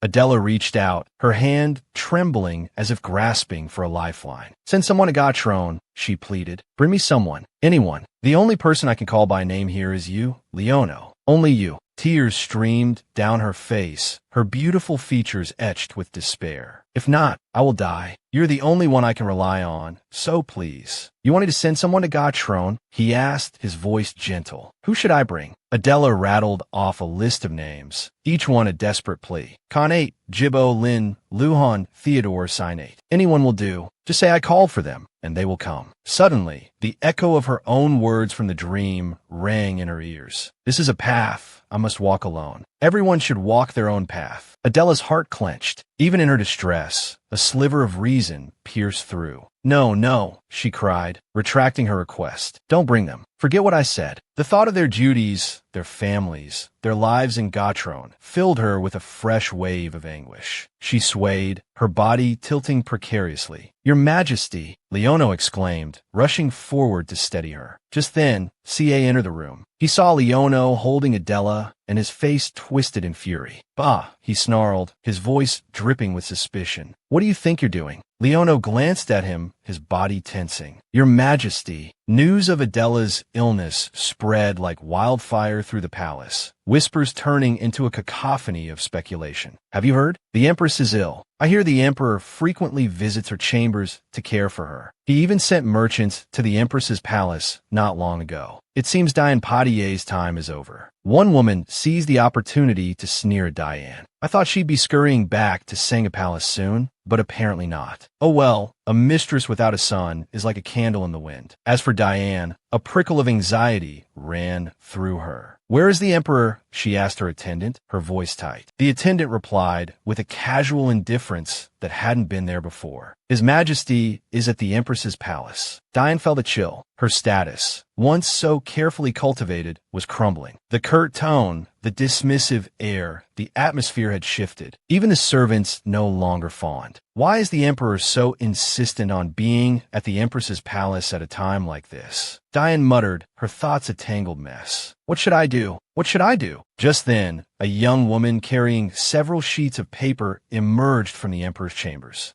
Diane, her mind already racing, found her curiosity piqued. I've never seen her before, she murmured, her gaze fixed on the girl. As the girl passed, her green eyes flicked towards Diane. Blonde hair, green eyes. Diane froze, a jolt of shock running through her. The girl bore a striking resemblance to herself. Back in Adela's chambers, the Emperor turned to Leonel, his voice laced with a dangerous edge. What are you doing here? Why is the chief official in the Empress's chambers? Lady Git quickly stepped forward, supporting Adela. Allow me to assist the Empress. Leonel rose, meeting the Emperor's gaze. The Empress called for me, he explained, his voice calm. She suddenly felt dizzy, so I came to help. Lady Git hesitated. Your Majesty, she said softly, the Empress has fallen asleep again. Cier pressed on, his suspicion evident. The Empress called for the chief official. Leonel inclined his head. Yes, Your Majesty. Cier approached the bed, his gaze fixed on Adela. He studied her with a curious intensity, while Leonel watched her with an expression of sorrow. A venomous thought slithered through Cier's mind. That tear-stained, vulnerable face. Has he already seen her in this unguarded state? What does he think when he sees her like this? I want to gouge out his eyes. He glared at Leonel, his eyes burning with possessiveness. He's looking at my Empress. How dare he? I'll show him clearly who this woman belongs to. Lady Git turned to Leonel. Chief official, would you like to examine her? Cier cut her off sharply. No, stay here. He stepped forward, gently stroking Adela's cheek. Attendant, he called.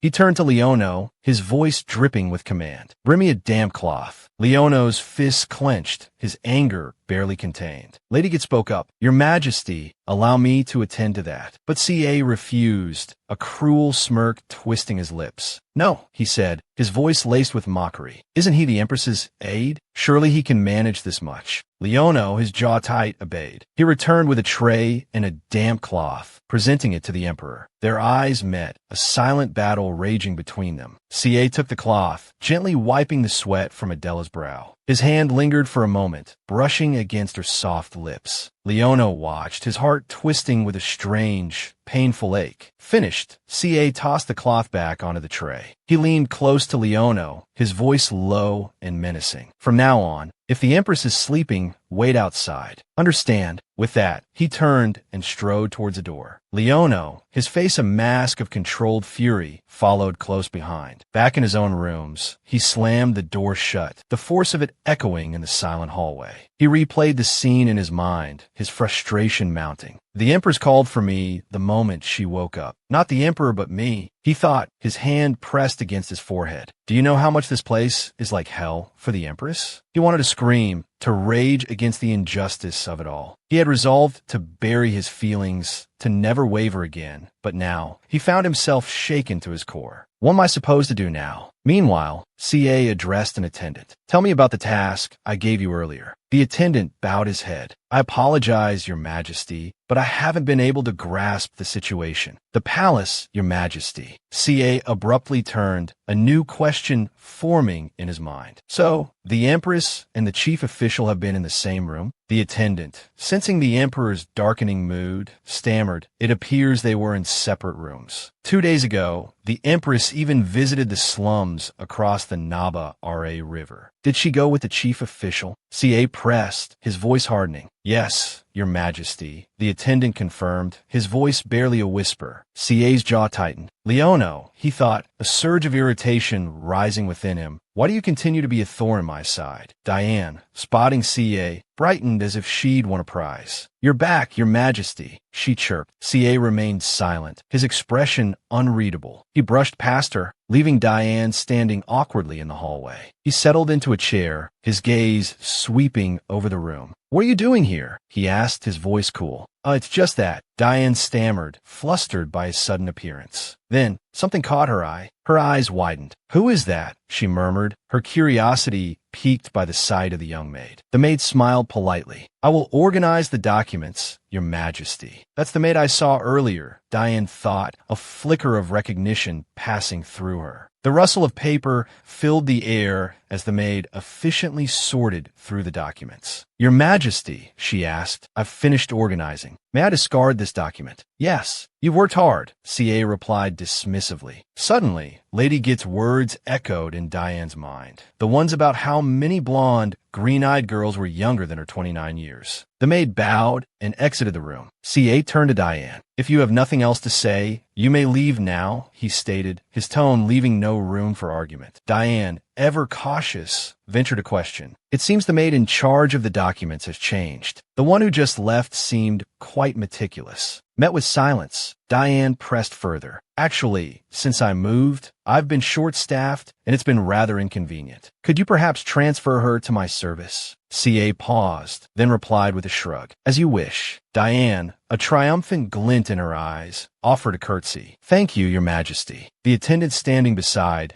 Cier watched the exchange in silence. Back in her own quarters, Diane rounded on her brother, Leonel, her voice sharp with anger. I told you to manage the maids properly. Can't you do anything right? Leonel sighed, his voice weary. Why are you like this? I've already told you. The Empress and Lady Git have authority over personnel. I can't just bring people in or dismiss them as I please. Diane lowered her voice, her words dripping with venom. The maid who handles the Emperor's documents will be under my command. See to it, understand? Are you insane? Leonel exclaimed, his eyes wide with alarm. That's a maid from the Emperor's palace. If something goes wrong, Diane cut him off, her voice cold. Who said anything about killing her? Just give her some money to keep her quiet and tell her to leave the capital. Leonel forced a smile, attempting to reason with his volatile sister. Diane, you're being overly sensitive. At most, if the Emperor intends to call that maid to his bedchamber, I'll handle it. No, Diane snapped, her voice rising. It'll be too late by then. We need to act before that happens. The sun began to set, casting long shadows across the opulent yet scandal-ridden palace. Pocio, the maid newly assigned to Diane by the Emperor, was now desperately trying to escape. Watching the maid's small figure disappear through the palace gates, someone asked Lady Git, if this happens again, should we continue to report it? Lady Git nodded. Yes, she replied, her voice calm. After all, another similar maid will come to the palace. That maid will become the second Pocio. Diane, sitting at her vanity, applying makeup, was startled by the news of the maid's disappearance. What? She exclaimed. Missing. Laura Annie, her attendant, confirmed. Yes, it seems she packed her belongings and ran away. Diane turned, her brow furrowed in thought. Why would she suddenly run away? She wondered aloud. Could something have frightened her? Laura Annie took Diane's hand, offering a reassuring smile. In any case, you should try to be more open-minded, she suggested. I hear it makes it easier to conceive. But Diane, her mind still racing, could only think of the maid's sudden flight. Something felt amiss. The sound of a door opening echoed through the room. Adela's eyes flickered open, focusing on the figure entering. Your Majesty, you're awake? Lady Git asked cheerfully. Adela remained silent for a moment, then asked, How long have I been asleep? You've been unconscious for 2 days, Lady Git replied, her voice laced with concern. As Lady Git gently combed her hair, Adela asked, During that time, did I wake up, even for a little while, and call for Leonel? Do you remember doing so? Lady Git inquired softly. Adela's mind groped for the fragmented memory. Find someone for me, she recalled whispering. Even just one person. The only person whose name she could utter, the only one she could ask for help from, was him. A hazy image lingered in her mind, her own tear-streaked face, her hand reaching out to touch Leonel's cheek. I thought it was a dream, she murmured. It wasn't, Lady Git confirmed. While you were unconscious, the Emperor came here. His Majesty was deeply concerned about you.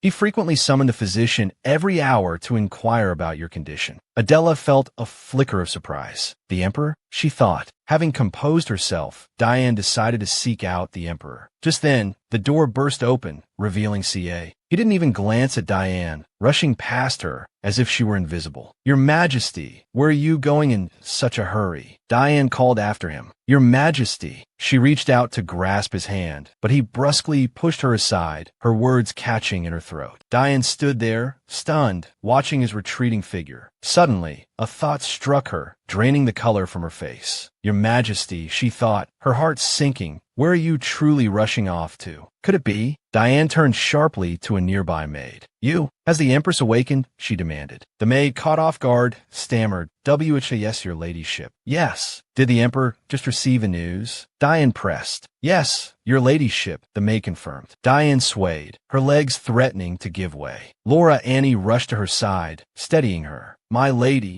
A torrent of bitter thoughts flooded Diane's mind. The Emperor had gone to the Empress's chambers to see her. How could this be? Tears of anguish welled in her eyes. How could he do this to me? Suddenly, a wave of nausea washed over her, and she stumbled. Meanwhile, Cier had reached Adela's room, just as Diane had suspected. Your Majesty, he said softly. Adela slowly turned her head towards him, her expression unreadable. Cier's heart skipped a beat at the sight of Adela's breathtaking beauty. Come in, Your Majesty, Adela said quietly. Cier approached her bedside, his voice gentle. How are you feeling? I feel much better, Adela replied, her gaze averted. Inwardly, she felt a prickle of suspicion. Why this sudden pretense of concern? What was his motive? They sat in silence for a moment. Did you also occasionally faint like this back in Injitron? Cier asked. No, Adela answered. But why suddenly? Cier began to speak, then abruptly stopped. It would be best if you received regular medical treatment, Cier stated. Adela was silent for a moment. I understand, she finally replied.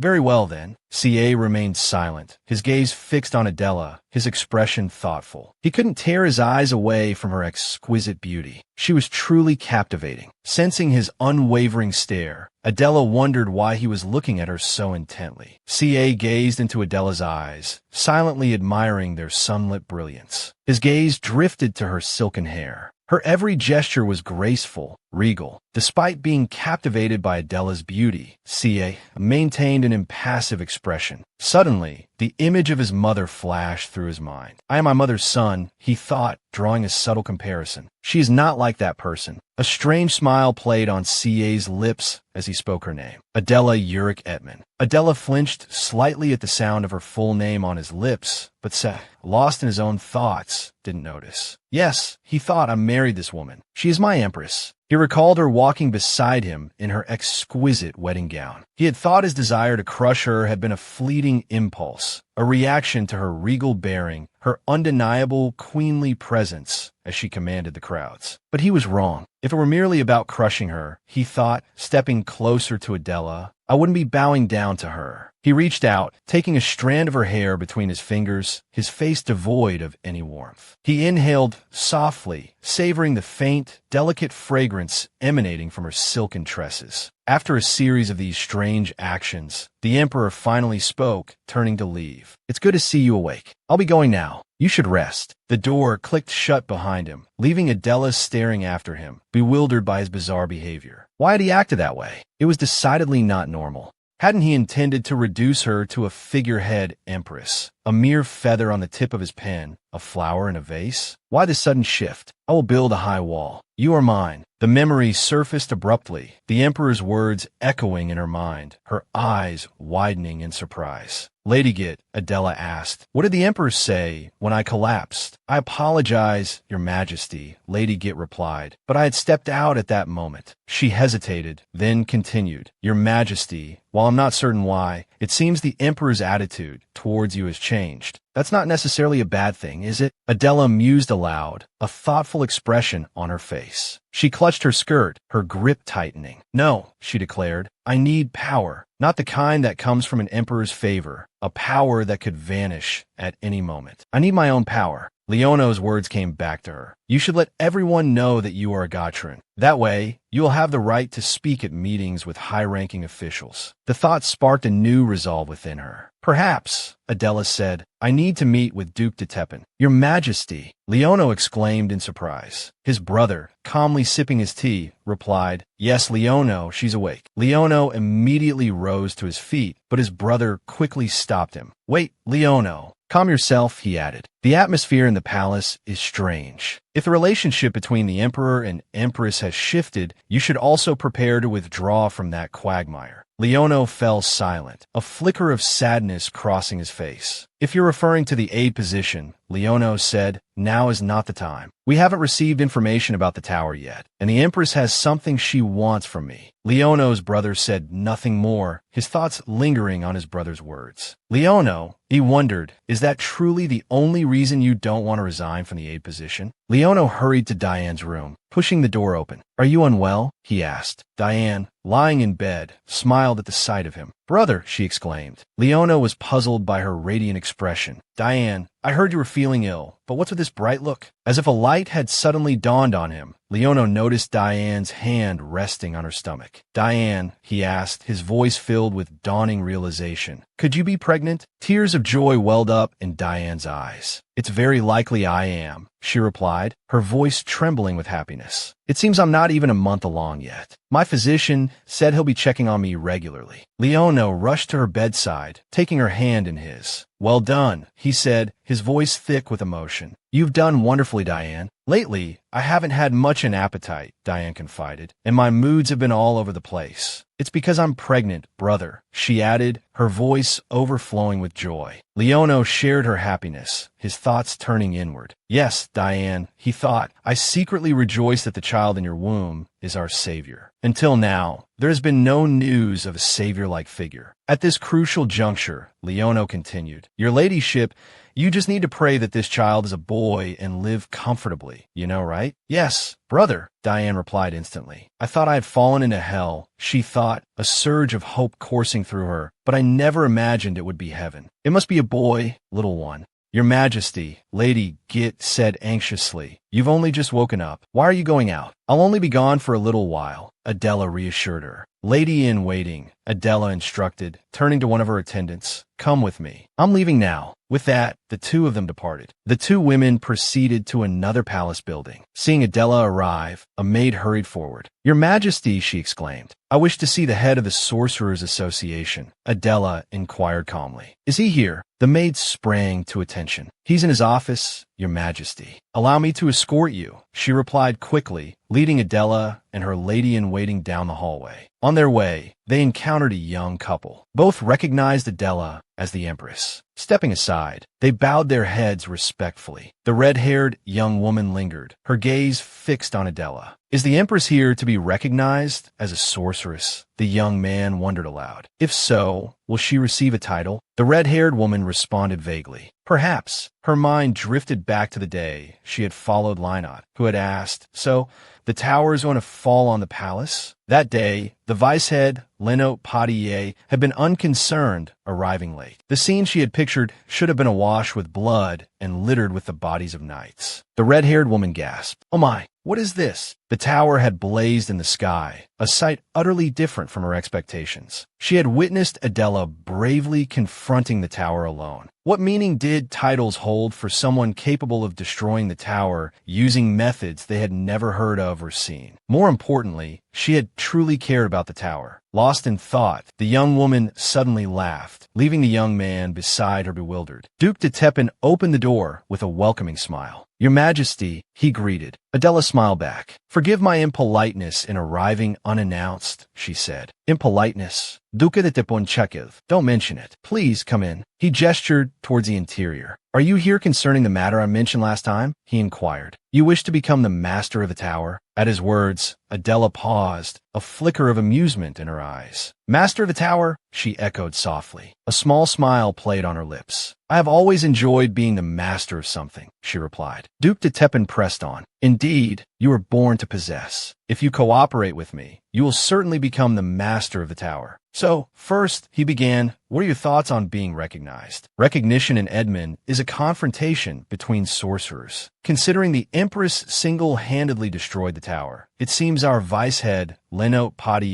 would be a suitable opponent. Adela's gaze cooled slightly at the mention of a name. "If I win," Adela asked calmly, "what position will I receive?" She wondered if this man would easily relinquish the Padier brothers, who had been so closely tied to him. "As you said," she continued, "I am someone accustomed to possessing and ruling." Duke de Tepin regarded her silently for a moment. "Granting a title now seems rather unreasonable," he said. "So, how about just the recognition itself?" Adela slowly set down her teacup. "Ultimately," she inquired, "does this mean it will be difficult for me to obtain a title?" Duke de Tepin was quick to placate her. "Please, don't be offended. In many ways, it's not quite fitting for the Empress to hold a position within the Sorcerers' Association. Who would dare give orders to the Empress?" At his words, Adela saw through his intentions. It seemed he would never relinquish the head position. Then, how about registering as an official sorcerer in Edmond? Duke de Tepin suggested. What would that even mean? Adela countered. Recognized or not, I am already a sorceress. I don't feel the need for recognition, nor should I have to endure hardship for it. I wonder if I could even participate in the Nobles' Council. She took a delicate sip of her tea. Duke de Tepin's expression grew serious. The Nobles' Council, he thought. So that's the Empress's goal. Are you concerned about me, someone appointed as Ruan's aide, participating in the Nobles' Council? Adela asked, her tone pointed. But Duke de Tepin, she pressed, attempting to sway him. As you said, aren't we family now? Trust me. Inwardly, Duke de Tepin cursed himself. Damn it, what was I looking before? To think I took her for a naive, unassuming princess. The Gotran Empress has sent a ferocious beast. Forcing a smile, he replied, Of course, we are family. Very well, I shall speak with the Emperor about it. Thank you, Adela responded pleasantly. She pressed her advantage. But Duke de Tepin, Adela continued, I hear that towers are being built on many territories. What do you intend to do about that? De Tepin replied, I've heard that in Gotran, they often destroy the tower when it collapses. That method of destruction is superior to Edmond's. However, de Tepin paused, a thoughtful frown creasing his brow. We don't understand the tower's properties. Adela feigned confusion. The tower's properties? De Tepin continued. Your Majesty, the tower calls to other towers, attracting them. When all my plans are complete, sorcerers will be able to wield their full power. The age of sorcerers will begin. When that day arrives, those who are not sorcerers will become second-class citizens, he explained. A short while later, Adela and her lady-in-waiting took their leave.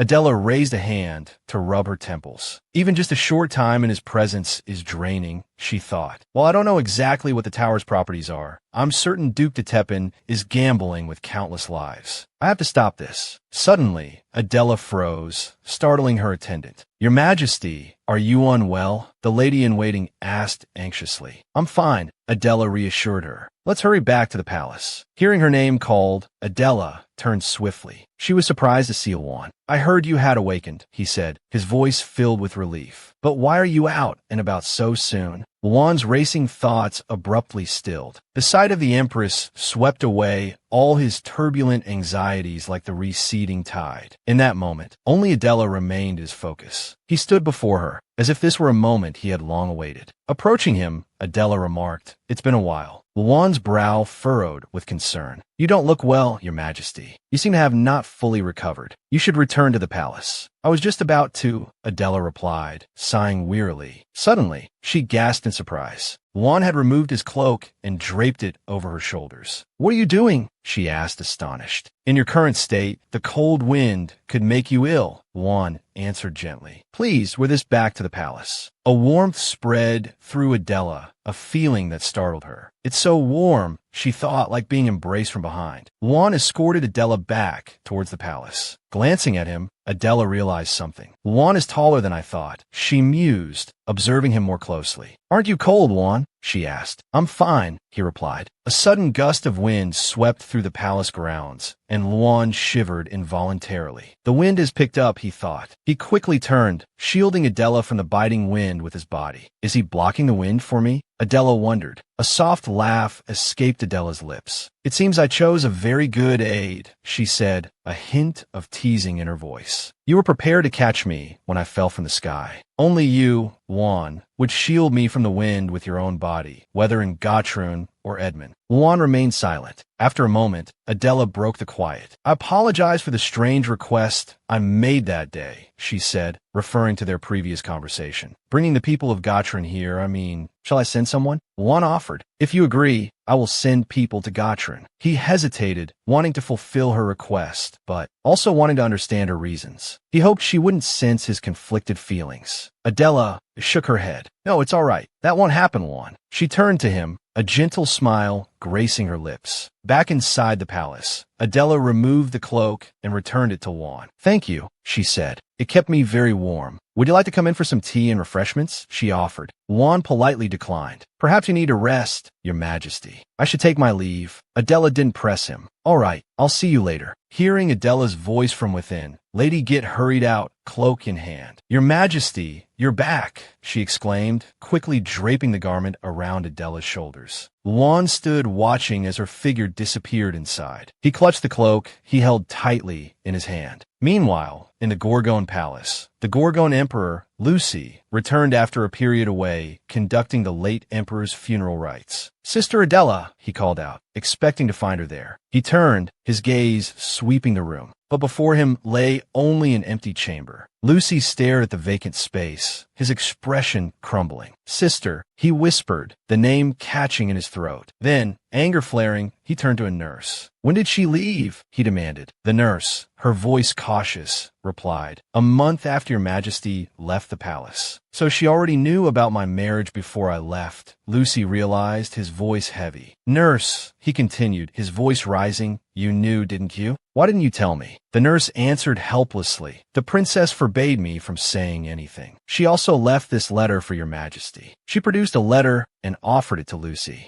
As Lucy read the letter, tears streamed down his face. Sister, you fool, he sobbed. You're such a fool. It was a letter of apology. A voice, clear and commanding, announced, the Empress has been requested inside. It was the Queen Mother of Gorgon. Lucy rounded on her, his grief giving way to indignation. Why wasn't I consulted before you sent my sister to Edmond? He demanded. The Queen Mother remained silent, offering no answer. Adela wasn't born to be the wife of some noble family, she finally said, her voice cold. Wouldn't becoming the Empress of Edmond be a far better fate? I apologize for not informing you, but wouldn't it have been the same for Adela? Lucy lowered his head, a bitter smile twisting his lips as he fought back the pain. Mother, he said, his voice dangerously quiet. Do you think I don't know what you used to threaten her? The image of his beloved sister, gentle and kind, flashed through his mind. A girl who always apologized to him. Even when he asked why, she would simply smile. He remembered when she was 14, defying the Queen Mother to form a team to deal with the tower. The Queen Mother at the time had acknowledged the team, declaring that the heir to the throne must prioritize their own safety. How can a princess like you establish a team to handle the tower, putting yourself in danger, and then give your position to Lucy? The Queen Mother had said, her words laced with venom. In the end, Adela had relinquished her claim to the throne. But to a girl who had always lived as a princess, it was no different than being told to die. It was then that those who followed her had made a chilling suggestion. Your Highness should eliminate Prince Lucy. For a fleeting moment, Adela had wavered. Though she ultimately rejected the idea, a radical, sensing her momentary vulnerability, had acted. Adela had swiftly knocked the confection away, preventing Lucy from eating it. No, it was that single moment of weakness, that flicker of doubt in her heart, that had caused harm to her beloved younger brother. Adela had wept, holding him close, consumed by grief. The blood of those who had once supported her had flowed like a river, the black smoke from their burning bodies, filling the sky. As long as I remain in Gorgon, this could happen at any time. The thought had haunted Adela. I'm sorry, Lucy, she had thought silently. Please forgive your sister, who faltered, even for a moment. Leaving here for Edmond is both my punishment and the last thing I can do for you. Lucy turned back to the Queen Mother, his eyes blazing. She didn't know either, did she? He accused. You knew this truth all along. The Queen Mother recoiled, her composure cracking. Lucy, she began, but he cut her off. Mother, you threatened her with this, didn't you? He pressed. Then, his voice ringing with authority, he addressed another in the room. Kenneth, go to Edmond. Ascertain Princess Adela's living situation. If she's unhappy, if she doesn't want to stay there any longer, you must bring her back. He looked at Kenneth, his gaze unwavering. I'm prepared to go to war for this. Kenneth bowed his head. Yes, your Majesty. I am Kenneth, head of the Knot family. Elsewhere, Cier, the Emperor of Edmond, asked in a low voice, what is it? Lorraine, his voice trembling slightly, replied, Countess Patti A wishes to see you, your Majesty. Confronting. If that's the case, why didn't she come here herself? Why send you? She is unwell, Lorraine explained, so I apologize on her behalf, your Majesty. But she insisted on speaking with you and wishes for you to go there now. Cier's brow furrowed in confusion. The door slowly opened. Diane, seeing Cier, called out weakly, "Your Majesty." Cier noted her frail posture and the fragility in her voice, as if she might fade away at any moment. Though genuinely unwell, Diane mustered a semblance of strength and asked softly, "What is it, Your Majesty?" She took a step closer, reaching out to take his hand. "Your Majesty," she whispered. "Come here." Diane gently tugged at Cier's hand. Cier glanced down at their joined hands, but said nothing. Diane guided Cier's hand to rest upon her abdomen. "Your Majesty," she murmured, her voice thick with emotion. Here lies our child. I haven't been feeling well lately, but it aligns with the early symptoms of pregnancy. Our child, fathered by the emperor of this nation." Tears welled in Diane's eyes. Seeing Cier's continued silence, Diane looked up at him, her voice tinged with anxiety. "Your Majesty," she asked, "why aren't you saying anything?" As she met his impassive gaze, devoid of any joy at the news of her pregnancy, a chill ran down her spine. She froze. A tremor ran through Diane's body. Her eyes widened, fixed on him. A single, bewildered question echoed her mind. "Why is he looking at me like that?" Cier decisively withdrew his hand. After a moment of heavy silence, he asked, "Pregnant? Has a physician confirmed this?" Diane stammered, "And not yet,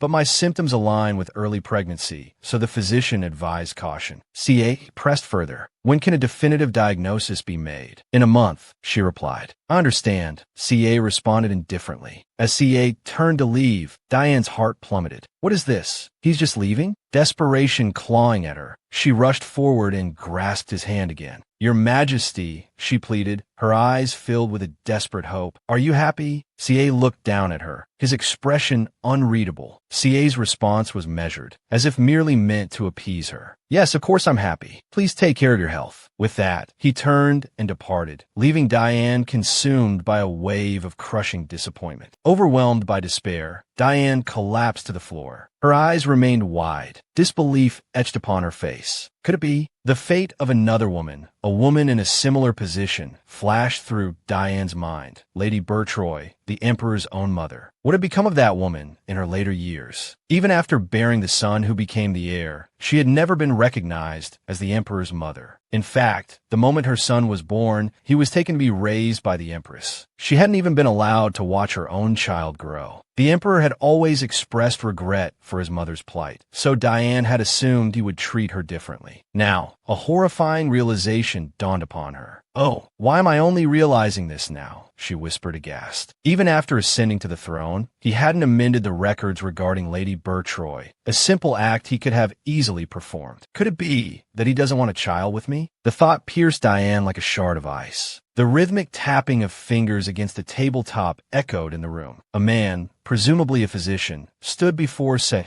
his posture rigid with fear, attempting to explain. "No, it's impossible, Your Majesty," he stammered. "The probability is truly incredibly low. I've administered that medicine countless times, and there's never been an issue until now," he insisted, his voice laced with a desperate confidence. Cier's voice was low and dangerous. "Are you suggesting this is my fault?" The physician immediately dropped to his knees. "I apologize, Your Majesty, but a preliminary diagnosis can be inaccurate," he pleaded. Cier's mind raced. This is complicated. What will the Empress say if she finds out? Her already precarious position will surely be further threatened. Suddenly, a thought struck him. If the Empress's position is threatened, the only person she can rely on, the only person she can trust, is me. A flicker of calculation crossed his features. Perhaps this is an opportunity to shift the Empress's perception of me. A faint smile played on Cier's lips. Meanwhile, in the Sorcerers' Association mansion, Leonel addressed Duke de Tepin. "Duke," he began, "you called for me?" "Please, si de Tepin replied."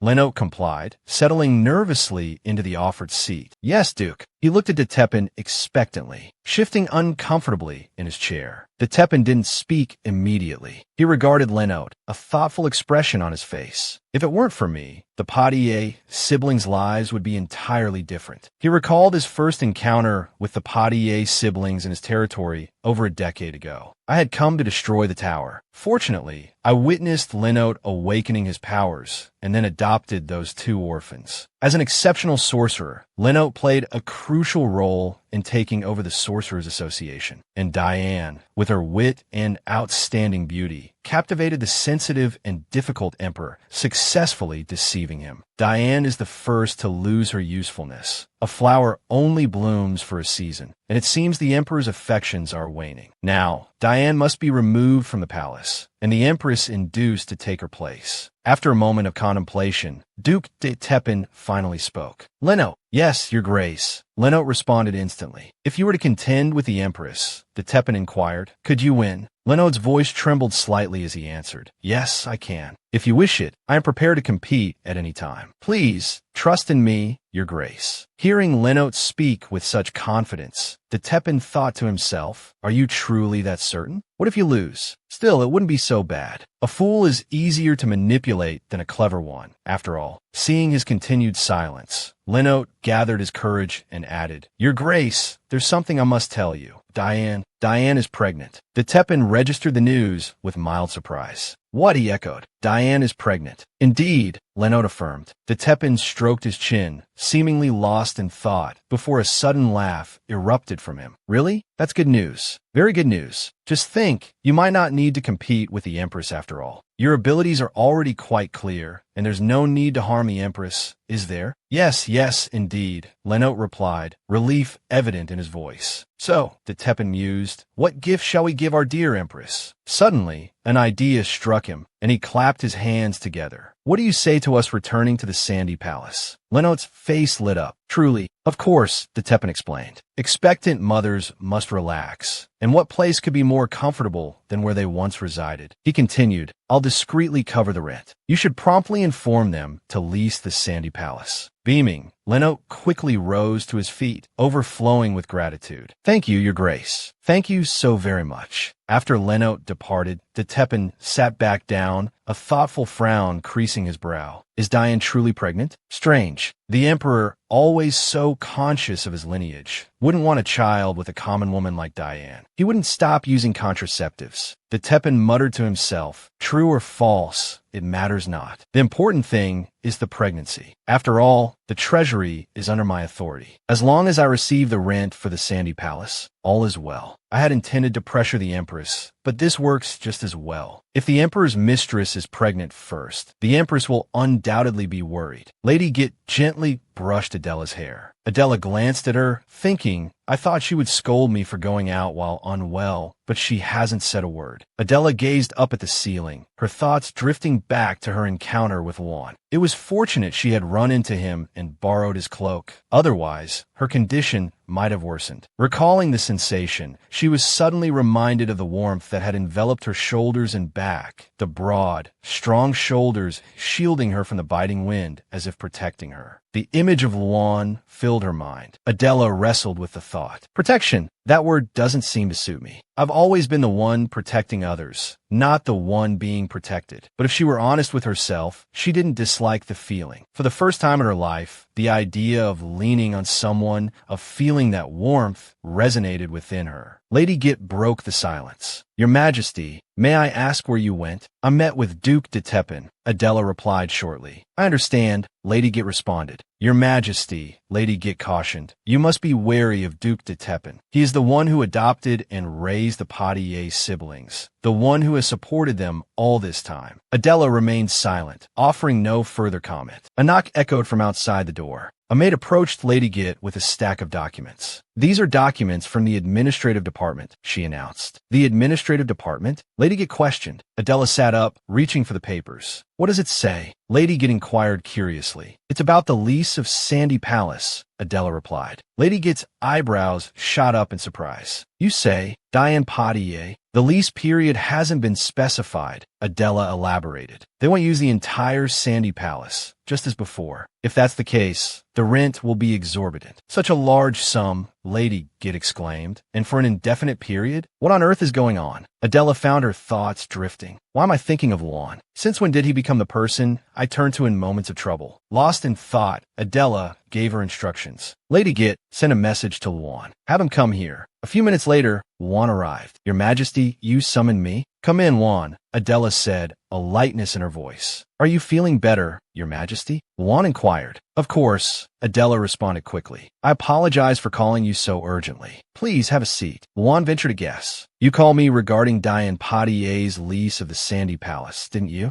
Adela was taken aback. It had been less than an hour since the documents arrived at the palace, and he already knew. "That's right," she confirmed. "The Potier family wants to lease the entire Sandy Palace," Adela explained. "Not just for a few months, but indefinitely." "Does Diane Potier have the means to pay such a substantial sum?" She voiced her doubts. "No," Juan stated, "unless someone is backing them. I had someone look into Leonel Potier's movements. He went directly to the administrative department after meeting with Duc de Tepin." His voice took on a steely edge. "Duc de Tepin is undoubtedly supporting the rent for Sandy Palace in secret, intending to recoup the expenses later as he currently controls the treasury." Adela frowned. "Is that even possible?" she wondered, a sense of disgust rising within her. "Just how deep does the corruption run in this place? Why would he support the lease of Sandy Palace at this juncture?" she asked, perplexed. "What could he possibly gain from it?" As she pondered, her gaze collided with Juan's. He was looking at her with an expression of concern and kindness. His warm gaze seemed to envelop her with care. Indeed, Adela thought, a realization dawning upon her. "It appears Diane Potier is pregnant," she voiced her thoughts aloud. Then, with a touch of uncertainty, she added, "Is that it?" A wave of sadness washed over Juan, a familiar ache like salt rubbed into a wound. Once again, he could do nothing but watch helplessly, just as he had when the Emperor was ill, feeling utterly powerless. Lost in his own thoughts, he didn't immediately respond. "Are you all right?" Juan asked, his voice tinged with concern. Adela offered a small smile. "What's wrong?" Inwardly, however, she felt a knot of unease. She didn't want to appear as a woman fretting over such news, desperate to bear an heir for the Emperor. "Leasing the entire Sandy Palace?" The Emperor mused aloud. "Yes, Your Majesty," his subordinate confirmed. "The Empress must be aware of Diane's pregnancy by now," the Emperor continued. "Presumably so," the subordinate replied. "Perhaps I should pay the Empress a visit," the Emperor decided. As he walked, his thoughts raced. Will she be angry? Surely her mood will be volatile, her face cold when she greets me. But in such a situation, who can help her? Luan? That man who took the Empress to the squalid slums? What could he possibly do? The thought of Luan irked him. The only one who can help the Empress now is me. At this thought, the corner of the Emperor's lips curled upwards. The Empress must surely be facing reality now. I was worried she might fall ill and be confined to her bed, Lady Git thought, watching Adela eat her meal with surprising composure. How fortunate! Lady Git breathed a sigh of relief. Adela reached out and took her hand, offering a reassuring squeeze. Truly relax, Lady Git. What grave matter has you looking so despondent? It's not like you at all. It was then that Lady Git realized her worry had become too apparent. My apologies, Your Majesty. I don't need your apologies, Adela replied. I simply wish for you to stop worrying. I am the Empress of Edmond, she explained, her voice holding a strange calmness. The Empress is not merely the current Emperor's wife, but the mother of the future Emperor. There's no reason to be shaken by the news of the Emperor's mistress being with child. Lady Git bowed. You are absolutely right, Your Majesty. As Adela reached for the door, a thought crossed her mind. I anticipated Diane Potier's pregnancy. It's hardly surprising. A more troubling thought followed, but as Empress, she couldn't shirk her duty to produce an heir. It would have been best to consummate the marriage on the wedding night. A faint sadness touched her features. If only I could fulfill my obligations without distraction. The Emperor paused in his stride, his gaze lifting. He saw Adela standing on the balcony, her expression serene. Even with the news of Diane's pregnancy, she remains elegant and composed, he thought. The corners of his lips curved upwards. Indeed, he murmured to himself, this is the demeanor of an empress. A true empress. He called out to her, my empress. Adela looked down to see the Emperor gazing up at her, a gentle smile gracing his lips. Returning to her room, Adela sipped her tea, her demeanor calm. The Emperor's gaze remained fixed on Adela. She shifted uncomfortably. Why was he staring at her like that? She truly couldn't fathom his thoughts. Look at me, the Emperor commanded. Adela froze. Look at me, my Empress, he repeated, his voice soft. Are you mad? Adela cursed inwardly. Ignoring her expression, the Emperor continued. You must have heard the news. Don't dwell on it. It's not something you need to concern yourself with. Confusion clouded Adela's features. What do you mean? The emperor rose and walked toward Adela. He knelt on one knee and continued, "My heir will be your child." As he spoke, he took Adela's hand in his. He held it between both of his own. "So, my empress," he asked, "from now on, let us be amicable." Questions swirled in Adela's mind. What is with this sudden change in attitude? Has something happened with Diane Potier? Dismiss Luan, the emperor continued, and refrain from venturing into those slums again. It's not a place for someone of your noble stature. Did you express a desire to understand the lives of the common people, and Luan took you there? Don't be disillusioned. That is not how the common folk of Edmond live. Adela's brow furrowed slightly. Have you been to the slums? It cannot remain like that forever. I will eradicate the slums in the capital one day, the emperor replied coldly. Your Majesty, Adela countered immediately, it's not the slums that need eradicating, but the tower. The slums are where those who lost their homes to the tower have gathered, having nowhere else to go. So, if you dismantle the tower and return their homes, no one will remain in such wretched conditions, Your Majesty, Adela suggested earnestly. The emperor recalled Luan's words. To eliminate the slums, the tower must first be destroyed. Abruptly, he released Adela's hand. His voice dropped low. Luan put you up to this, didn't he? Adela was startled. What? She rushed to explain. No, I wish to visit the slums myself. There are no hospitals, no schools, not even a proper water system. I hear slums like these are spreading throughout the empire. Your Majesty, she urged, we must dismantle the tower. But the emperor was uninterested, his irritation growing. That damned Luan. He recalled his childhood, constantly seeking his mother's, the Queen Mother's, approval, which always seemed to favor Luan. Luan, so handsome, even in his youth, with his impeccable lineage and exceptional abilities. If I had a daughter, the Queen Mother had once declared, I would betroth her to Luan. The emperor could only stand in the corner, fuming silently. These insecurities made him susceptible to Duke de Tepin's influence. Would those haughty nobles ever truly submit to an emperor of low birth? He needed the tower to hold their fates in his hand. At this thought, he barked at Adela. The tower is the foundation of my power. Without it, do you think the nobles would ever submit to me? Adela stammered, a mixture of sorrow and bewilderment in her voice. How can disaster be the foundation of power? Without the tower, the nobles won't submit to me? Are these the words of an emperor? She thought incredulously. Adela continued, attempting to reason with him. The people in the slums live such wretched lives they cannot pay taxes. What weakens your Majesty's power more than a decrease in tax-paying citizens? But the emperor waved his hand impatiently. Enough. Say no more. With that, he turned to leave. But Adela picked up a map detailing the locations of the towers. Unfurling it, she said gravely, Look, do you know what these are? This is a map of the tower's sphere of influence. See how few safe zones remain untouched by the towers and the monsters? This place is hell. How can we possibly eliminate the slums under these circumstances? If we eliminate them, where will the people go? It's no different from sending them to their deaths. Then, with pleading eyes, Adela urged, Your Majesty, please dismantle the towers. If you strengthen your power with the lives of the people, that blade will eventually turn and pierce you. Silently, she hoped, Please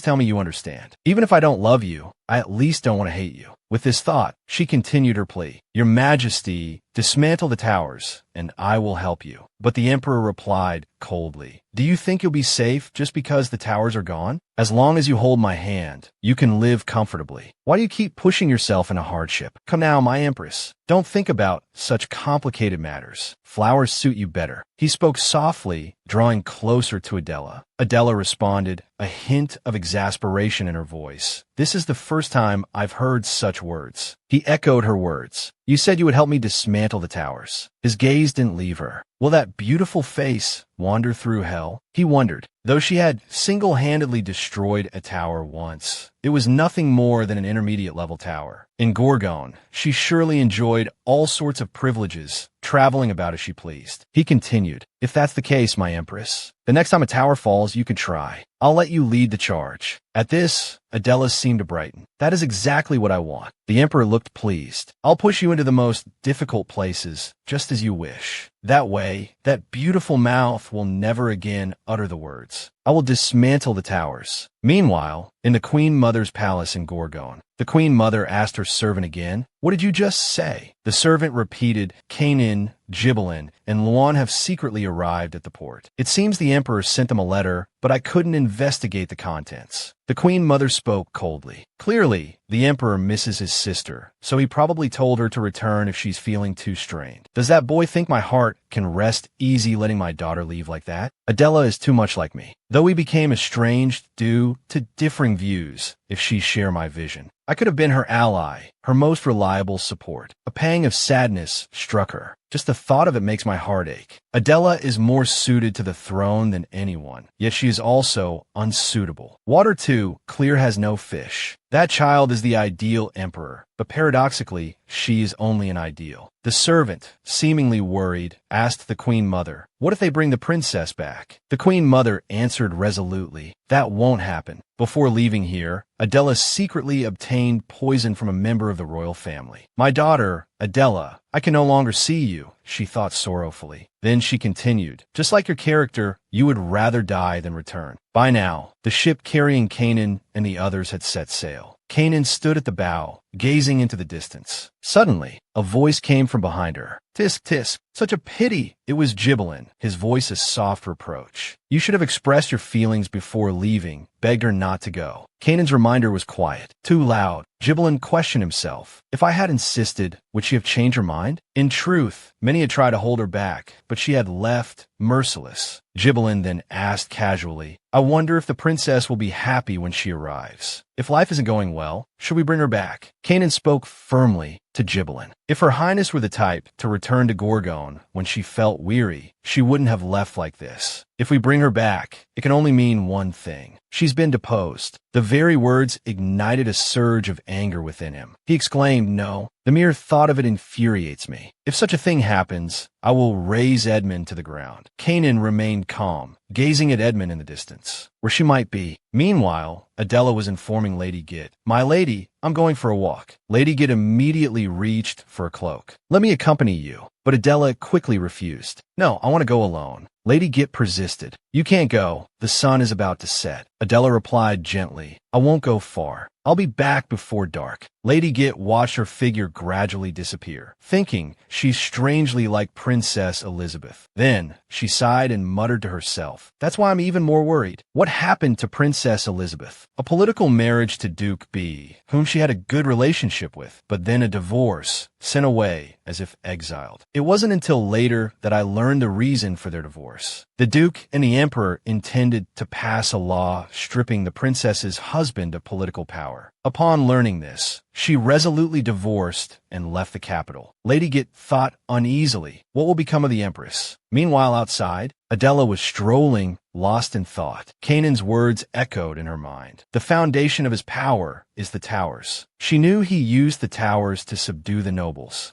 But to neglect so many towers for that purpose alone? What was the real reason? Frustrated, she cursed silently. Damn it, what about the people suffering because of the towers? Suddenly, she saw a familiar figure across the way. Adela lifted her eyes slightly. Leon's tall figure stood before her, radiant as sunlight. He called softly, "Your Majesty." Adela replied quietly, "Leon." She asked, "Are you heading home?" Leon replied, "Yes." Then asked her, "Your Majesty, where are you going at this hour?" Adela invited him. "If you're going this way, let's walk together, Leon." Leon thought, every step she takes seems to lack strength. Why is she suddenly walking so slowly? Then he concluded, no, she's pretending everything is normal. Noticing Leon lost in thought and not responding, Adela called out again, "Leon." Suddenly, he spoke, catching her off guard. "Kanan, Gibelin Luan, Theodos, Sinnet, if you wish, I can bring them to you at any time." Adela was momentarily stunned. His kindness felt like a warm knife, slicing gently into her heart, exposing its softest parts. Therefore, it was dangerous. At his words, a small smile touched her lips. Adela teased. It seems I've chosen a good aide. You even think of such things for me. Then Leon asked, who are those 3 people? Adela explained without hesitation. They helped me destroy towers before. Leon continued. They must be the ones in charge of handling the towers. I've heard of the Nate family of Gorgon. Adela added, Kanan is the only son of that family. That one precious son followed me around destroying towers every chance he got. The head of the Nate family complained to me. Leon asked curiously, he must have asked you to kick Kanan off the tower disposal team, right? Adela chuckled. That's right. But Kanan is as good at destroying towers as I am. Leon looked at her, thinking I pretended to be interested in Gorgon just to see her smile. I wonder what she'd say if she knew that was my intention. Suddenly, Adela remembered. Oh, right. Adela suddenly remembered. Where did you buy the cloak you lent me last time? Could you ask them if they also make women's cloaks? It was truly warm. Leon replied, I'll look into it. Adela then asked eagerly, also, what fragrance do you use? I quite like the scent on that cloak. Leon answered gently, I don't use fragrance. Adela looked surprised. Really? Impossible. She leaned closer to Leon, inhaling subtly. Her sudden movement caught Leon off guard, his heart beginning to race uncontrollably. Adela looked at Leon with innocent curiosity. The next moment, she turned away, saying, I see. Leon watched her retreating figure, thinking it wasn't me who used the fragrance. It was you. He recalled the way she had just pressed her face against the fabric of his cloak.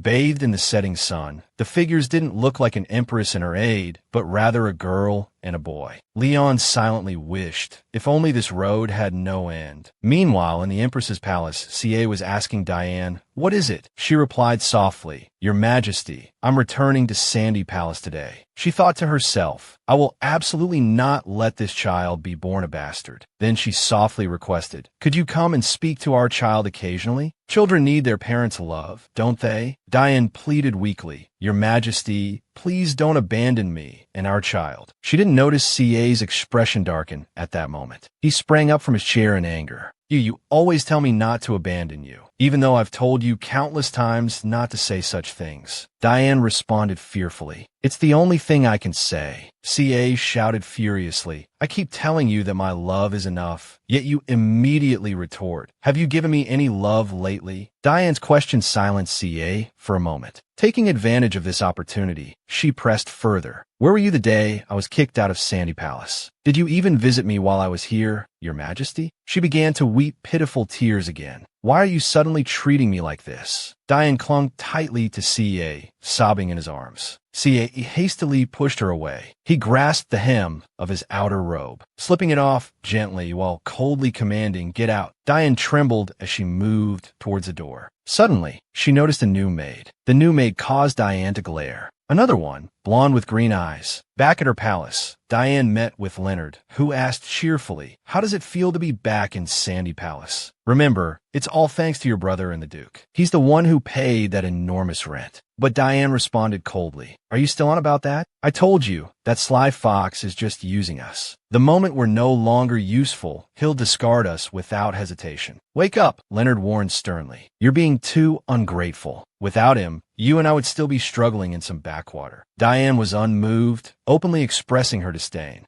Favors. How foolish. Leonard returned to the topic at hand. But why did you call me today? Diane recounted. There's a new blonde maid in the Emperor's palace. Hearing this, Leonard sighed. Another one. Diane dismissed him, saying, Deal with her. It seems they keep coming because they think they can change their lives. We have to make an example of them. Leonard responded with a sigh. I understand. She continued, and one more thing, find a chance to get rid of the Empress. This statement startled Leonard. What? Meanwhile, at the Marquis Vita's estate, a young boy opened his eyes, asking, They all ran away, right? Then I'll go find them. He ran around, counting, 1. Other boys and girls quickly hid in hard-to-find places. Suddenly, a loud noise from the sky startled the boy. Everyone on the street ran in panic, shouting, The tower is falling. In the sky, a massive tower was gradually materializing. Witnessing this scene, Marquis Vita stammered, trembling, No, this can't be happening. He quickly issued orders. Open the city gates. Evacuate the residents of the southern villages. Prepare for the monsters that will invade the Marquis's estate. Turning to a guard, he said, "Quickly, set off the fireworks and send the carrier pigeons. Inform the capital that a tower is falling." The guard responded swiftly, "Yes, sir." Marquis Vita thought anxiously, "I hope the capital will send troops here. Everyone hold on. Please protect this land." Meanwhile, in the Empress's palace, Duke de Tepin had been summoned. With a worried expression, he inquired, "Your Majesty, I heard that Miss Potier is pregnant. You must be very concerned." Contrary to his assumption, Adela appeared calm. "Thank you for your concern, Duke de Tepin. I am well. Please do not worry." The Duke suspected her composure and tone were a facade. The two sat in silence for a moment. Adela pondered. Looking back, his covert support in renting Sandy Palace seems to indicate he was initially hesitant between supporting me and the Potier siblings. But after hearing about Diane Potier's pregnancy, he decided to side with them. Is he here to retract my right to attend cabinet meetings? She wondered. Then she asked, "When is the next cabinet meeting? I should be recognized before then. When is it and where?" Duke de Tepin considered silently. "Regardless of whether she's recognized as a mage or not, I must prevent the Empress from attending the cabinet meeting. I can't let her be held responsible for the tower's destruction. If merit is established, the Potier siblings will surely demand the Empress's presence at the meeting." Adela pressed. "Now would be fine as well. Duke de Tepon feigned chirfinis. Of course, everything should prioritize the Empress's convenience. I will grant you special recognition, no trial necessary." Adela smiled. "Thank you." The Duke thought smugly, "Let's see how you claim you can attend the cabinet meeting now." Suddenly, Lady Git rushed into the room, her face pale with alarm. "Your Majesty." Adela glanced at her. "What is it?" A nearby guard reported. "A tower has descended upon Marquis Vita's territory." Adela gasped. "Marquis Vita's territory?" Duke de Tepin was equally startled, jumping to his feet. "What did you say?" "A tower has fallen on Marquis Vita's land." He turned to Adela. "Regarding this matter, Your Majesty, I must go there myself. Please excuse me. I must take my leave." Adela watched the Duke hurry away, thinking, why put Count Canaan's territory aside and immediately rush to Marquis Vita's? What's the criteria here? The Duke approached the guard, ordering, "You've contacted the Mages Guild and the Knights, haven't you? Quickly now, this is urgent. There's no time to lose." The guard replied calmly, "First, I need to relay the Emperor's orders to the Empress." Duke de Tepin was taken aback. "What orders?" Suddenly, both of them stopped and looked towards the Empress. Adela stepped forward, interrupting. "It's an order for me to go into battle, isn't it?" The guard confirmed, "Yes, Your Majesty. The Emperor has commanded the Empress to participate in the battle." Duke de Tepin could scarcely believe his ears. "What?" he exclaimed, thinking furiously. "Order the Empress to that hellish place. What kind of insane order is this?" He hastily protested. "No, how can we order our Empress to such a place?" But Adela quickly cut him off. "Duke de Tepin, I'll be fine." He stubbornly objected. "No, this is absolutely unacceptable." Adela was equally firm. "I said I'll be fine. Are you saying that if I go, there will be trouble?" Her question flustered him. No, it's fine." He inwardly cursed the Emperor. "Kai Yurik, is that all the crown on your head is for? Not to restrain the beast, but to open its cage?" The army, having received mobilization orders, quickly assembled. The Royal Cavalry, the main attack force, and the 1st Mage Unit were all mobilized, prepared to destroy what was estimated to be at least a level 1 tower. It was as if they had gathered all of Edmond's elite forces. This stood in stark contrast to their refusal to dispatch even a single mage to Count Cambon's territory just the other day. On the day of departure, Duke de Tepin continued his dissuasion. "Your Majesty, please reconsider. It will be difficult to find separate lodgings on the journey. Have you ever slept outdoors?" Adela replied calmly, "Of course I have. Don't worry about me." She inwardly relished his vehement reaction. "Are you this desperate to stop me from going to battle?" Duke de Tepin persisted. "We will be riding all day. This journey will be more arduous than you imagine." Adela had ample reason to retort. "Have you forgotten that I'm from Gothron?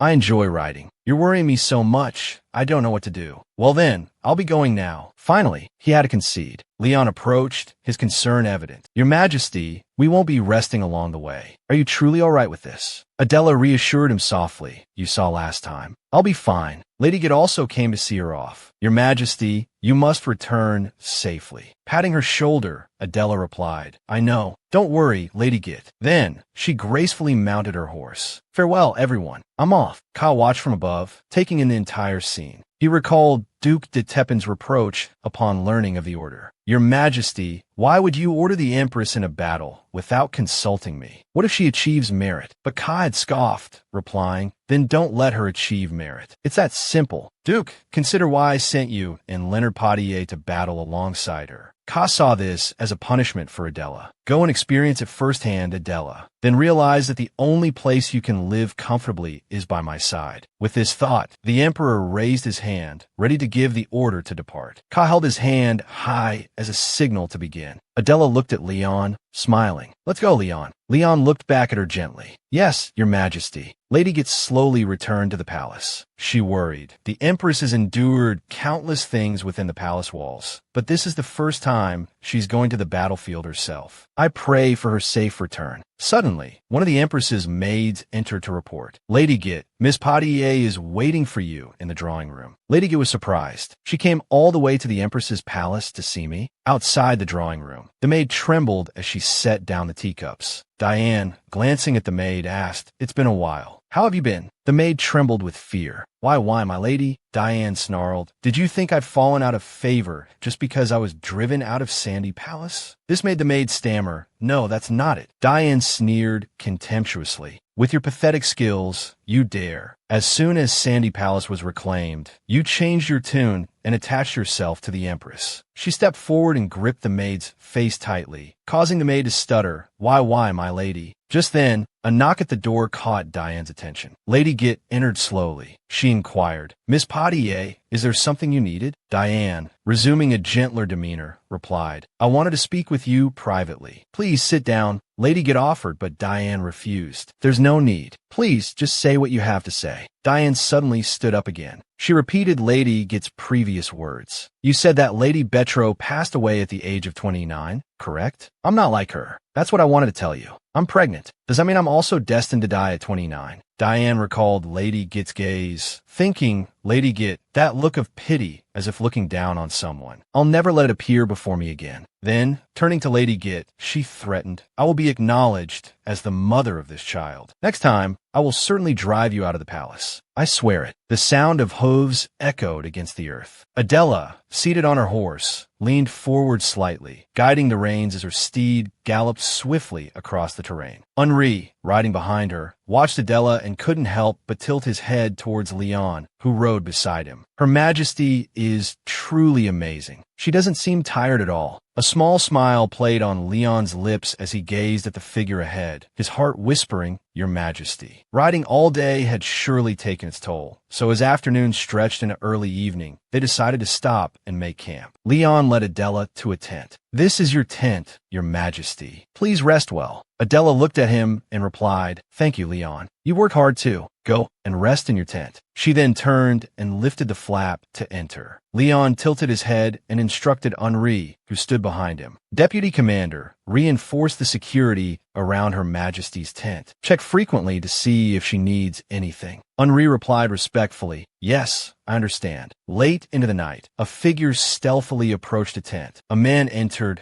calling out, Lord Leo, did you summon me? Leonard, seated within, replied, Yes, I have a task for you. He handed the man a letter, explaining, Head southwest from here to Duke Luan's territory. Once there, go to the location marked on this letter. Deliver this by tomorrow night at the latest. The man accepted the letter and answered respectfully, Yes, I understand. Having given his orders, a sinister smile spread across Leonard's face. The opportunity has come sooner than I expected. Diane, you should be grateful to have such a capable older brother. Before we reach Betro, your hated Empress will be beautifully dead, and all the blame will fall on Leon. Perfect, isn't it? Meanwhile, in Grand's territory, a crowd had gathered outside the city gates. Refugees continued to pour in. Duke Grand stood atop the high walls, looking down at the throng that had amassed earlier. Once word spread that our territory was aiding refugees, more and more people came. Now the territory is saturated. We have no more resources to help them. The Duke cursed under his breath. Damn it. He clenched his fist. Duke de Tepin, his mind only on filling his own belly. He doesn't want the burden of the throne, yet he desires power equal to the Emperor. And the one playing the damned puppet is none other than the Emperor Emperor himself. Duke Grand turned to leave, not forgetting to instruct his subordinate. I'm going to the capital. Make preparations quickly. The subordinate replied respectfully, Yes, my lord. I will lead the troops to escort you. But in his heart, he thought, the Empress is a witch capable of destroying a tower single-handedly. I must meet her no matter what. Meanwhile, elsewhere, the company continued their journey on horseback. Suddenly, they sensed something amiss. They had entered the mana zone. The mana zone was the area affected by the magical power emanating from the tower. Within this mana zone, mages could utilize the tower's magic, and the range of activity for magical beasts was limited to places with mana, namely this mana zone. The sense of liberation upon entering the mana zone was sometimes accompanied by a sense of guilt. She looked at her hands, radiating with mana. A voice called from outside her tent. Your Majesty, it's Leon. May I enter? Adela replied, Of course. Come in. When Leon entered, he asked, Is something troubling you, Your Majesty? She replied, I feel quite comfortable, just like I do in the imperial palace. Don't worry, Leon solicitously suggested. I'll be close by. If anything happens, just call for me. Adela thanked him for his consideration. All right, thank you.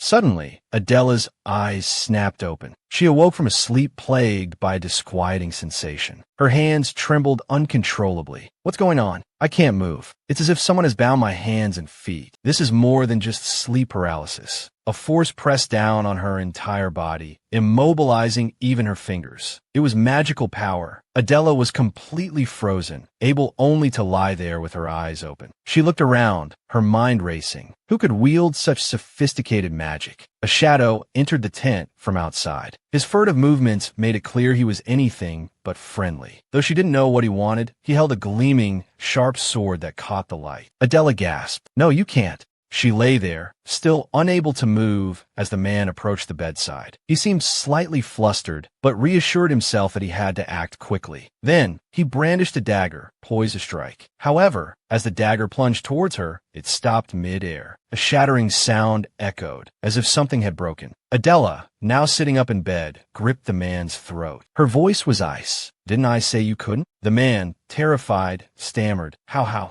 is this possible? I was told there wouldn't be any sound. Adela's voice remained chillingly calm. If you want to kill me, you'll need to find a more powerful mage. The man stared at her in terror. Who is behind this? Adela demanded. In the next instant, he bit down on something in his mouth and collapsed dead. Adela moved closer to examine the situation. So he's dead now. He bit down on poison. The mage accompanying him must have aided him. A top-tier mage can control magic so finely as to bind an opponent's limbs invisibly. I need to discuss this with Leon. She turned to leave. Meanwhile, Leon was still asleep, his serene features strikingly handsome. Adela approached, thinking he sleeps so soundly. I'm sorry to wake you. She reached out to touch him, softly calling his name. Now, in the next moment, Leon, startled awake, rolled over, pinning her beneath him. His large hand grasped her wrists, pulling them above her head. Realizing who was beneath him, Leon's eyes widened in shock. Your Majesty? Looking down at the woman he yearned for day and night, Leon could no longer distinguish between reality and dream. Am I dreaming? Why is she here? Her eyes were golden like sunlight, her nose straight, her lips full and red.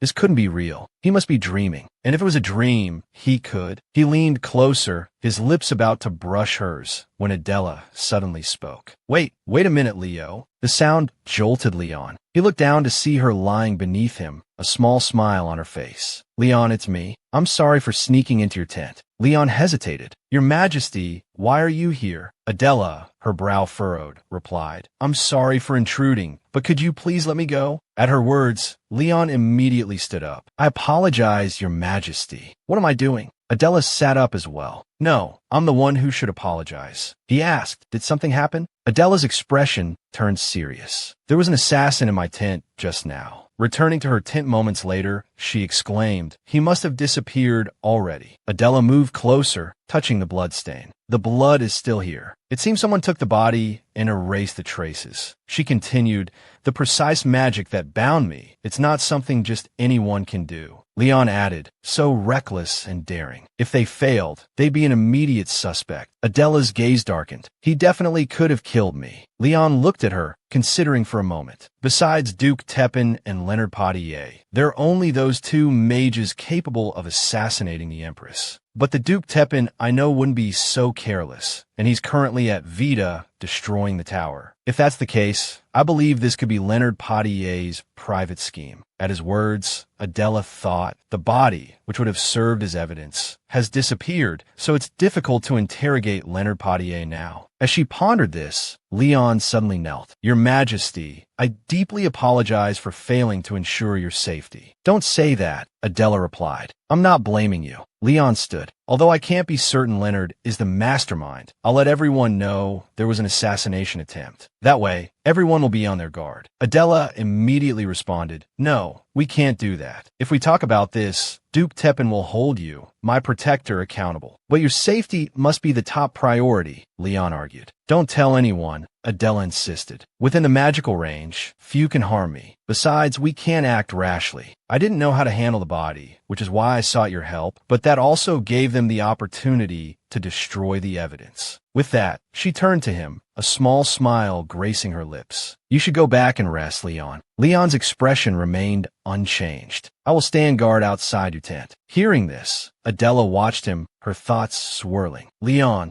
her mind drifted back to what had happened earlier. If she hadn't called his name, what would have happened next? Recalling his expression, she thought he had looked as if he were gazing at a lover. The thought sent a surprising flush of warmth through her. Adela sat on her bed. Meanwhile, Leon looked out beyond the tent, scanning his surroundings. It's still quiet out here. He turned back towards the tent. It seems they have no intention of letting anyone know. Leonard nervously bit his finger, continuing his train of thought. Fortunately, the assassin committed suicide at the right time. If he had been captured alive, things would have become much more complicated. She was able to withstand the magic of the most skilled mage. The Empress of Edmond is both a mage and possesses the abilities of a top-tier magic user. As he thought, Leonard looked at the magic in his hand, his resolve hardening. The Empress is indeed dangerous. She must be eliminated. Meanwhile, looking at the Empress's tent, Aloexa wondered what happened. Security around the Empress's tent had been reinforced. Could Duke Tepin have taken action? In the past, Aloexa had been Edmond's second-in-command, and she had evaluated methods for dealing with the Edmond Tower. She had suggested establishing administrative districts throughout the nation, allowing mages to reside there. But despite her exceptional abilities, she was still looked down upon for being an orphan. Therefore, she had been gathering information, waiting for an opportunity,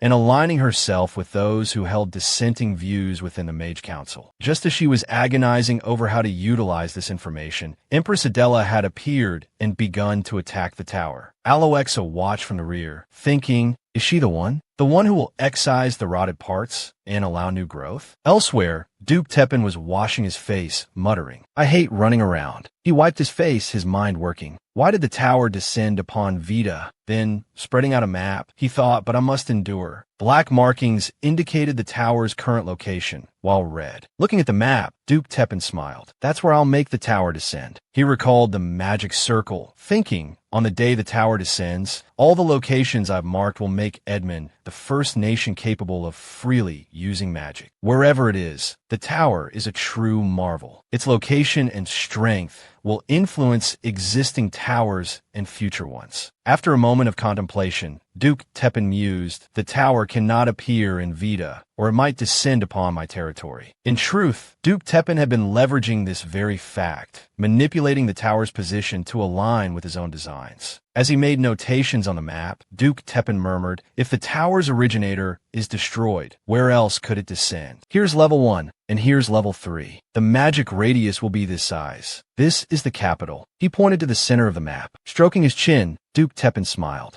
Good. Regardless, I want a tower to descend near the capital. If so, I can use magic in the capital. He envisioned himself embracing the capital in his mind. Then, successive bolts of lightning ripped through the sky. People ran in panic, screaming, ah! Some were attacked by monsters, crying out, "Help! No!" Even soldiers armed with swords trembled at the sight. Count Vita shouted to calm the masses. "The mages from the capital are on their way. Hold on a little longer." Inwardly, he seethed. Damn it, I didn't expect the mages to stand by and do nothing in the face of this disaster. Do they intend to let everyone die? Glancing to the side, Count Vita's eyes widened. Oh no, it's Jevon. It's the dragon that just appeared in the lightning. All the soldiers promptly fled, yelling, "Retreat! Everyone retreat!" They prayed silently, beseeching the gods for a miracle. Just as their prayers ended, a sudden force struck the dragon, sending it plummeting from the sky. Count Vita stammered in astonishment. How is that possible? Simultaneously, the soldiers roared. It's the mages. Reinforcements from the capital have arrived. A figure stepped forward. Count Vita and the soldiers stood frozen in place. They watched as Adela approached. "Are you Marquis Vita?" she inquired. Adela addressed the man before her. "You're Marquis Vita, correct?" He responded with a hint of caution. "Who are you?" She introduced herself. "I am Adela Edmond." Vita's mind raced. Edmond. If so, this person is the Empress. A collective gasp rippled through the ranks. Reinforcements. Reinforcements from the capital have arrived. Leon barked out orders. "Ina, you take the right flank. Lee the left. Lee Rin, support the mages. Squads 1 and 2 advance." Aloexa approached Leon. "Captain, are we just going to stand back here?" The Empress has already rushed forward to help the knights. "We can't just stand idly by."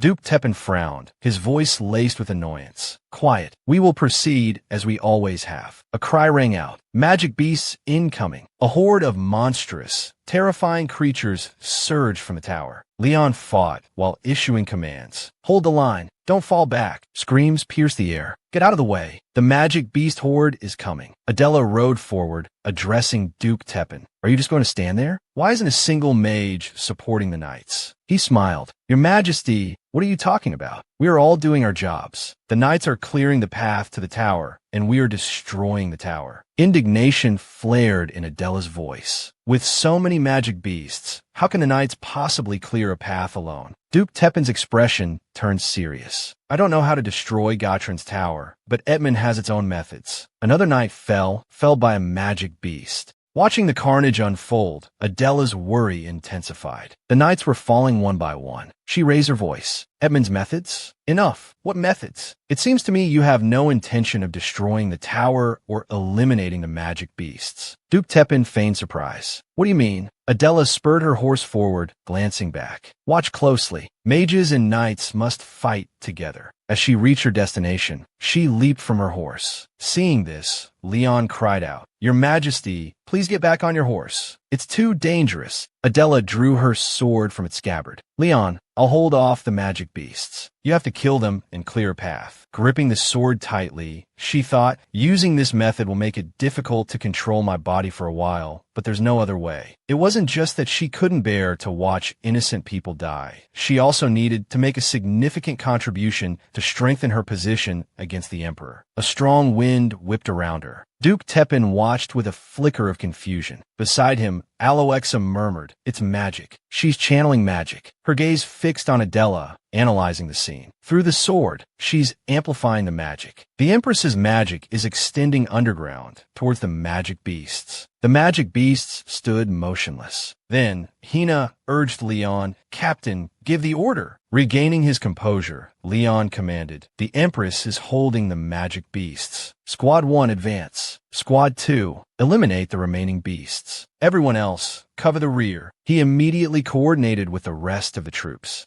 The entire company charged forward. Leon's voice rang out, "Focus. Eliminate all the magic beasts." Aloexa observed from a distance. The path to the tower was instantly clear. Duke Teppan declared, "Now's the time. Let's go." From behind him, Leon responded, "Yes." Adela looked utterly exhausted, sweat dripping from her face. "Is this my limit?" "No, not yet. I have to hold on a little longer." Leon, too, noticed her weakened state. "Your Majesty!" Flames erupted, engulfing the tower. Leon reported triumphantly, "The tower has been destroyed." Leon searched frantically for Adela. "Your Majesty, please be safe." He ran to her side. "Your Majesty, the tower has been destroyed. It's over." Just then, Adela's body began to tremble uncontrollably. She straightened up. "I want to save everyone, but I'm sorry. If I could have acted sooner." All the knights listened, deeply moved. Before she could finish speaking, Adela suddenly coughed up blood. Then she collapsed. Leon rushed to her, his voice filled with terror. "Your Majesty." Adela's eyes fluttered closed, overcome by exhaustion. He turned to Duke Teppan, his voice frantic. "She coughed up blood from using magic. What should we do?" Aloexa interjected. "I'll see to her. I'll take her back to Vita Manor. Everyone, follow me." They all watched in silence as they departed. One of the knights stepped forward, asking anxiously, "Will this be all right? Will Her Majesty be okay? She lost a lot of blood." Murmurs rippled through the ranks. "Thanks to Her Majesty, we survived. Without her, our squad would have been completely wiped out. Did you see how she shattered that divine dragon? That's the first time I've seen magic like that." Duke Teppan watched silently, his expression grim. He recalled Adela's decisive words. Edmond's methods? Enough, he thought. Damn it, the plan backfired. I didn't expect my efforts to make her a puppet would lead to this. Leon gently laid Adela on a bed. Exhaustion was etched on her face. He stood beside her, gazing at her face, and whispered, "Your Majesty." Then he turned to Aloexa. "Will she be all right?" She stepped forward to answer. "I just hope her internal injuries aren't too severe." "Captain, I need to treat Her Majesty. Please leave the room."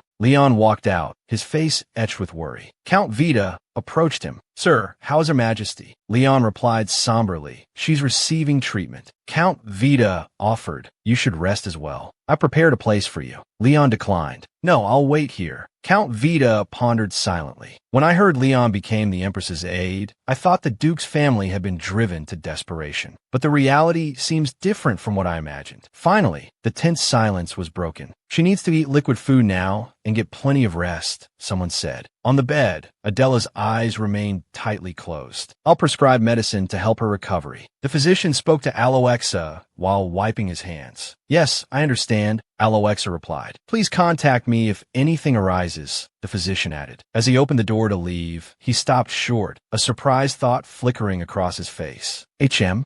Leon stood before the door, arms crossed, his gaze fixed coldly on the physician. He began to walk towards him, the heavy thud of his armor echoing in the hallway. "How is Her Majesty?" Leon asked, his voice low and dangerous. The physician swallowed nervously, thinking, what a look. "The pressure is immense. Although she has internal injuries, they are not life-threatening. She will recover with sufficient rest." He offered a strained smile as he spoke. "How long will she need a rest?" Leon pressed. "That requires further observation. It's difficult to give a precise answer at this time," the physician stammered. Leon nodded curtly. "I understand. Thank you for your efforts. I'll take my leave now." As if granted a reprieve, the physician bowed quickly and hurried away. Leon's face remained somber as he looked silently into the room, his gaze resting on Adela's still form on the bed. "Captain!" A voice startled him. He turned and recognized the speaker. "Ah, Countess Vita, you should rest as well. I prepared a room and fresh clothes for you," she said with a gentle smile, her eyes taking the young man's anxious and exhausted appearance. "Thank you, but I will wait here until my aide arrives," Leon replied stiffly, his gaze returning to Adela. "If you insist, then let me at least get you a chair," Countess Vita offered. "Becoming the Empress's aide for political reasons. It seems there's more to it than that," she mused. "Thankfully, her color is much better now," someone remarked while gently wiping Adela's face. "Take the basin outside," Countess Vita instructed a maid. "Yes, my lady," the maid replied. The sound of the door opening echoed from the hallway. Battered, their clothes torn and faces grimy, the knights stood waiting for news of Adela. Countess Vita and the maid stared in surprise. What are they doing here to see Her Majesty? The Countess wondered. "How is Her Majesty?" One of the dust-covered knights asked anxiously. "Countess Vita Paus," considering. "While I'm deeply grateful to those who rushed to help," she thought, "Her Majesty requires rest to stabilize her condition. Cleanliness is paramount when caring for the sick." She addressed the knights with a soothing smile. "Please try to keep your distance. You shall go and wash up. I've prepared a hearty meal and warm resting places for everyone." The knights looked down at their disheveled state, self-consciously brushing off some of the dirt. "Please return to your quarters for now," Countess Vita suggested. "We'll take our leave then," the knights replied dutifully, reluctantly turning to go. "Just what happened?" the Countess murmured, watching them depart. "Why are so many people inquiring about Her Majesty?" Since when did she earn their trust? In another room, Duke Tepin slammed his fist on the table. Damn it, he roared. After today, the knights will undoubtedly side with the Empress. Not only that, but even the noble families who were holding their breath because of that tower will now support her. His brow furrowed in a furious scowl. He stood abruptly. This cannot happen. Leon, get Leon in here now, he bellowed. You called for me, Your Grace? Leon asked anxiously, opening the door and stepping inside. Come closer. Duke Tepin gestured impatiently. Leon approached and stood beside him. The Empress, we have to kill that damned girl, Duke Tepin hissed, fixing Leon with a chilling stare. Leon's eyes widened in shock and fear. Send someone to the slums about an hour's carriage.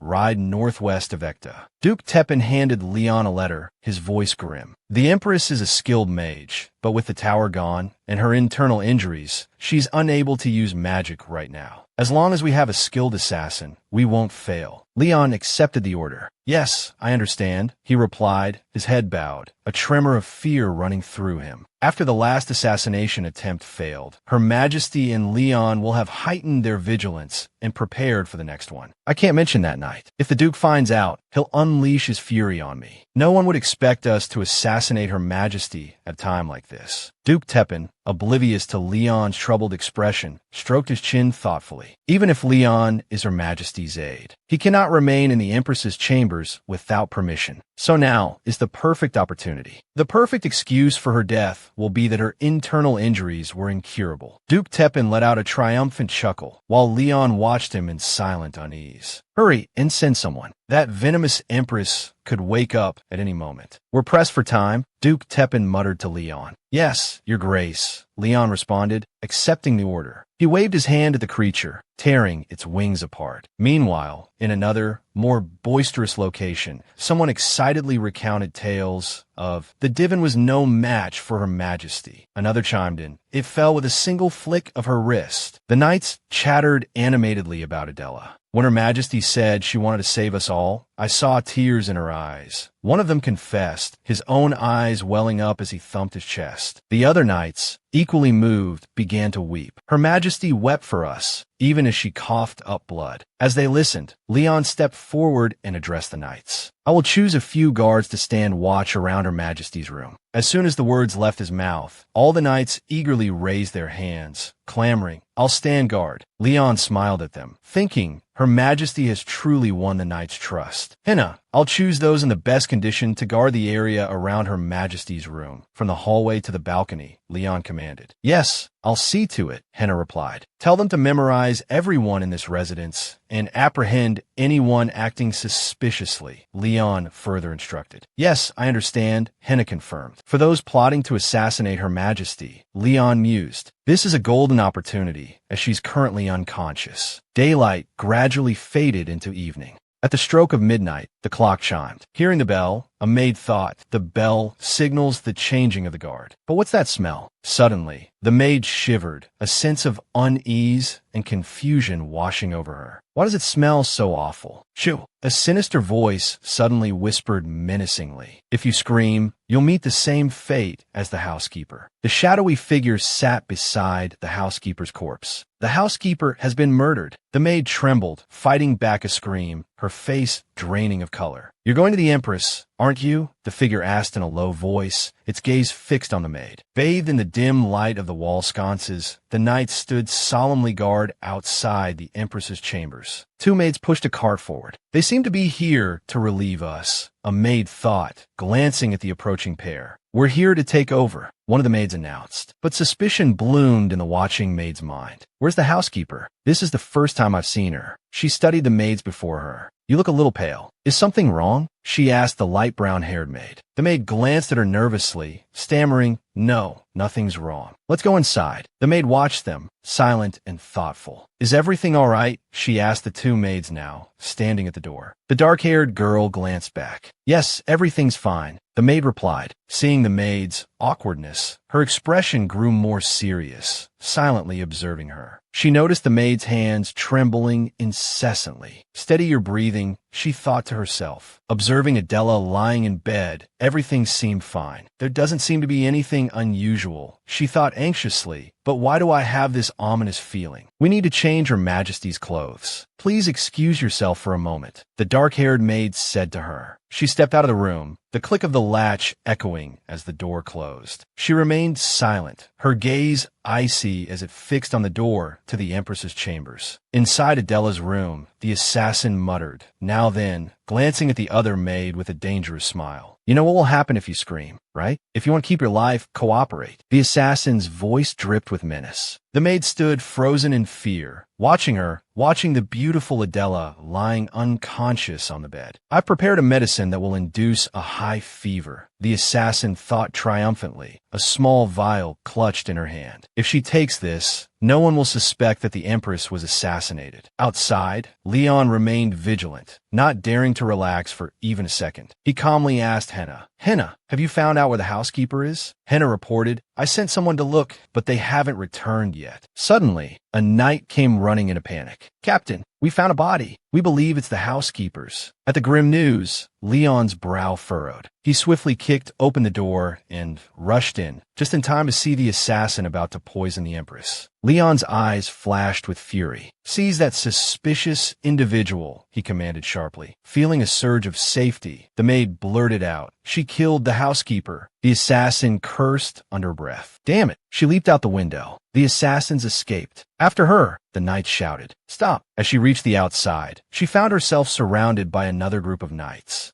While I anticipated tight security, how could all escape routes be blocked so quickly? She thought. It's as if they knew beforehand and were prepared for the assassination attempt. Damn, there's nowhere to run. Leon caught up swiftly, his voice ringing with authority. Halt! Killing intent burned in his eyes. Leon rushed forward, cornering her against the wall, interrogating her. Who is behind this? Who sent you? The assassin thought grimly. If I'm caught here, it's certain death. Then Leon realized, is she about to take poison? Damn it, not a chance, he cursed inwardly. But the assassin had already taken her own life. Defeated, everyone returned to the Empress's room. Count Vita rushed in, his voice laced with anxiety. When the world happened, was someone trying to assassinate Her Majesty? Leon turned, his gaze fixed on the Count and Countess. The pair trembled, feeling a terrifying pressure, sharp as a blade, emanating from him. Feigning outrage, Duke Teppan arrived, booming, Who dares? Who dares attempt to assassinate the Empress of the Edmond Empire? He looked at the assassin, feigning ignorance. Isn't that the uniform of a maid from the Marquisate? You dare use a maid from your own household to assassinate the Empress? The Marchioness quickly explained, No, Your Grace. Although she was wearing a maid's uniform, she isn't from the Marquisate. I swear on the name of the Vita family and my maternal family, the Sachin family. Duke Teppan coldly rebuked her. Do you think a vague oath will resolve this matter, Marchioness? He then turned to Leon. Listen, Commander. As an elder of the Uric royal family, I will not let this matter go lightly. I must control this investigation. I can't let Leon dig too deep, he thought anxiously. Leon remained silent, saying nothing. The maid who had run upstairs earlier began to sob, stammering, my lady, the Marchioness asked, her voice trembling. What happened? The maid collapsed in despair. The housekeeper is dead, she reported. The housekeeper is dead, the Marchioness repeated, incredulous. Count Vita, supporting his wife, explained, the housekeeper is someone my wife brought from Sachin. She was like family. Even we only learned today that Her Majesty was coming here. What benefit would we gain from killing her, Commander? He turned to Leon, pleading, Duke, please thoroughly investigate this matter. Seeing the opportunity, Duke Teppan immediately cried out, This is utter chaos. Commander, what are you doing? Hand over the investigation to me at once. Leon finally responded. Silence, Duke Teppan. I am Her Majesty's aide and the commander of the Ministry of National Defense, responsible for the safety of everyone on this trip. Therefore, it is my duty to question and investigate the mastermind behind this. Teppan cursed under his breath in frustration. Damn it, if Leon investigates and finds out I'm behind this. Back in his room, Teppan frantically sought out Lenat, berating him. How much money have you spent already? How is it possible that you can't even handle a woman in a coma? You're nothing but excuses. Lenat tried to explain. But Duke,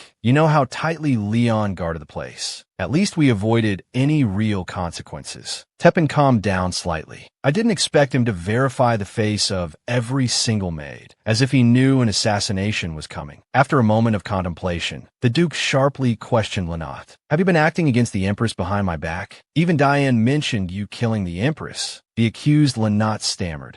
How could that be, Duke? Diane is pregnant now. There's no reason to take such a risk, is there? Tepin glared at Lenat, his voice a low warning. Remember, Lenat, the moment you prioritize Diane's orders over mine is the moment you betray me. Lenat bowed in response. Of course, I would never betray you, Duke. Duke Tepin slammed his hand on the table in frustration. What are we going to do now? The knights and nobles are clearly on the Empress's side. This is why I said we shouldn't let the Empress participate in the battle. Early morning arrived quickly, and Leon remained incredibly tense. He entered Adela's room, informing the maids, I need to speak with Her Majesty. A few moments later, Leon sat beside Adela. He simply sat quietly, watching her, his gaze never leaving her. The Empress is like a flowing river. If I stay by her side, I'll be like a crumbling dam, eventually swept away by the flood, Leon thought. Should I stop being her aide? A cold sweat broke out. Leon anxiously watched her, a towel in his hand. He recalled the past, how the Emperor used to wipe her brow when she slept, but he couldn't bring himself to do the same. After all, he was only her aide. But did being the Emperor truly mean being qualified to stay by her side? Lost in thought, Leon suddenly heard Adela call his name. He snapped out of his reverie. Adela looked at him warmly. Come closer, will you?